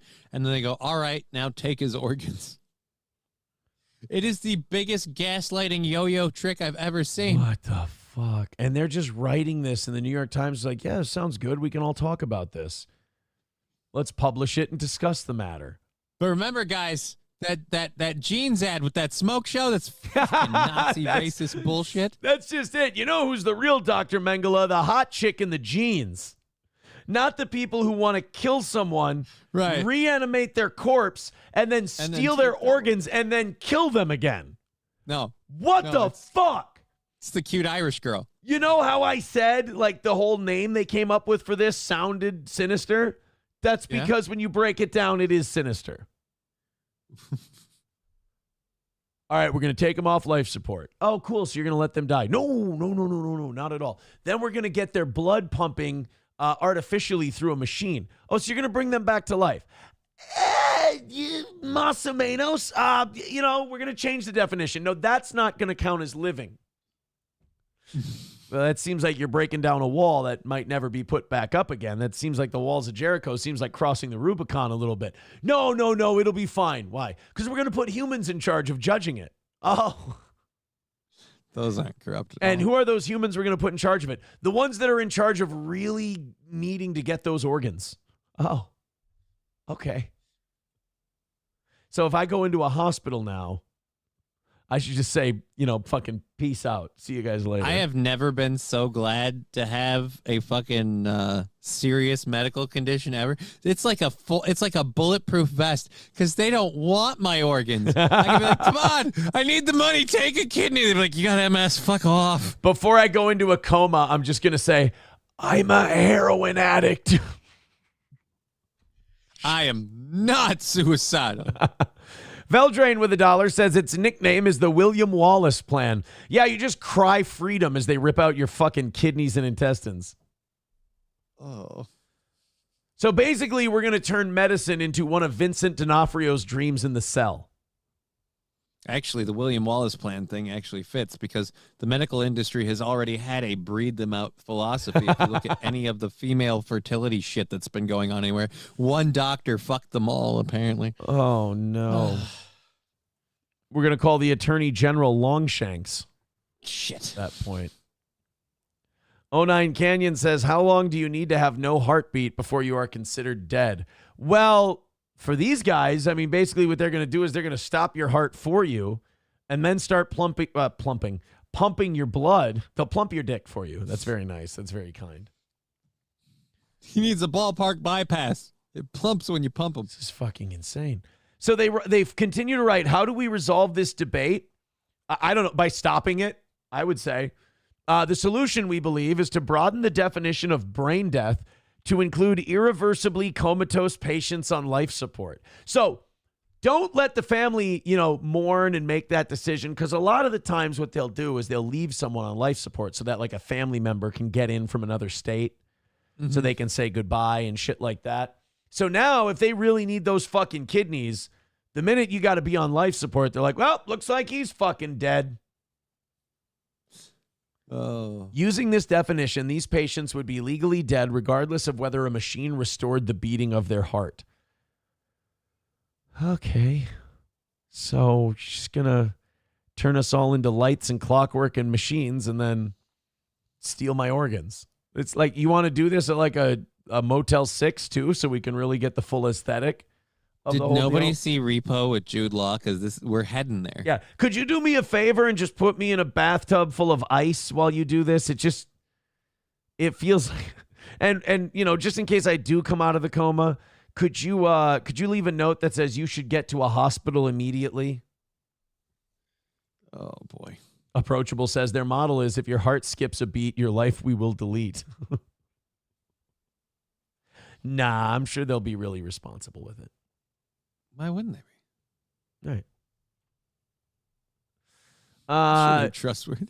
He's so horny. Here's another guy just needing to create his own reality because he's mad we had a good event. $5. He says, I notice your fan base getting smaller and smaller. That's interesting because our restream numbers every day are about averaging 900 people at a time, but thank you. Also, Kiki made how much money off you? Johnny K must resent you. Johnny, would you like to address how much you resent me? I resent you so much that I got up early in the morning, which I detest doing, to continue to do the show. He's so horny. Just so I could say I resent you and your piece of shit. I paid a good $50 to be at that anniversary show, and you're giving everyone else money, you dick. He's so horny. I'm really sorry whatever we've done to you, but thank you for the $5. We do appreciate it. It puts us $55 away from today's goal. Nice. I got to say, the fact that I'm on your mind this much, I will say it again. It means I'm doing something right, and that ain't even up for debate, homeboy. That's just the way she goes. $55 away from tonight, this morning's goal. Go ahead and chip in. We got 25 minutes left, so let's start rallying up now. Let's get that thing hammered out. Streamlabs, PayPal, Venmo, Super Chats, and Rumble Rants. Let's do it. Yeah, Crowder Wears Panties says a 5's a 5. Yeah, oh yeah, your money's always good here at the toe. I can't imagine being that guy and throwing in $5 and then he goes to other people like, you know what I said to the toe today? I said this. It's like, God bless. I'm not going to remember after the show's over. I'm not going to remember. But, buddy, you're welcome back anytime. Yeah, Chevy Fan says, Johnny has MS and Stockholm Syndrome. Son of a bitch. Now my organs are doubly safe. That's usually, that sound usually means that OBS crashed, so I really panic whenever I hear that sound. I have PTSD from that noise dinging in my ears. All right, let's get to the Corporation for Public Broadcasting thing. Usually if someone says, I'm not giving you this money next year, it doesn't mean you have to shut down tomorrow. Yeah, you have to start making some changes. Hopefully weather the storm. You should be fine. It tells me that the Corporation for Public Broadcasting has been spending that $8 billion every year, like in advance. Like they've just been counting on it. Like it'll always be there. And I can't blame them because I always thought, I'm like, the Republicans, stop with this PBS NPR obsession. You're never going to cancel it. Yeah, you're they never going to for a while. And they got it. They actually got it. They got the cancellation. And right away, the Corporation for Public Broadcasting, the same week, the nonprofit that funds PBS and NPR announces it will shut down. I don't know what this means for the PBS. Announcement like a scare tactic thing? Maybe it could be a way to draw in donations. That's interesting. But we've moved so much stuff from PBS to so many other places like Sesame Street and other shit. Like, what do they really do anymore? You've got to be able to keep that alive, though, through donations. I mean, it may not be what it was before.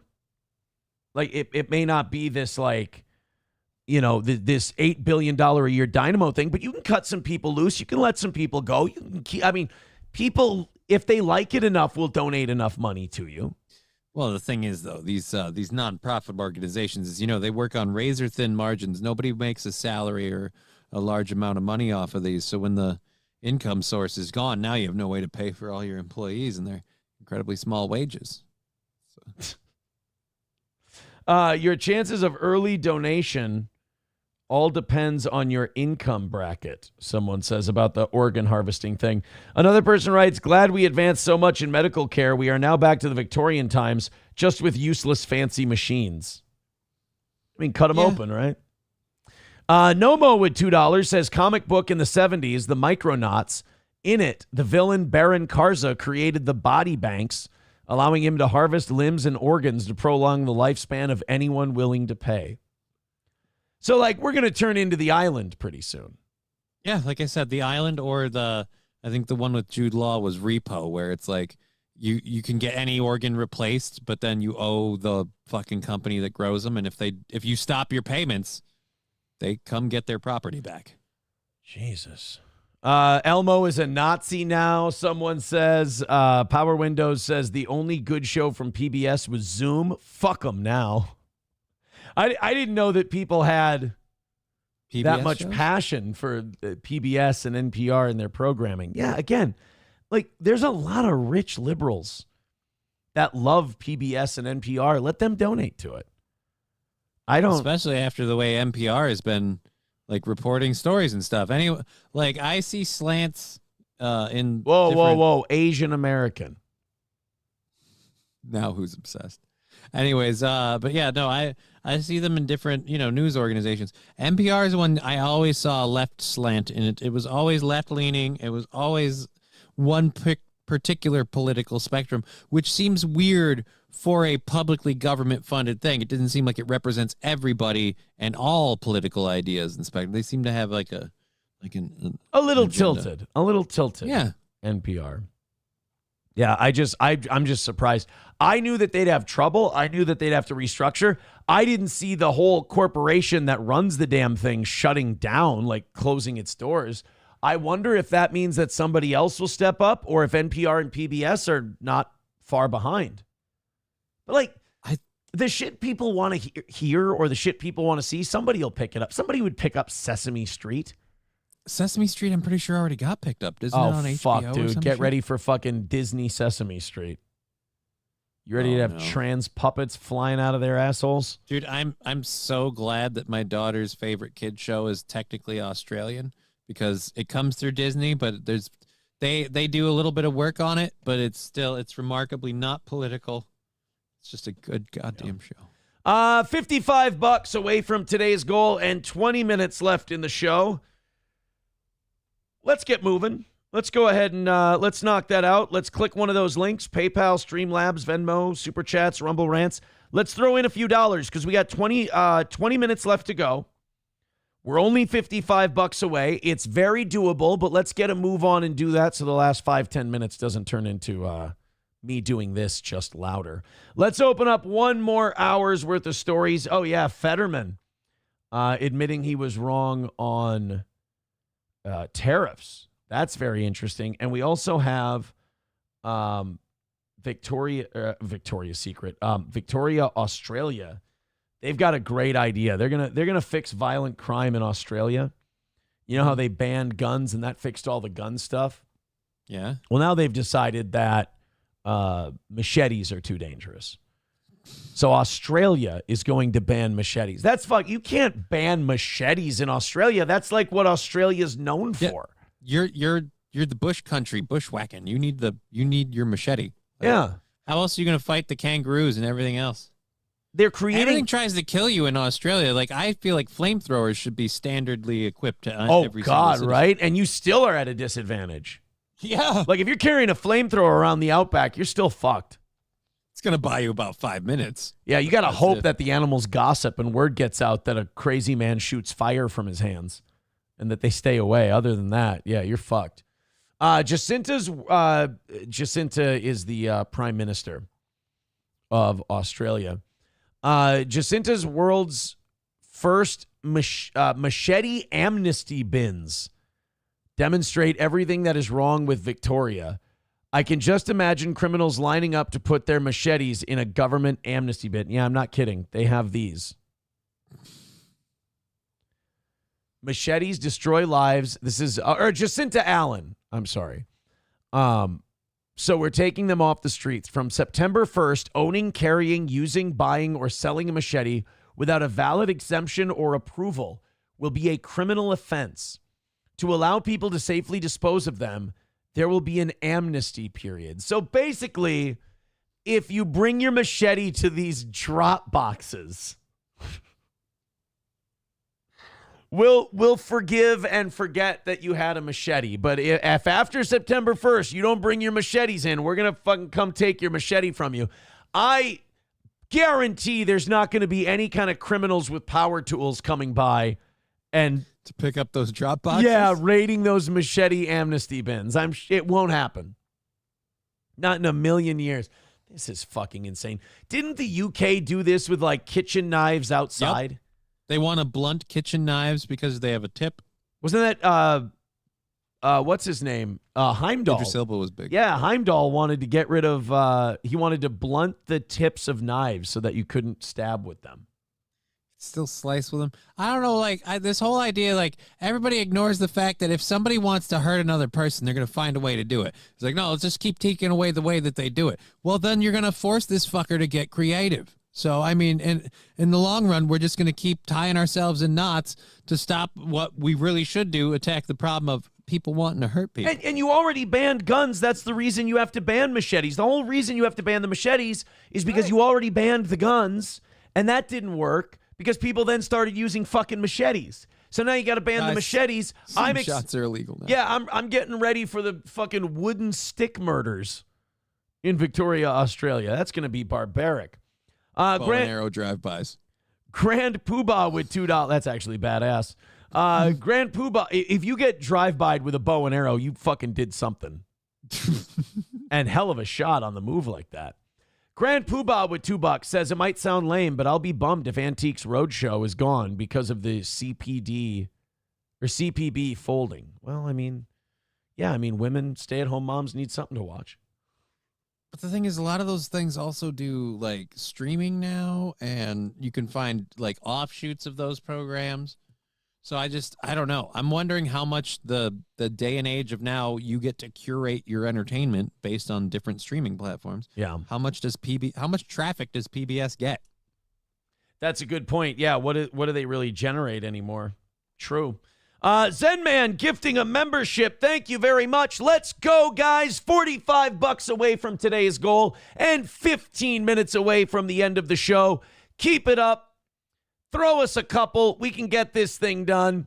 $45 away in the next 15 minutes. Streamlabs, PayPal, Venmo, Super Chats, and Rumble Rants. Pick up that last couple of bucks, and let's call it another win for the toe and a perfect start to our week. Oh, and we'll have the Roots payment reveal as soon as the goal is hit. If the goal doesn't get hit this morning, I'm taking that offer off the table. John Fetterman admitting that he was wrong on tariffs. I have to say, every time this fucker gains a brain cell, he starts impressing me more. He's like an old school Democrat where they had, liberal ideas, but they were somewhat grounded in reality as people. He keeps pissing off his own party every time he, remembers his name one more time. I mean, it was at the point this winter that the Democrats were trying to remove him from office, saying, oh, no, he's brain damaged and depressed. Did you watch when you were trotting him out there in the campaign a couple of years ago? I feel like that part was he's doing way better now. Don't get me wrong, the whole attire thing doesn't speak to his mental health, but easy. No, they thought he was great back when he couldn't say his fucking name. Oh, right, yeah. But they at least got him to wear a suit back then. I'm saying now he's doing great, but the whole, I walk around in a hoodie and shorts 24/7, that does say brain damage to me, but yeah. Look, let me be very clear about something. John Fetterman is an Israeli shill and a complete fucking oaf doofus retard. Don't get me wrong. But I think it's funny to watch him. He's one of those guys where when you ask him his opinion, he just gives it. It's not like a politician where he parses his words and wonders how his party's going to feel or anything like that. You ask John Fetterman something, he just says something remarkably damaging to his party's messaging, and he goes, "Oh, dope, be dope," and just continues on in his Carhartt hoodie and shorts. And that's why he's going to get reelected. Maybe he might. He might. Run another dipshit like Dr. Oz against him. He'll probably do okay. This is him talking about Trump's tariffs. I'm wondering if you think right now Trump is winning the trade war. Do you agree with those who think he is? Absolutely. I think that, obviously what happened at the EU, and again, I'm a huge fan of Bill Maher. And all right, so he's still got a little brain damage. Kidding, I like Bill. I think he's really one of the oracles for my party. Oh, shit. And he It's an oracle. acknowledges, hey, he thought that the tariffs were going to tank the economy, and he acknowledged that it didn't. So, so for me, it's like, again, it seems like the EU thing has been going well, and I guess we'll see how it happens. He still, clearly can't hold thoughts. He has trouble. I'm guessing either the speech or the processing centers are still fucked up. There's still something either not getting quite right. garbled or it's coming up garbled. Yeah. But he is right. There have been trade deals done. I think there was Japan, South Korea, EU, UK. I can't remember if the China deal was done or not. Oh, and then Canada said we might recognize Palestinian statehood. And then Trump's like, well, why don't we cancel our trade deal? It's like, oh, okay, that sounds real America first. Need Trump with $10. Thank you, buddy. $10. Hey. Thank you. Says goodbye, Toes. Have a great day. Thank you, pal. I you. appreciate that. $5 from Honky. Oh, my goodness. Honky with a $5 says, give Fetterman the benefit of the doubt. He did help Chunk save the Goonies from Carl Heberger's wife and her sons. That's a deep cut. By the way, that's $15. That means we're $30 away from today's goal. Streamlabs, PayPal, Venmo, Super Chats, Rumble Rants.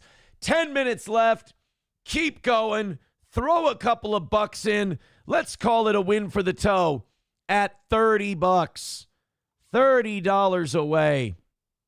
Thank you. And also somebody had a good Fetterman line, and I fucking lost it now. Cameo at $2 says, worst thing to come out of Pennsylvania, John Fetterman or the Eagles? Well, I'll say this. The Eagles themselves are fine. Their fans are fucking retards. Cameo also says he can play Lenny in the next Mice and Men adaptation. Accurate. Good. For sure accurate. So, yes, we are $30 away from today's goal. Jump in there, throw in 5 or 10, or throw in the whole 30. And let's call it a win for the toe. Thank you so much, guys. Sam Show says, Aaron, do you know about Fetterman chasing down a black dude with a shotgun?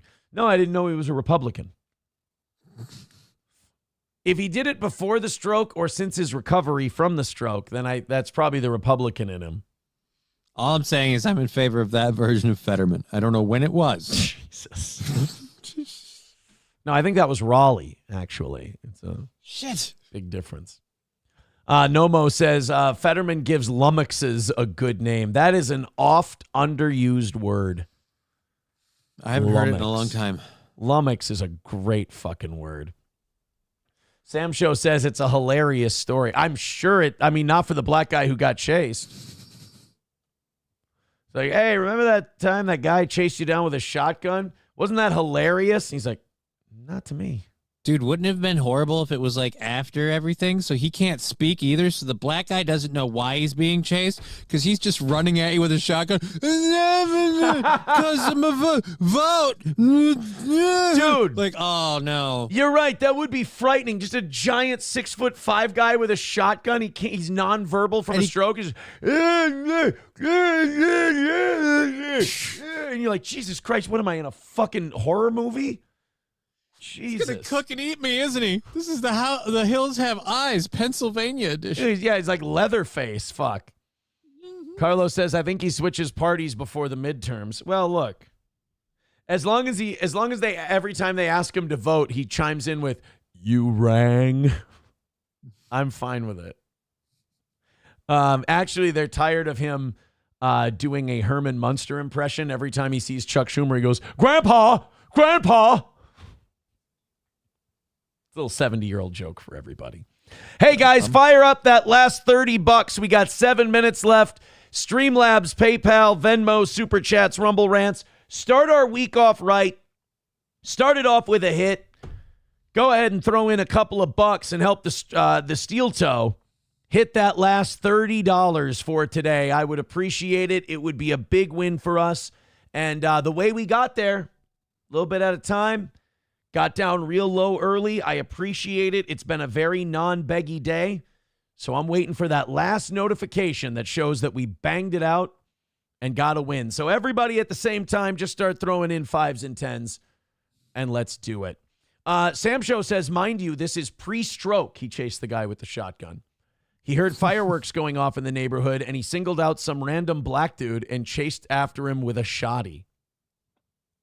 So that just shows you that Democrats and Republicans were out of candidates for that last Senate election. It's just crazy people on both sides. All right, cool. Jesus. Thank God he had that stroke to bring him back to sanity. Once he had that stroke, he goes, I've learned that chasing black people with guns is wrong. It was God's punishment. You will learn, sir. Maybe that's it. Maybe as he recovers, that's why he keeps turning into a Republican the more he recovers. Because before he was a Republican too. He had a stroke and it turned him liberal. It's wrong to chase black people with shotguns. And then as like therapy goes on every day, he's like, 13% commit 50% of the violent crime. You're like, oh no, he's getting stronger. This isn't good. Quick, hit him with a hammer. Poor Fetterman.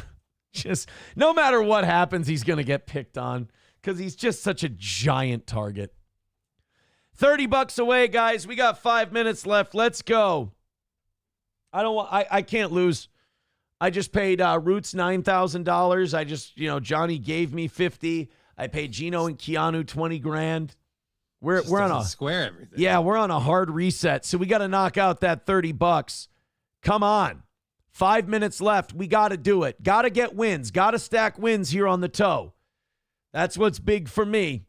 Streamlabs, PayPal, Venmo, Super Chats, Rumble Rants. Here in this last 5 minutes, I'm just passing the basket around, asking you to throw in a couple of bucks so we can hit that magic number that signifies success and growth for the toe. So, however you can, click the link. I'd appreciate it. Let's knock out the last 30 for today. Thank you. Please and thank you. We're gonna try and hit that. Sure would appreciate it. Sam Show says Fetterman has since publicly defended chasing the black guy. He don't give a fuck. Well, now I need to know what happened. If like modern day Fetterman still defends the chasing the black guy with the shotgun. I want to move to Pennsylvania just to vote for the guy. Fetterman's past incident rattles black Democrats in Pennsylvania. Pulled a shotgun on a black jogger in 2013. Wow. Throw us a few dollars. We've got to hit that 30, guys. God damn it. Another one of those fucking days where we get right there. Right to the line. Right to the line. We got to hit. Throw in a couple of bucks. Streamlabs, PayPal, Venmo, Super Chats, Rumble. Don't stop now. You've been amazing all day. Don't stop at the last 30. $2 from Skybrick. Says, here's some money towards that rambling a-hole Gino. Thank you. Well, no, I'm done paying Gino now. There's no more Gino pay. So it's back to the show. Honky with $1 says, Fetterman attacking a black man is considered mutual combat. And Jesus Christ. All right, $28 away from the goal. Please and thank you. Let's go. Let's get it hammered out, for God's sake. Oh, boy. Click that. It will. I just got to condition myself. It will always end the same way. Everyone's going to laugh at you. Everyone's going to go, ha, fuck you, toe. And then we just got to knock it out at the end. That's the price I have to pay for getting to goof around like an asshole all day on the internet. So please and thank you. Hit that last 28, guys. I would appreciate it very much. Dig deep. We got 2 minutes left. So in the first Pennsylvania Democratic Senate debate, who gives a fuck? In 2013, Fetterman pursued a man and pulled a shotgun on him because he wrongly believed the man, who turned out to be a black jogger, had been involved in a shooting. While the incident has long loomed over Fetterman's campaign, it's been particularly amplified by his opponents. Blah, blah, blah. This was during the primary. Yeah, because Republicans wouldn't give a fuck. Oh, wow. We have a whole news story about this. We can play this. This was back when he was mayor. But guys, we got to knock out that goal. Help me out a little bit here, please. $30 away. Let's knock it out. Please and thank you. I'm going to do this story. Knock out that last $28 and let's call her a win today. This is Fetterman chasing I believe down. I did the right thing, but I may have broken the law during the course of it. And, I'm certainly not above the law.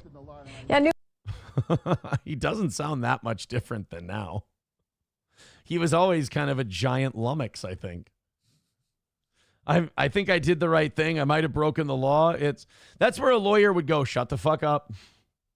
At 6 tonight, the mayor of Braddock admits to pulling a shotgun after chasing a man he suspected of firing a gun near his home. And it turns out that man was just an innocent jogger. Good evening, everybody. I'm Wendy Bell. And I'm Mike Clark. Tonight, the big question is the mayor being given special treatment? Only on 4 tonight, reporter Bob Mayo digs into the controversy.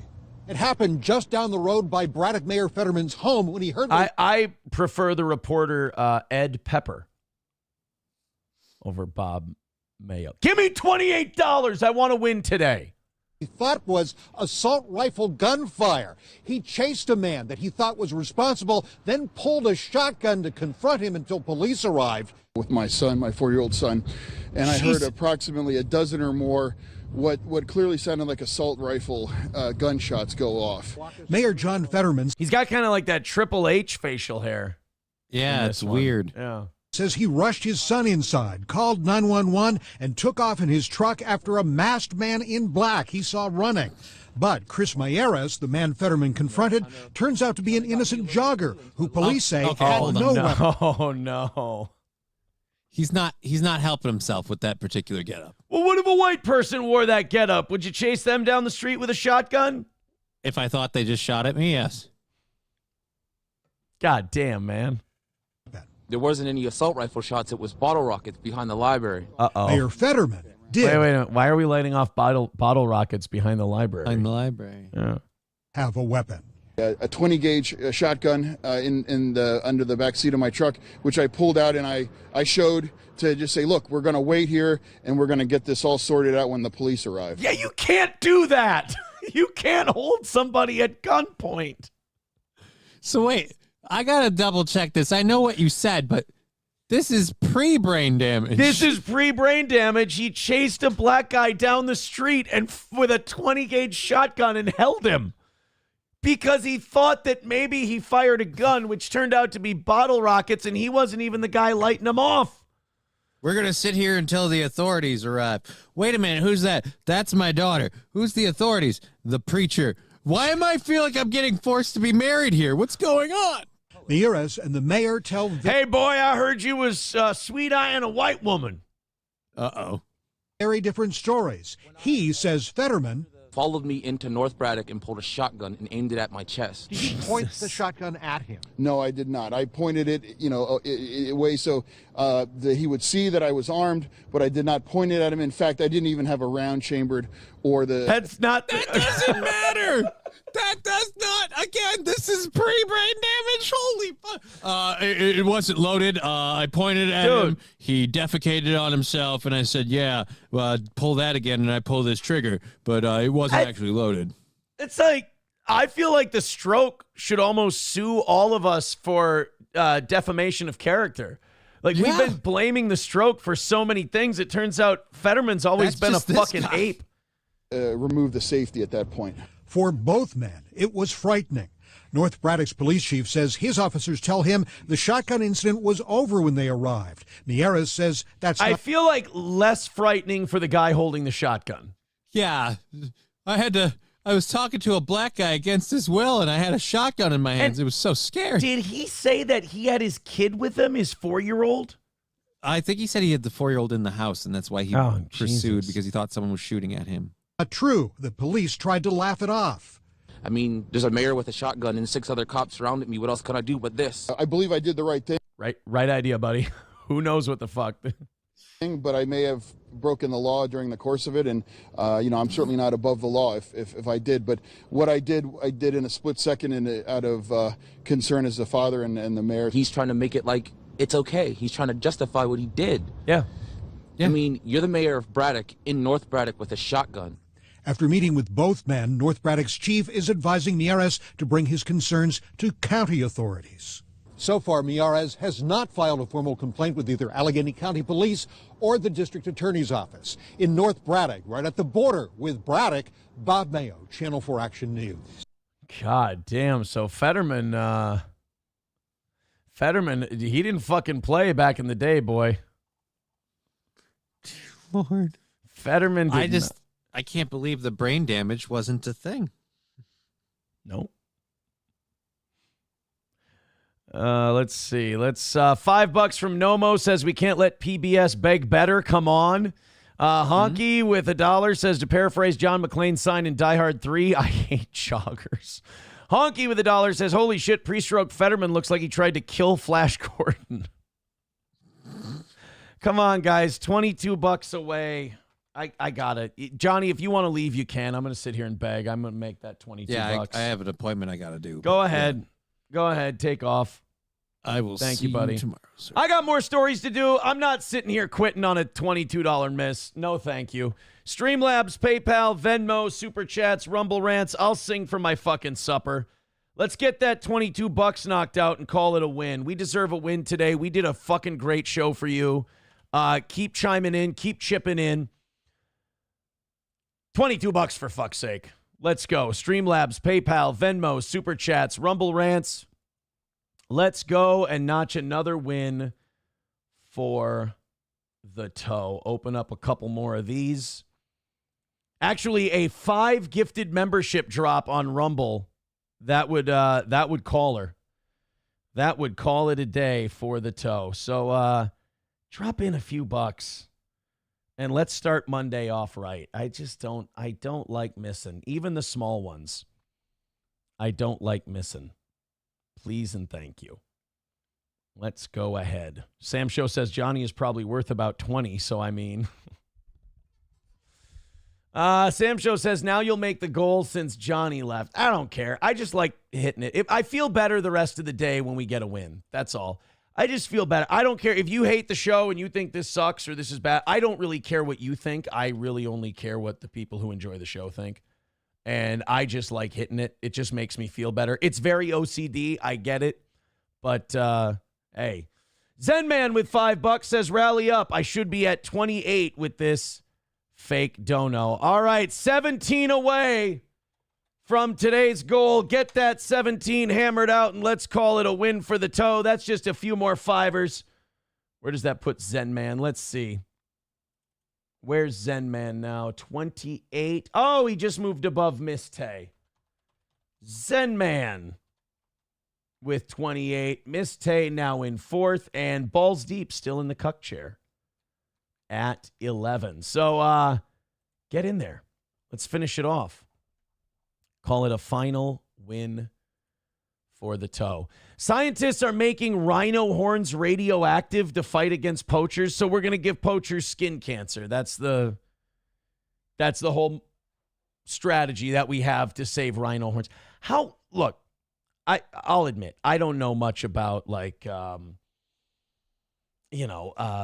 preservation and like the food chain and I don't know a lot about that. How important is it to save these fucking rhinos? Because it seems like we just keep doing everything we can. It's kind of like saving pandas. We do everything we can to save these animals. Maybe it's just supposed to be their time to go because they don't seem to want to fuck. They don't want to seem to keep going. Their numbers keep going down. Why not just fucking let them die in peace? Let them. It seems like we want to save them more than they want to save themselves. And yeah, Brian says, what the fuck? Why not just shoot the poachers? Well, also, you're irradiating rhinoceros. So, like, aren't they going to get sick? You're poisoning them by making their horns radioactive. I feel like that's kind of a double whammy. Like, on one hand, you're going to irradiate the rhino, and then on the other hand, you're irradiating the poacher. It's not like it's going to stop the poacher. Oh, don't shoot the rhino. His horn's radioactive. They don't give a fuck. This is just going to harm the rhino and not solve the poaching problem. Yeah, Baba Shab asks, are rhinos immune to radiation? I don't know. I don't know what this is supposed to do. But South African scientists have launched an anti-poaching campaign in which rhino horns will be injected with a radioactive material. The group from the University of Witwatersrand said the process is harmless to rhinos, but will allow customs officials to detect smuggled horns as they are transported across the world. So you're going to be able to...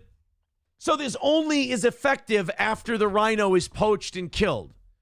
And I guess the attitude is, well, then we'll confiscate the rhino horns and we'll know they were poached. So then I still don't get it. This is retarded. This is a giant fucking waste of time. Oh, I just mean continuing the show. The rhino thing sounds great. Guys, $17 away. Let's knock it out. A $20 drop anywhere fucking solves this and gets us a win for the toe. Let's gift those memberships, $5 at a time. Come on. Let's knock out that last 17 and call it a W. God, the fucking struggle. Not hitting the goal is bad news. That is not good. Gen Z, I'm just sticking around. I'm throwing slop at the walls. I'm just giving you more show. I'm just sitting here busking, sitting on the street corner, banging on spackle buckets, hoping you throw a couple more bucks in so I can, I don't start the week behind. Even starting $17 behind just annoys me greatly. I think we've been on too much of a run where we've been knocking out goals lately. So like even $17 makes me go, ugh, gross. So throw in a few bucks. Let's get this done. Come on, guys. Couple more. Gen Z is ditching boxed cereals at breakfast. What the, why? Oh, sorry. What? We're not fucking, egg, no, what are those? We're not egg bites. We're not fucking Starbucks breakfast. Sorry. That's the easiest thing in the world is cereal. Now, don't get me wrong. Cereal is remarkably bad for you. It's terrible for you. Like, it's all just sugar and dog shit. I don't know who decided that it should be a breakfast food other than farmers who grow grains. But, I mean, with Gen Z's just ditching it. Why? They're cooler than we are? Fuck you. You can still eat Cheerios, bitch. A temporary pandemic-era bump when more Americans had time for sit-down breakfast wasn't enough to help. Cereal sales in the U.S. dropped over 13% from nearly 2.5 billion boxes in 2021 to 2.1 billion in the same period this year, according to Nielsen IQ. Since the 1990s, grab-and-go options like Nutri-Grain breakfast bars and Cliff Bars have posed a challenge to cereal. Now, yogurt cups and protein shakes are also stealing the spotlight. How are we still getting so fat then? So we're ditching the sugary cereals, we're going to better options, but we're still giant, fat, Ozempic chugging fuckers. Experts claim this isn't just about convenience, but rather represents a general shift in how people fuel their mornings. Well, sorry. Sorry that us millennials and boomers and everything else fucked it up for the rest of you. $2 from Zenman says, oh no, he's slowing down the backstretch. No shit. $15 away from today's goal. Knock it out. Have some fucking pity and decency. And knock it out for the guy who's sitting here chug-a-lugging along. Oh, by the way, Zenman now at 30, he jumps over Redbird. Zenman jumping up in the standings. Thank you very much. So now Zenman at 30, Redbird at 27, Miss Tay in fourth at 25, and balls deep in the cuck chair. Approachable says for the extra overtime and going to 11. I didn't say I was going to 11, but it looks like I might be. So now we've got 8, we've got 4, $3 away from today's goal after Zenman with another 5 says, okay, let's put you out of your misery. $3 left. Let's do it and call it another win for the toe. Zenman now at 35. Thank you, pal. Thank you, Approachable. Now just throw in that last $5. Approachable says, P.S. Give my $10 to Miss Tay's total. Oh, well, you got it. Now she's ahead of Redbird at 35. Miss Tay, 35. Redbird now in fourth at 27. A little shifting going on at the end of the program. Doggo Doesn't Die says $1. We can milk an extra 30 minutes for only $17. I mean, I am kind of at your mercy. We're $2 away from a win today. That's right. $2 away from another win for the toe. Thank you guys very much. Keep it going a little bit. Put me out of my fucking misery. And then I'll give you the big Roots reveal at the end of this. We'll do the big reveal on a lot of rumors on what people got paid. That's really fascinating to me that people are so, I think it is like an innate jealousy that the show went well, that everybody was happy, everybody had a good time. And so they're like, we got to hate something. It's like, you don't have to hate anything. You can go, wow, we spent 2 years trying to defame, stalk, and kill Steel Toe. It didn't work. They're still doing well. Missing by $2 today. Still doing well. Still having a good time. They seem to be enjoying themselves. Maybe we were just wrong. Nope, it can't be that. They're like, they paid somebody this much money. We've got to get him. I mean, okay. That's fine. Crowder Wears Panties with $1 says squirm. Oh my, we're $1 away from another win for the toe. Thank you, Crowder Wears Panties. Down to the last dollar. Let's do it. The last buck. And then we've got the reveal, as it were. Thank you, guys. Keep going. One more. And it's another win for the toe. Thanks again. Dub says, threaten to microwave Gordy for $20. No, I'm not. I love my dog. I would never do something like that. Fauci's Pangolin says, Gino and Keanu got $30,000. That's true. Kraken slapping with $1. Guess what, guys? Guess what? But I'm afraid I've got some bad news. And it's another win for the toe. Yeah, Nomo says the fact it's even been made an issue is sad and pathetic. Well, here's the problem. This show does a show that does content. When your only content is Steel Toe, you do have to live a pathetic, scrounging, bottom feeder existence. I didn't make the rules. I just report. Redbird with $5 says, stop complaining, you tubby bitch. You got it, Redbird. Thank you very much, buddy. All right. Let's, now we're over. And now Redbird is at 32 for today. Thank you, pal. There we go. All right. So I don't know what Roots said he got paid. Crowder Wears Panties says, you mean Aaron was cool enough and had money to pay for his buddy's hotel? Now they turned it into a gay op somehow? Sounds like cope on their side. The whole last couple of years of their life has been cope. Just watching Steel Toe live and go on. And just them trying to find out reasons why that's harmful to their health. And all the while, we just laugh at them. No, Roots, I offered Roots $500 to make a song for the show. I offered him $500 to make a song, and we'd perform the song at the anniversary show.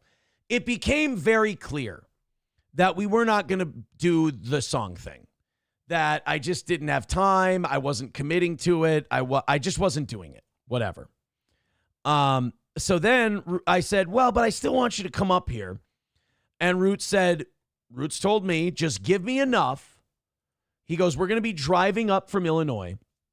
Just pay me a little something for gas. And, you know, I'll get a hotel. He just said, pay me for gas. So I thought, okay, I don't know if I want to give him like just enough for gas because that's only like $100 and some bucks. So at the show, I gave him $200 in cash. And then the next day, I thought I had given him $300. I wanted to give him $300 for his trouble. because then that would pay for the gas, the wear and tear on his vehicle, and maybe get a hotel somewhere for the night. You know, I thought that was a nice thing to do. Just $300 covers your expenses. I was so hammered, I thought I handed him $300 at the end of the night, forgetting that I had done some gambling on cornhole earlier in the night. So I gave him $200. So I gave him $200, and he texted me the next day. He said, "Hey man, you only gave me $200. Could you give me another one?" And I said, "Sure." And I Venmo'd him another $100. I have this all on my Venmo. So I gave Roots $300. And I thought that that would be enough because I did ask him to come up. It wasn't like Roots was like, "I'm coming up to the anniversary show anyway." I invited him up. So I thought at the very least I should pay for the guy's gas and hopefully he can get a hotel. Hopefully with what I gave him, it made him whole for the event. Because in my world, if you invite someone to dinner or you invite someone somewhere else, you should pick up the tab. So I invited him, gave him $300. So why he would say that I gave him like $500 or $800 or something like that, I think that's just him trying to appease haters who like him but are giving him shit like, "How could you go to Steel Toe?" And it sounds better if he just tells them, you know, "Oh, he gave me $800. That's why I went." That just sounds better to people like that. But in reality, I gave Roots $300. I'm glad I did. I'm happy to give him $300. You know, pay for the gas, get a hotel room somewhere. Happy to do it. It was nice to meet him. He brought me a bottle of Malort, which was really nice. So now I have a bottle of Malort. I got to meet Roots. We did hit him up. We did karaoke together. That was a lot of fun. There was no way we were doing a rap battle. I just was not in the condition. I could barely keep up with hit him up. There was no way. Chevy fan says, "Wear and tear. What's he driving? An 84 Tercel?" I don't know. I just thought it was a nice thing to do. I don't know what to tell you. Sam Show says, "Then said you got him a hotel and comped the bar." I mean, I picked up my tab, which was me, Gino, Keanu, Johnny, and then a couple of other people, the guy who made the sign, and that was like $200 for us to drink. But, yeah, I didn't, no, Roots was not on my tab all night. Yeah, so no, I didn't get, I mean, I gave him $300. Whatever he spent that on is up to him, but that's, it's really strange. That's kind of psychotic that someone would lie about that and say it was like $500 or $800. Yeah. $300, and that was just to drive up and get a hotel room. I thought that would be nice. And by the way, he didn't like hit me up for a shitload of money either.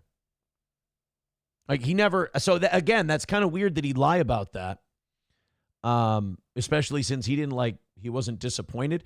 In fact, he texted me the next day and he said, "Oh man, I'm defending you right now. It's exhausting." And he goes, "You're all right." So yeah, I'm all right. So yeah, Roots got $300 from me. That was all. I didn't think that was controversial. I didn't think that that would be a big controversy. I still don't think it's a big controversy. I think people are just pouting. But yeah, I think that's fair. I don't think I went cheap on the guy. I invited him out. Paid for his gas out here. Got him. I think that $300 would be enough for gas in a hotel room. But Crowder Wears Panties says asking for another $100 is Jewish as fuck.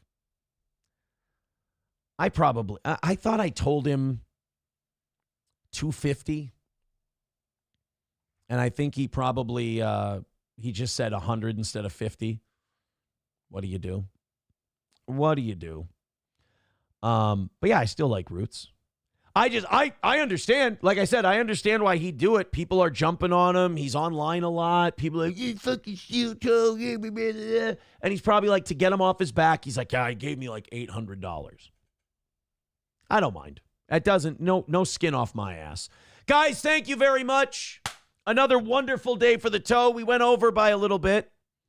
Nomo says $250 should have been it. He Jewed you up. That's fine. That's okay. Thank you guys very much for coming out today. We'll be back again at 6 o'clock tonight. Thanks for knocking out that goal today, and we'll be back very, very soon.